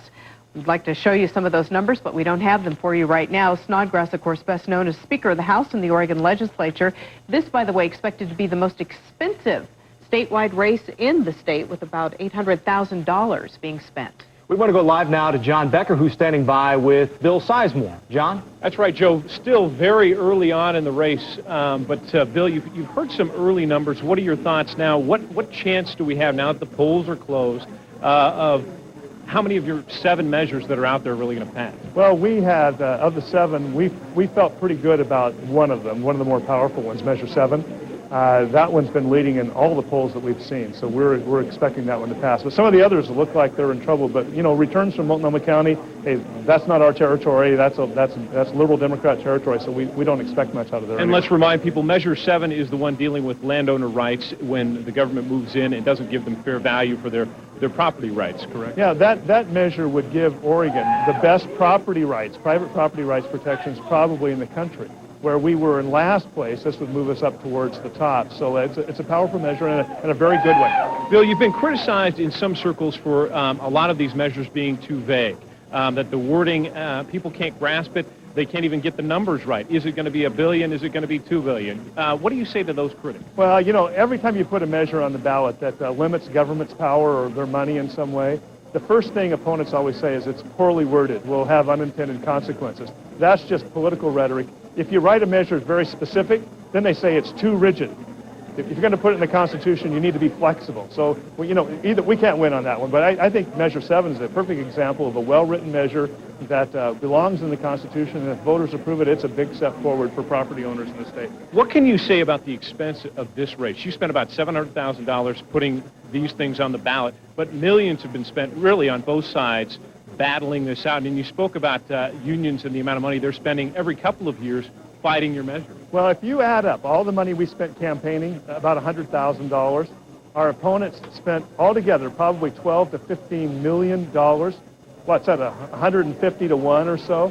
To me, that indicates the public employee unions just have too much money. But certainly you got some help from people on the outside, not your campaign, but Lauren Parks contributed, what, $500,000 to 95? Not to us. Right, but to measures that you wrote. Yeah, well, he spent some independent expenditures, and whether those did us any good or not, there's some question about that. We didn't spend that money or have any control over it, so you can't really put it in our column. We would have spent it differently, I can tell you that. All right, Bill, we'll be back with you throughout the evening. Thanks very much. Joe and Tracy, back to you. Thank you very much, John Becker, talking with Bill Sizemore. Sizemore, of course, has 7 measures on the ballot, but there are many, many more that Oregon voters had to deal with, 26 in all. We'd like to take a look at some of the numbers and some of these key measures across the state. Measure 86, this would put the tax kicker law into the Constitution. Yes, 60% at this point. And Measure 87 would allow zoning of sex businesses in the area. That is being defeated at this point with 56% to 44%. Measure 88 is the legislature's response to Bill Sizemore's Measure 91. It would allow you to deduct $5,000 of federal income taxes instead of $3,000, and right now that is failing with 4% of the votes counted. Number 91 is the one we just mentioned. This is the double taxation issue, Bill Sizemore, and as you can see right now, that is going down 56 to 44% early. Another Sizemore initiative, Measure 92, would restrict union payroll deductions for political purposes. Well, I'd say that's pretty close, wouldn't you? 50-50 at this point. And Measure 93 would require a vote on all new taxes and fees. It would also be retroactive to the past 2 years, so it would be quite complicated, and that is being defeated 54% to 46%. Measure 94 would repeal Measure 11. That, of course, was the mandatory sentencing, and as you can see here, voters saying no with an early just 1% of the vote counted. And we move now to some of the single-digit measures on the ballot. Measure 1, the school funding issue, that passing right now 67-33 with 1% in. Measure 5 would require background checks at gun shows. This is expected to pass in the state by some of the early projections, and we are saying that indeed Measure 5 has passed. This would be a big step forward for people who were trying to get this in line for quite some time now, requiring background checks at gun shows when you buy a handgun. Very complicated issue here. Measure 8, this is the spending limits measure, and look at that. Here we go again, very close. Again, very early, though. And Measure 9, a lot made of this. The banning of the promotion of homosexuality in schools. Pollsters early on saying it would be close, and early on it is. We have some new numbers now in some of the Oregon statewide races, so we want to jump over now to the Secretary of State's race. This is one we wanted to show you. The Democratic incumbent Bill Bradbury with a slim lead, 10 percentage points over Lynn Snodgrass, 52% to 42%, with about 22% of the votes counted at this point. Supposed to be, predicted to be pretty much a dead heat going into the election, Joe. Hardy Myers, the incumbent for Attorney General, with a comfortable lead at this point early on, 55 to 42% with 20% of the vote counted. And Tracy, we had talked about hearing perhaps as many as 60% of the vote early on, but at this point we're getting about 20% right now. State Treasurer's Office. Tough race between Democrat Randall Edwards and Republican John Kvistad, who's, of course, a Metro councilor there. Edwards ahead 55% to 39%. And finally, the Oregon Supreme Court position. Right now, with 4% of the votes counted, Byrne over DeMunez. We'll be watching that one as well. Very interesting because, of course, Greg Byrne is Bill Sizemore's attorney. His name quite well known in the area. Leslie Knopf is standing by with the Democrats, who must be holding their breath tonight. Leslie? Yeah, Tracy, we actually heard the first mass applause and happy reaction here at the party now when NBC called California for Gore. It is turning out to be more of a party atmosphere.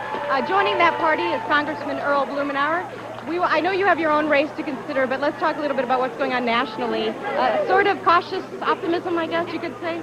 I think that's a safe assumption. There are a number of races that I find intriguing. We've got a number of people that I've been working with around the country that I think will make a big addition. At this point, it's a little tilt in our favor in the House, but not anything significant. But as it moves further west, it gets stronger and stronger, culminating in California and Washington. We've also seen significant gains already in the Senate. So I think as far as I'm concerned, the Congress is going to be a little easier to work with, although very closely divided. And no shift of power, not that that was a realistic thought. Well, the evening's not over, and it's not beyond the question that the Democrats could regain control of the House before the night's over. but it's not going to be an earthquake. Let's talk a little bit about presidential race. Kind of an up and down here at this gathering, given Florida at first, projected Gore, then taken now potentially up in the air. Well, it's going to be a long night in that regard, and I don't think anybody who realistically understood how many absentee ballots were out in Florida was willing to write that off right away.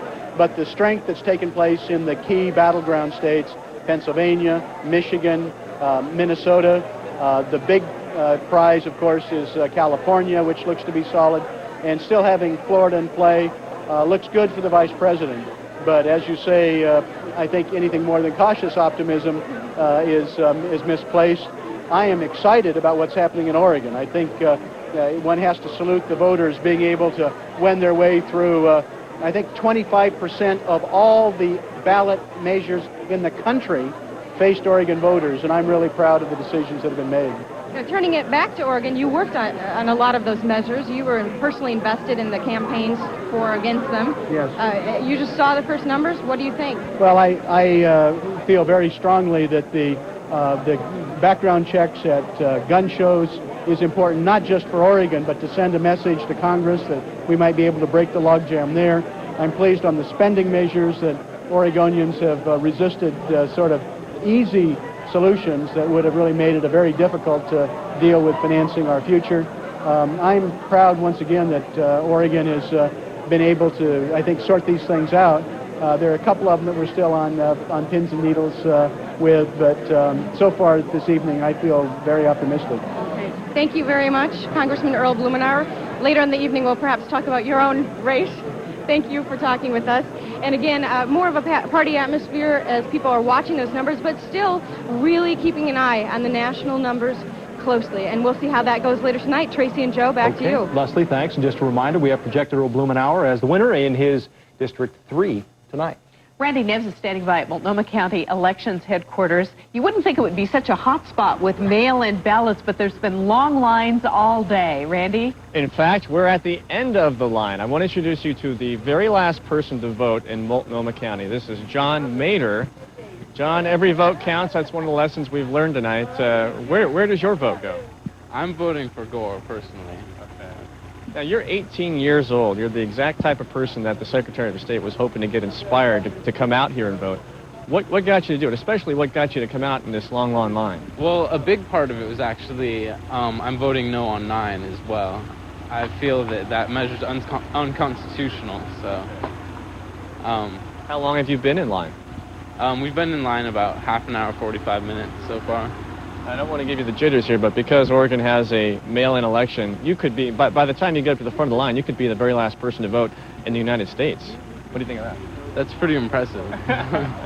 We don't know that, of course, but it's fun to dream. I wanted to talk to the deputy who got the short straw here. You're the guy who has to turn away voters. What do you tell them? This is the end of the line here. This is the end of the line. This is it. They should have been here a little earlier. Is it, how many people have you turned away so far? Oh, probably about a dozen. And were they disappointed? Were they angry? This is a new thing for them. Yeah, nobody was angry, just disappointed that they didn't get a chance to cast their vote. How long you plan to be here? Probably till about 10 o'clock. Okay, well, he's going to be here till 10. If that sounds late, think about the workers inside who are taking those secrecy envelopes and counting the ballots. Those guys are planning to be here until 2 a.m., some observers predicting maybe 3 or 4 a.m. A long night ahead. Back to you. Absolutely. Thank you, Randy. We want to look at some of those measures now. We have new numbers for you. We're going to begin with Measure 83. That, of course, expanding the veterans' loans. That passing overwhelmingly right now.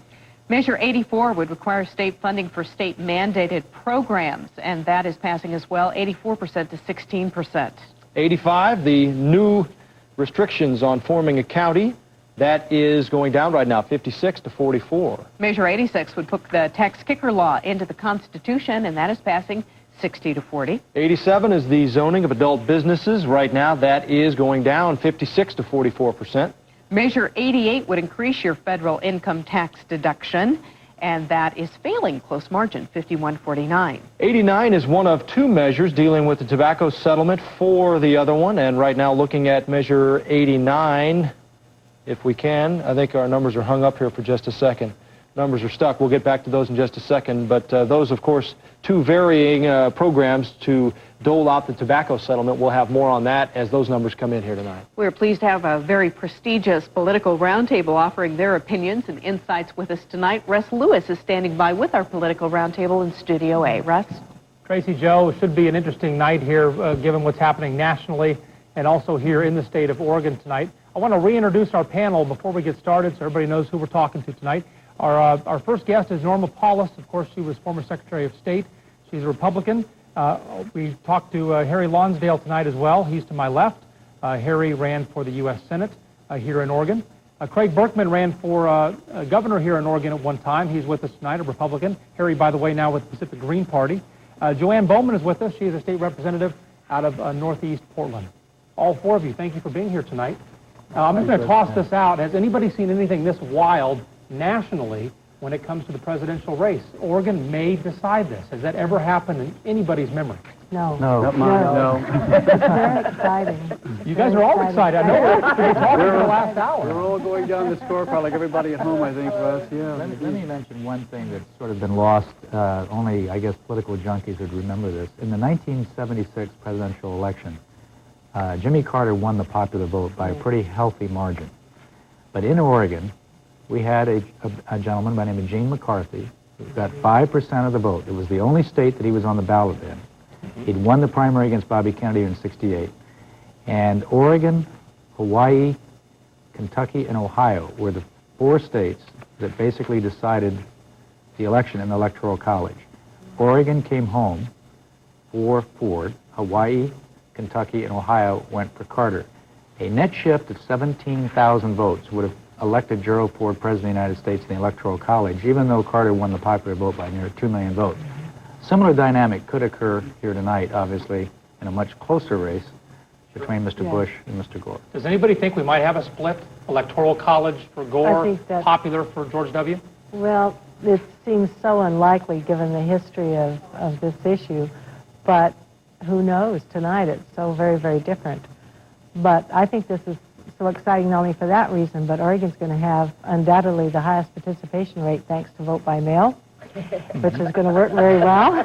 Which Norma champion. That's true. But no, the reason I think that it's so exciting is that all the young people out there that think their vote doesn't count, this is going to demonstrate to all those people and the people that stay at home because they don't think it counts, they'll see tonight that it is very, very important that they get to the polling The place. reason 85% of people will vote is because there's been a massive grassroots effort here in Oregon. I mean, we have been going door to door, picking up ballots. I mean, there's been vans out for the last week picking up ballots.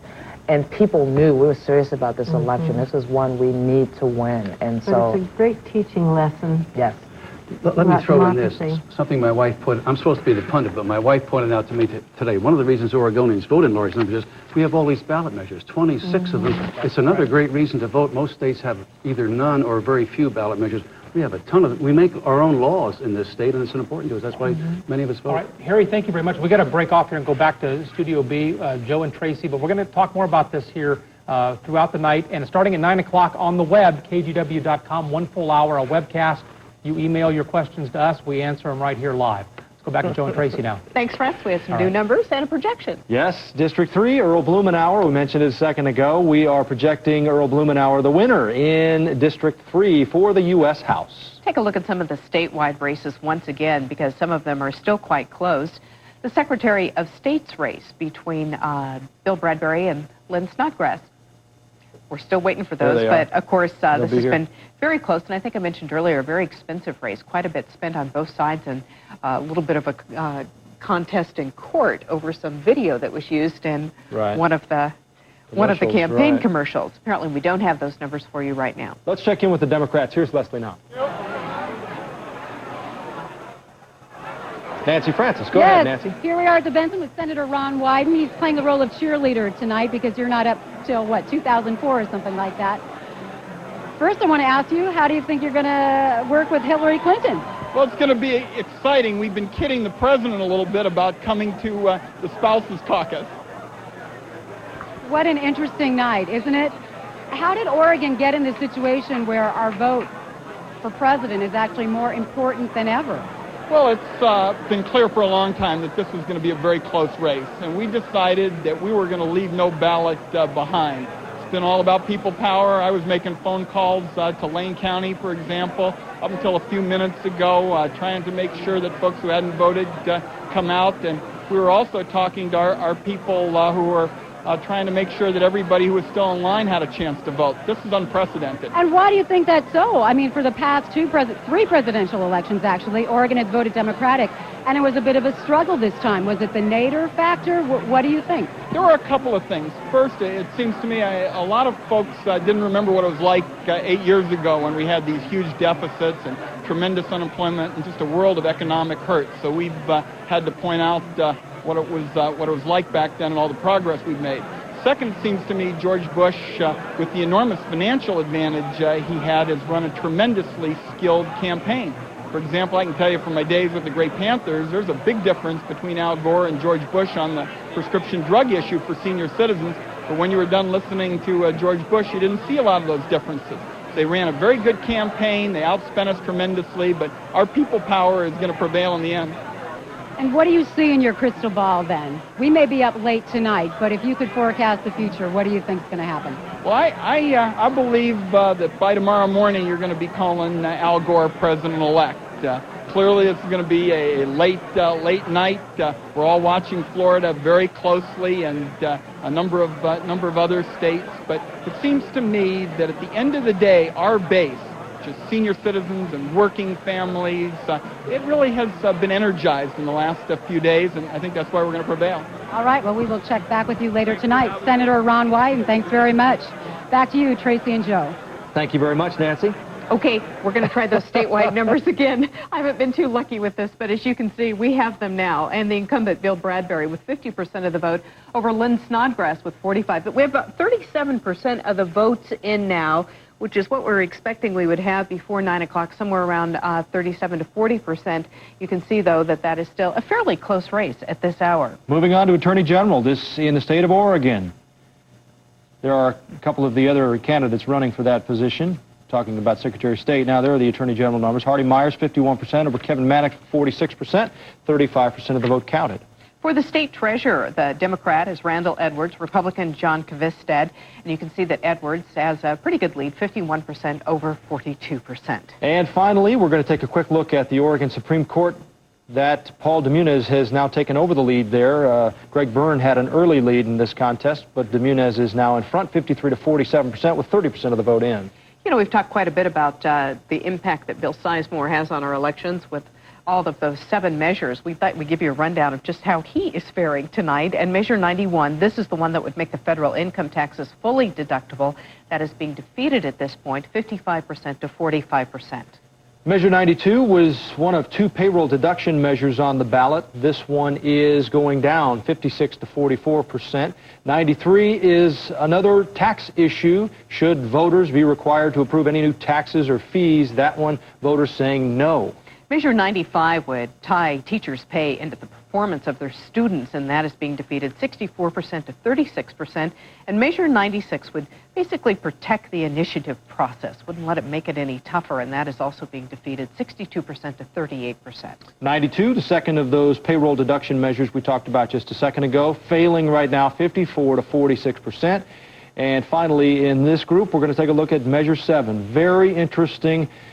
Property values is the issue here, and it is right now passing. This is certainly one to watch throughout the evening, and we will be, because it, according to those experts who've watched this closely, is a vital issue. Some major implications involved with Measure 7, and right now it is passing. And a lot of land use laws at stake there, so it'll be very interesting to see what happens with that.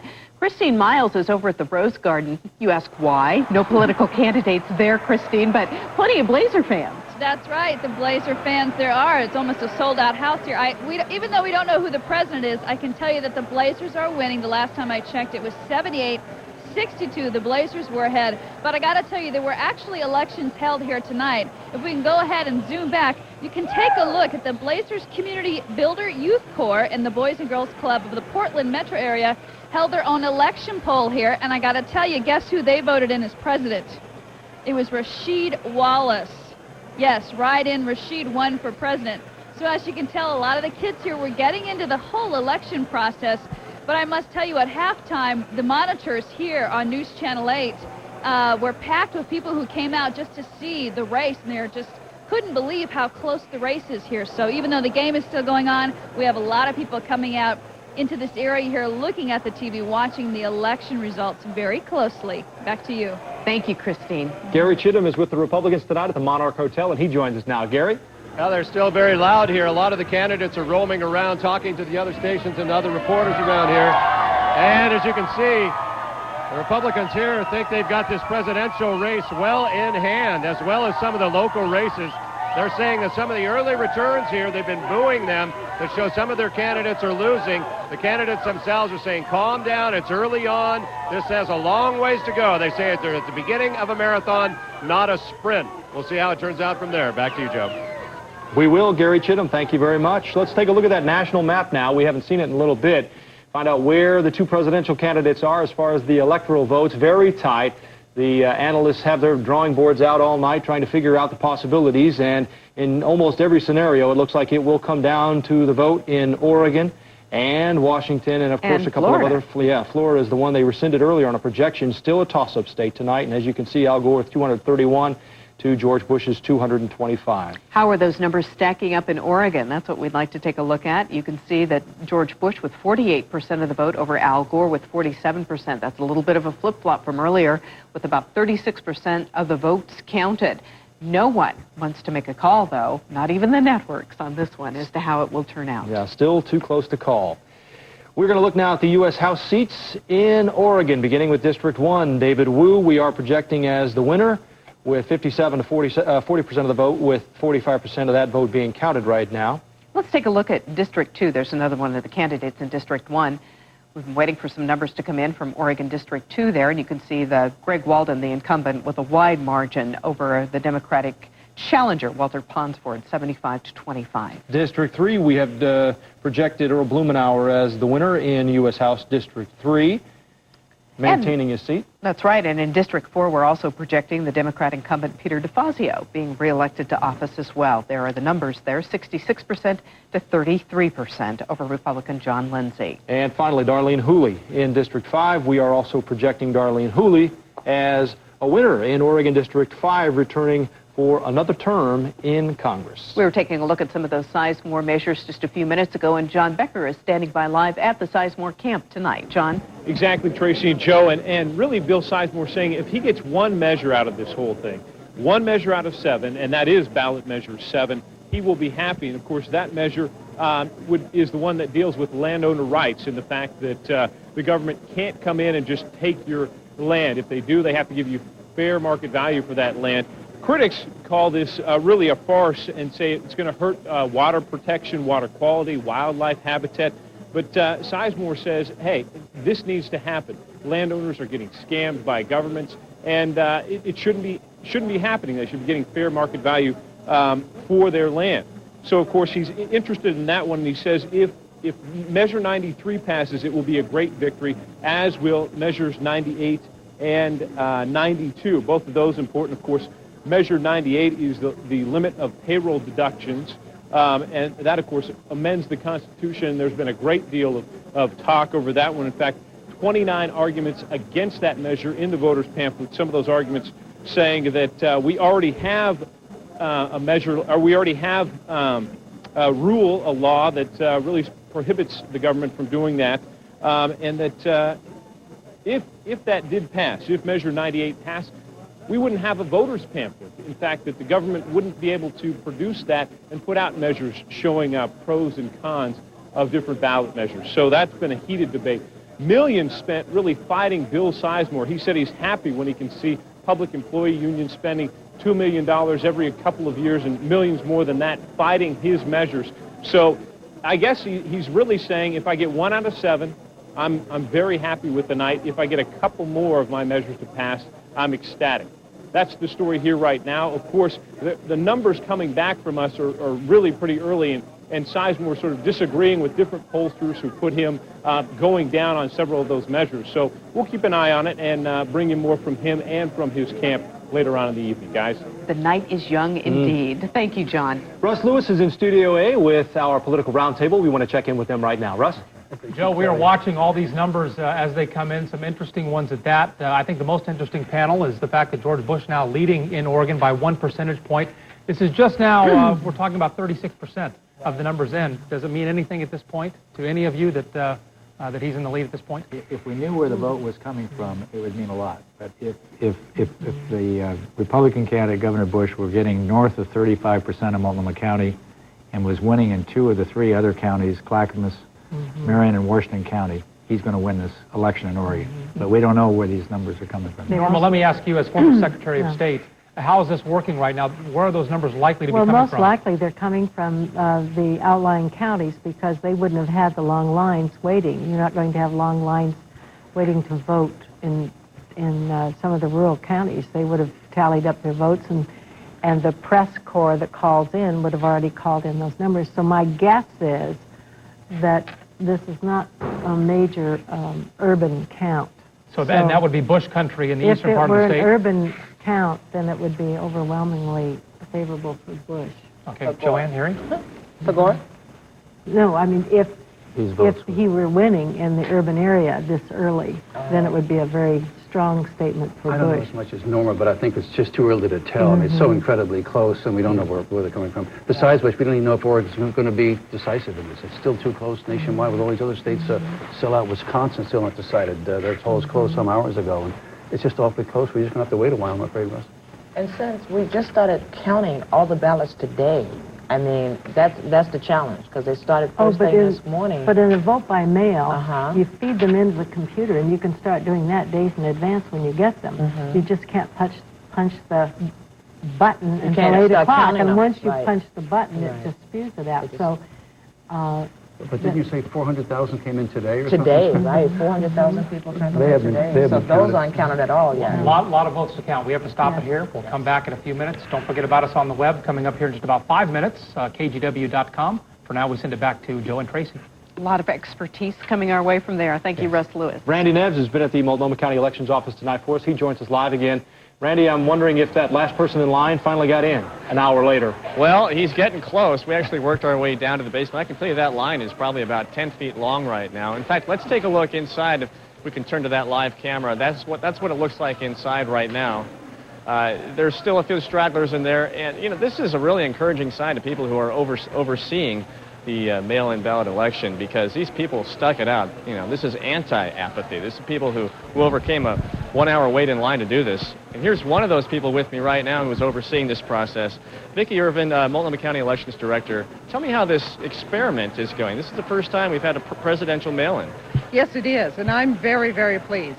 I think it's gone very smoothly. Obviously, with a ballot as big as this and as much interest as there is, we've been busy for a number of days now, but I'm very excited about it. Anytime you get that many people participating and that enthusiastic about our democratic process, how could you help but feel good? Did we learn any lessons tonight so far, especially with that long line out there? Well, I think we learned where there are the areas that we're going to focus on as we do a critique. Once we've got this one all wrapped up, then we'll start looking at how did it go, what went well, where can we make improvements, and that's probably one of the areas that we will be the first that we focus on. And you've been asked this a few hundred times tonight. How late are you going to be here?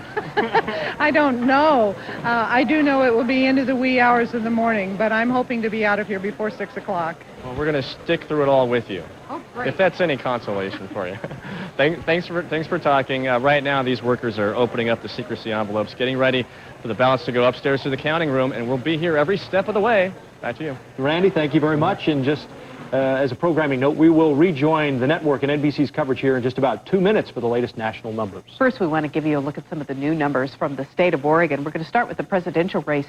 These are the national numbers, as you can see, just as close as you can get, 49% to 48%.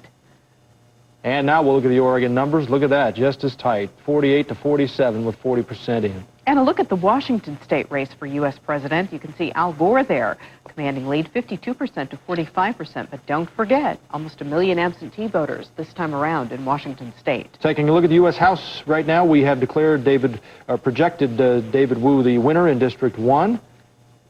District 2 is Greg Walden. We have not projected a winner yet, but he has a sizable lead right now with 18% of the vote in. And in District 3, we're projecting Earl Blumenauer, re-elected, the Democratic incumbent. And in District 4, we are also projecting that the Democratic incumbent, Peter DeFazio, will be returning. Another projection in Oregon District 5 in the House, Darlene Hooley will be returning for another term in Congress. Now we want to move to some of the statewide races. We'll take a look at the Secretary of State's race. Bill Bradbury, 49% of the vote. Margin closing there. Lynn Snodgrass, 46%. Attorney General in Oregon, Hardy Myers. That race also tightening up, 50% to 47% now. And in the state treasurer's race, Democrat Randall Edwards against Republican John Kvistad. Edwards still maintaining his lead, 50% to 43%. And the Supreme Court Justice, position number 2 there, we have Greg Byrne against Paul DeMunez. DeMunez, a 10-year veteran on the appeals court there, leading with 52% to 48%. That's a change. Before we send it back to NBC, a quick peek at some of the Bill Sizemore initiatives, beginning with Measure 91, the double taxation measure. This is failing right now, 55 to 45%. 92, the payroll deductions, failing, 56 to 44%. 93, this would require a new vote for all taxes and fees, failing, 60 to 40%. 95, performance pay for teachers, also being defeated, 64%. More numbers to come here locally, right here on News Channel 8. But in the meantime, we want to send it back to NBC and get the latest national returns.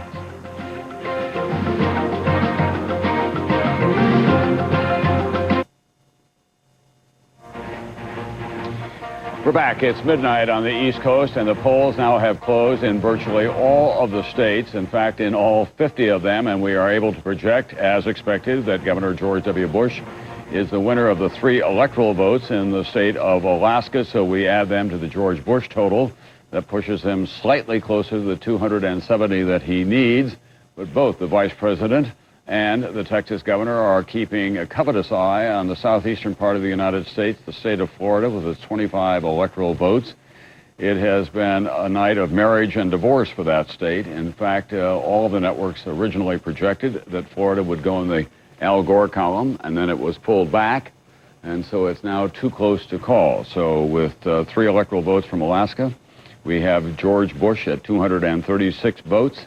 If he could get the 25 out of the state of Florida, obviously he would be that much closer to the 270, but Al Gore thinks that if he can get the 25 out of Florida, that he can get that much closer as well. They can pick off Wisconsin, Oregon, Washington, any combination of those 2 that are left. Tom, think of it this way. George Bush needs 34 more points. Al Gore needs 39 more points. If you get Florida, Bush needs 9 more. If Gore gets Florida, he just simply needs 14 more. And there they are. Arkansas, Nevada, Iowa, Wisconsin, Oregon, and Washington, there for the picking. Florida is critical here in determination who's the next president. But I might add that, once again, each of the candidates can do it without Florida if they get the royal flush. It's also worth pointing out, in fact, the decision has been made. The President of the United States has been chosen because all the polls have closed, all the votes have been cast. They're just sitting out there waiting to be counted. And so we're sitting here waiting for the count to come in.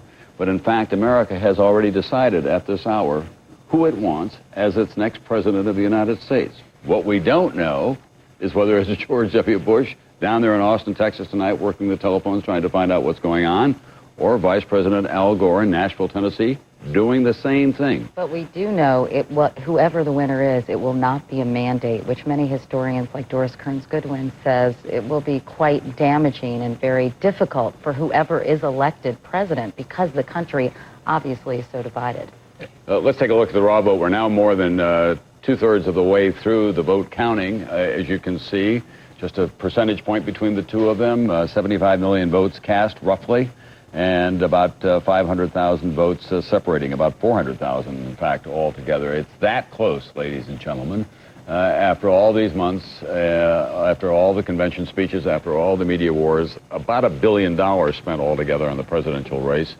And those are the states that have made their decisions already.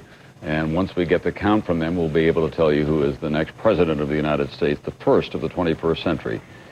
2 firstborn sons of families of privilege with deep political roots, one in the Democratic Party, one in the Republican Party.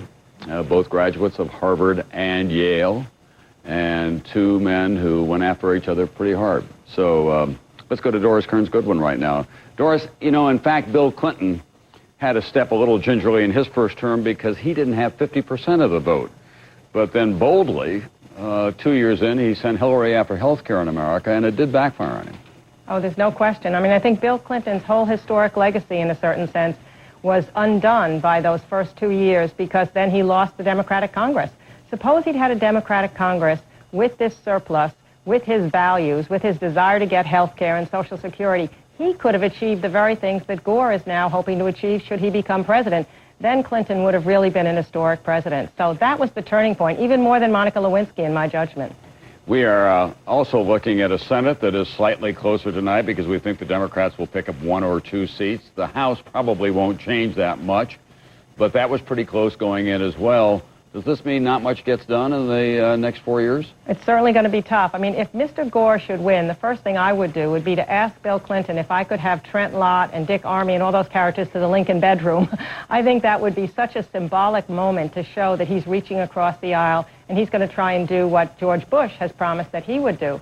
You know, I keep thinking, though, tonight of George Bush Sr. When he lost his race to Clinton, he said, it hurts, it hurts, it hurts. And he said, the most important thing that hurts, I wanted to prove those pundits and those pollsters wrong. So I think of him down there now with his son. If Florida flip-flaps back to Bush, he will be so happy. He will finally have proved those pollsters, pundits tonight wrong. Thank you very much, Doris Kearns Goodwin. I can already hear Trent Lott and Dick Armey saying, so we've been invited to stay in the Lincoln bedroom. What's the price of admission this year? Let's go now to NBC's Claire Shipman and David Gregory. They have been covering the campaigns and the candidates from the beginning. Those are the virtues of youth, ladies and gentlemen. They still look as fresh as they do at this hour, and they have been up around the clock for the past several days.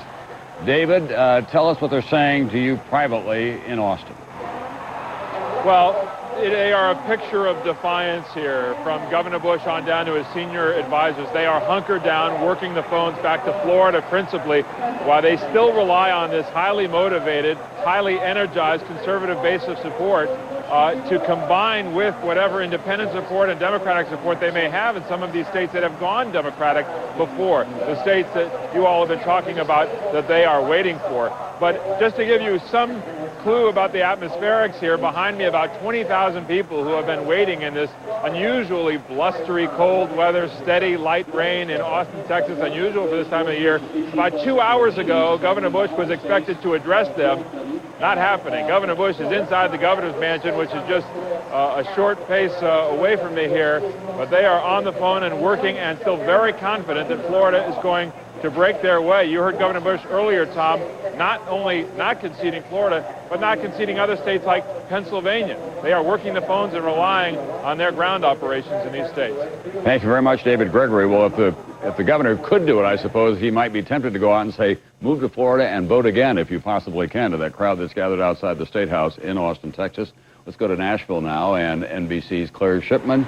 Claire, what about the vice president? There was a euphoric mood, we know, earlier when all the networks had awarded him Florida, and it was beginning to break his way with Michigan and Pennsylvania.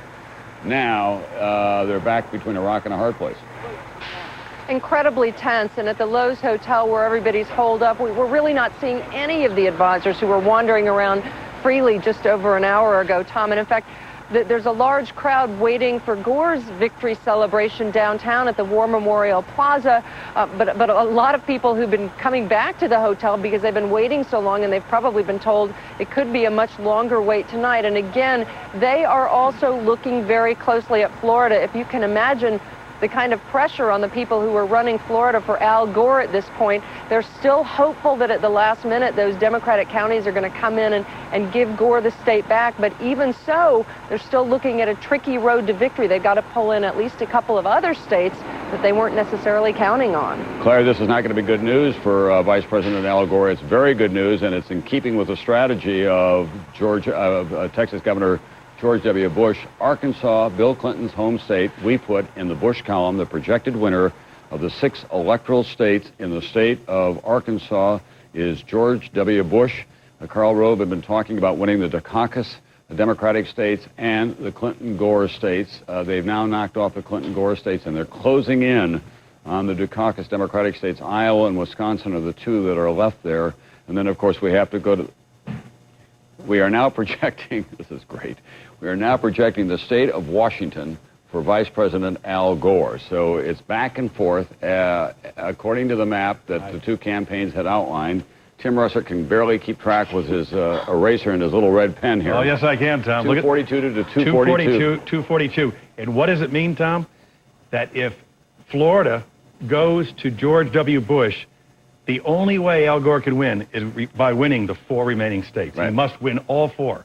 4 for 4.